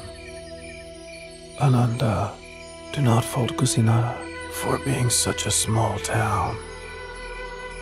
In the past, it was a great capital city with tremendous wealth, abundant food, and many citizens. The sounds of singing and music were heard throughout the day and all night. Another thing, should I go to pass away elsewhere, Supada Paripajaka would not meet with me, and therefore would miss the opportunity to attain enlightenment. If I should attain to Parinibbana in another city, a great war would break out with squabbling over my bodily relics as the cause. Here in Kusinara lives Dona the Brahmin. He is capable of quelling such disputes. He will distribute the relics of my cremated body amongst the nobles who come here from many different cities. As a result, there will be no war. These are the reasons I have made the effort to reach Kusinara. In the past, great numbers of those with faith in the Dharma would travel from every direction to seek you out listen to your teachings, and ask you questions. But from now on, all those people and myself will be deprived of the opportunity to see you and to have an audience with you. Ananda, there are 4 places which are apt for recollection of me. 1. Lumpini Park, where I was born. 2. Bodh Gaya in the state of Magadha, where I was enlightened. 3. The Deer Park at Isipatana, where I gave the first Dhamma teaching. And finally, the place of my Parinibbana Salavana Park in Kusinara, right here. Those who make pilgrimage to these 4 locations will experience disenchantment with the world and feel inspiration to follow in my footsteps. Lord Buddha, in this celibate life, one often encounters women. Some are mothers, sisters, and relatives of monks. Others are those with faith in the Triple Gem. How should a bhikkhu practice in relation to women? Ananda, a bhikkhu ought not to look at women at all. It is better this way. But if a bhikkhu must see women, how should he behave towards them? Ananda, if it's necessary to see women, they ought not to engage in conversation with them. It is better this way. If it is necessary to converse with women, how should a bhikkhu practice? In that case, a bhikkhu should have well-controlled mindfulness and sense restraint. He should have orderly speech and guard his mind from falling prey to lust or infatuation.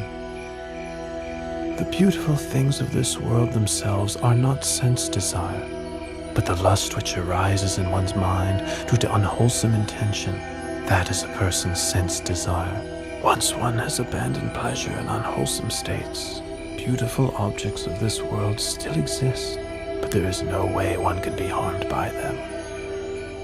Lord Buddha, after you have passed into Parinibbana, how should we treat your body? Use the method for treating the body of a wheel-turning monarch. Wrap the body in 500 layers of white cloth, lined with cotton wool. Then place it in a coffin with perfumed oil. Then place the coffin on a pyre of sandalwood. Once the body has been cremated, enshrine the relics in a stupa, which is to be built at a crossroads, so that people can pay their respects there for a long time to come.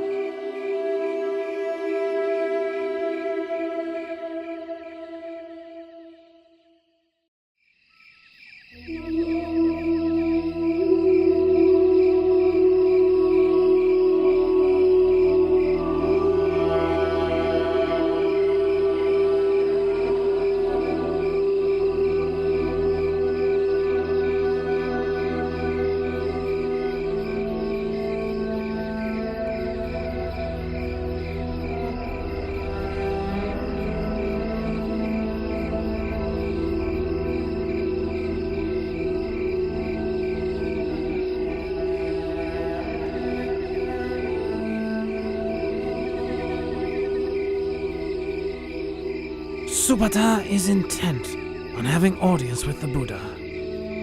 Now each of the Malla dynasty kings have just finished approaching the Blessed One, who is sick.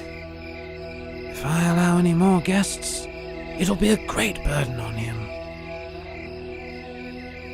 Subhata, I can't permit you to see the Buddha. At this time, he is seriously ill and must rest. Ananda, please allow Subhata to come to me. At this time, there are 6 renowned schools of doctrine. Each has many followers. Of these 6, can you tell me which are led by an Arahant? Subhata, in any faith which does not have the Noble Eightfold Path, there is no true samanas to be found there. Should bhikkhus or non-bhikkhus continue to practice the Noble Eightfold Path, this world will not lack for arahants. Now listen to my teaching of the Dharma. This heart is luminous, shining like the moon, but it is subject to incoming defilements. As such, it is dulled and obscured, like the moon concealed by passing clouds.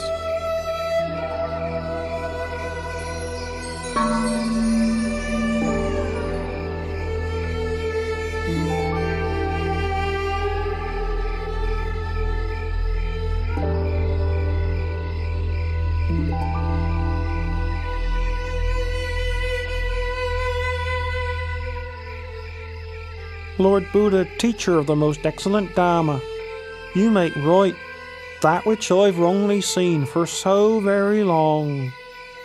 Please may I take ordination in the Buddha's dispensation? Ananda, please take on the task of ordaining Supata as a bhikkhu.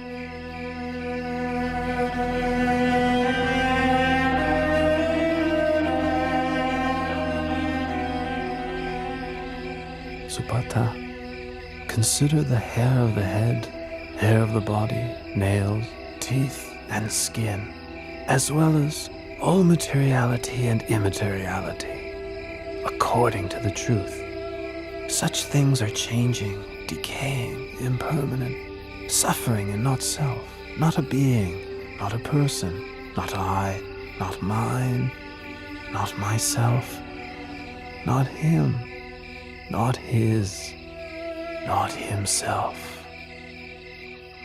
Supata, your supports for the holy life will be alms food, simple robes to cover yourself, the base of a tree for lodging, and fermented urine for medicine, following the ways of nature.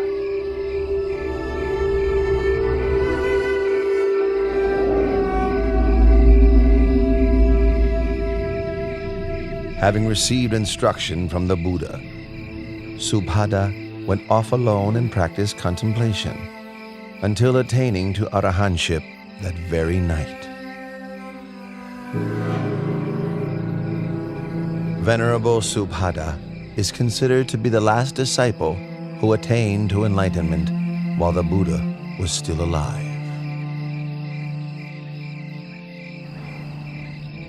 Loyal bhikkhus, when I have passed away, the 84,000 teaching of Dhamma Vinaya will be your teacher. Don't think to yourselves, now that the Buddha has passed away, we'll have no teacher. Truly, the Dhamma which I have taught and the Vinaya which I have laid down will be your teacher in place of me. You must take the Dhamma Vinaya as your refuge. Don't take anything else as your refuge. Even I, the Tathagata, am only the one who points the way.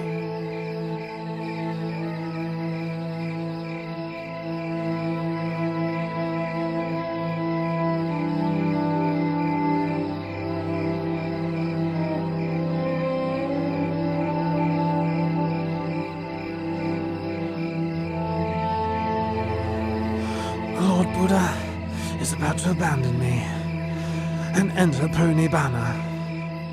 With all my effort attending to and following the Buddha, I have still not attained to arahantship as the other monks have. Venerable Ananda, I've been sent here to find you. The Buddha wants to see you. Ananda, come and sit close by.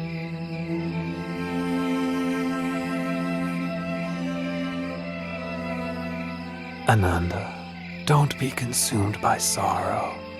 It's natural for all conditioned things not to last. All that arises must decay, break apart, and pass away. You have traveled with and cared for me for a long time. Now you must make efforts towards your own liberation. In no long time, you will be fully enlightened.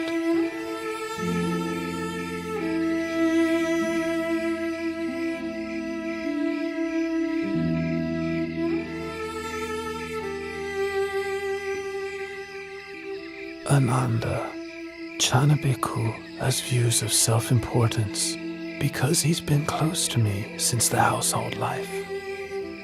He has become stubborn and difficult to teach. Once I have passed away, he will become even more stubborn and disrespectful, refusing to take instruction from any monk. You must give him the Brahma penalty. How do we impose the Brahma penalty? All the monks must refrain from speaking to, instructing, and admonishing Channa. Having received this punishment, Channa will realize his fault and change his ways. Finally, he will attain to arahantship. Loyal bhikkhus, for as long as the Sangha meets regularly together, in harmony, with respect for the disciplinary rules, and with humility towards the senior monks, careful not to fall under the influence of craving, content to live in the forest, and wishing happiness to all that come to live and practice. For as long as the Sangha is not preoccupied with work, not prone to indulging in talk, not given to excessive sleeping, not socializing without good cause, not given to indulging unwholesome desires, not falling under the power of evil intentions, not consorting with bad people, not giving up effort in practice, but striving for the attainment of higher dhammas. For so long there will be no decline for the Sangha, but only development and growth.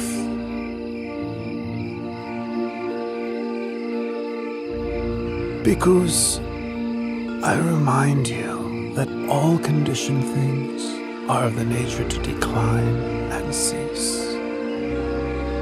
Free of heedlessness, develop yourselves and benefit others to the utmost.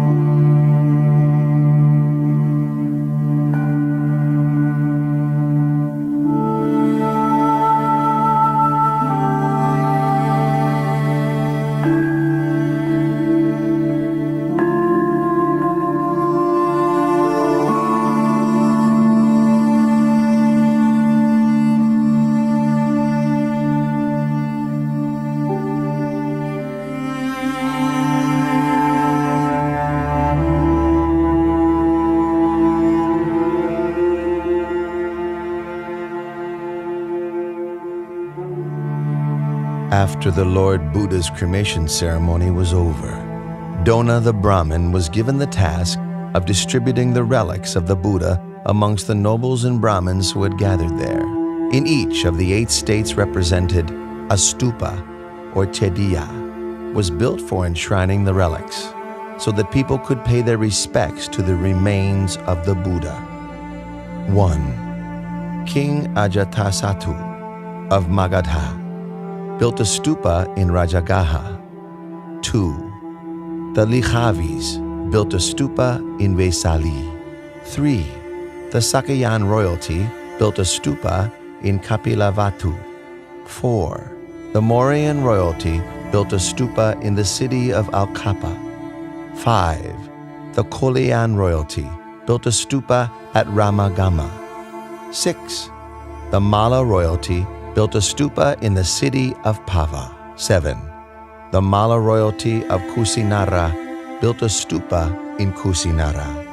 8. The Brahmins of Vetadipa built a stupa in the city of Vetadipa.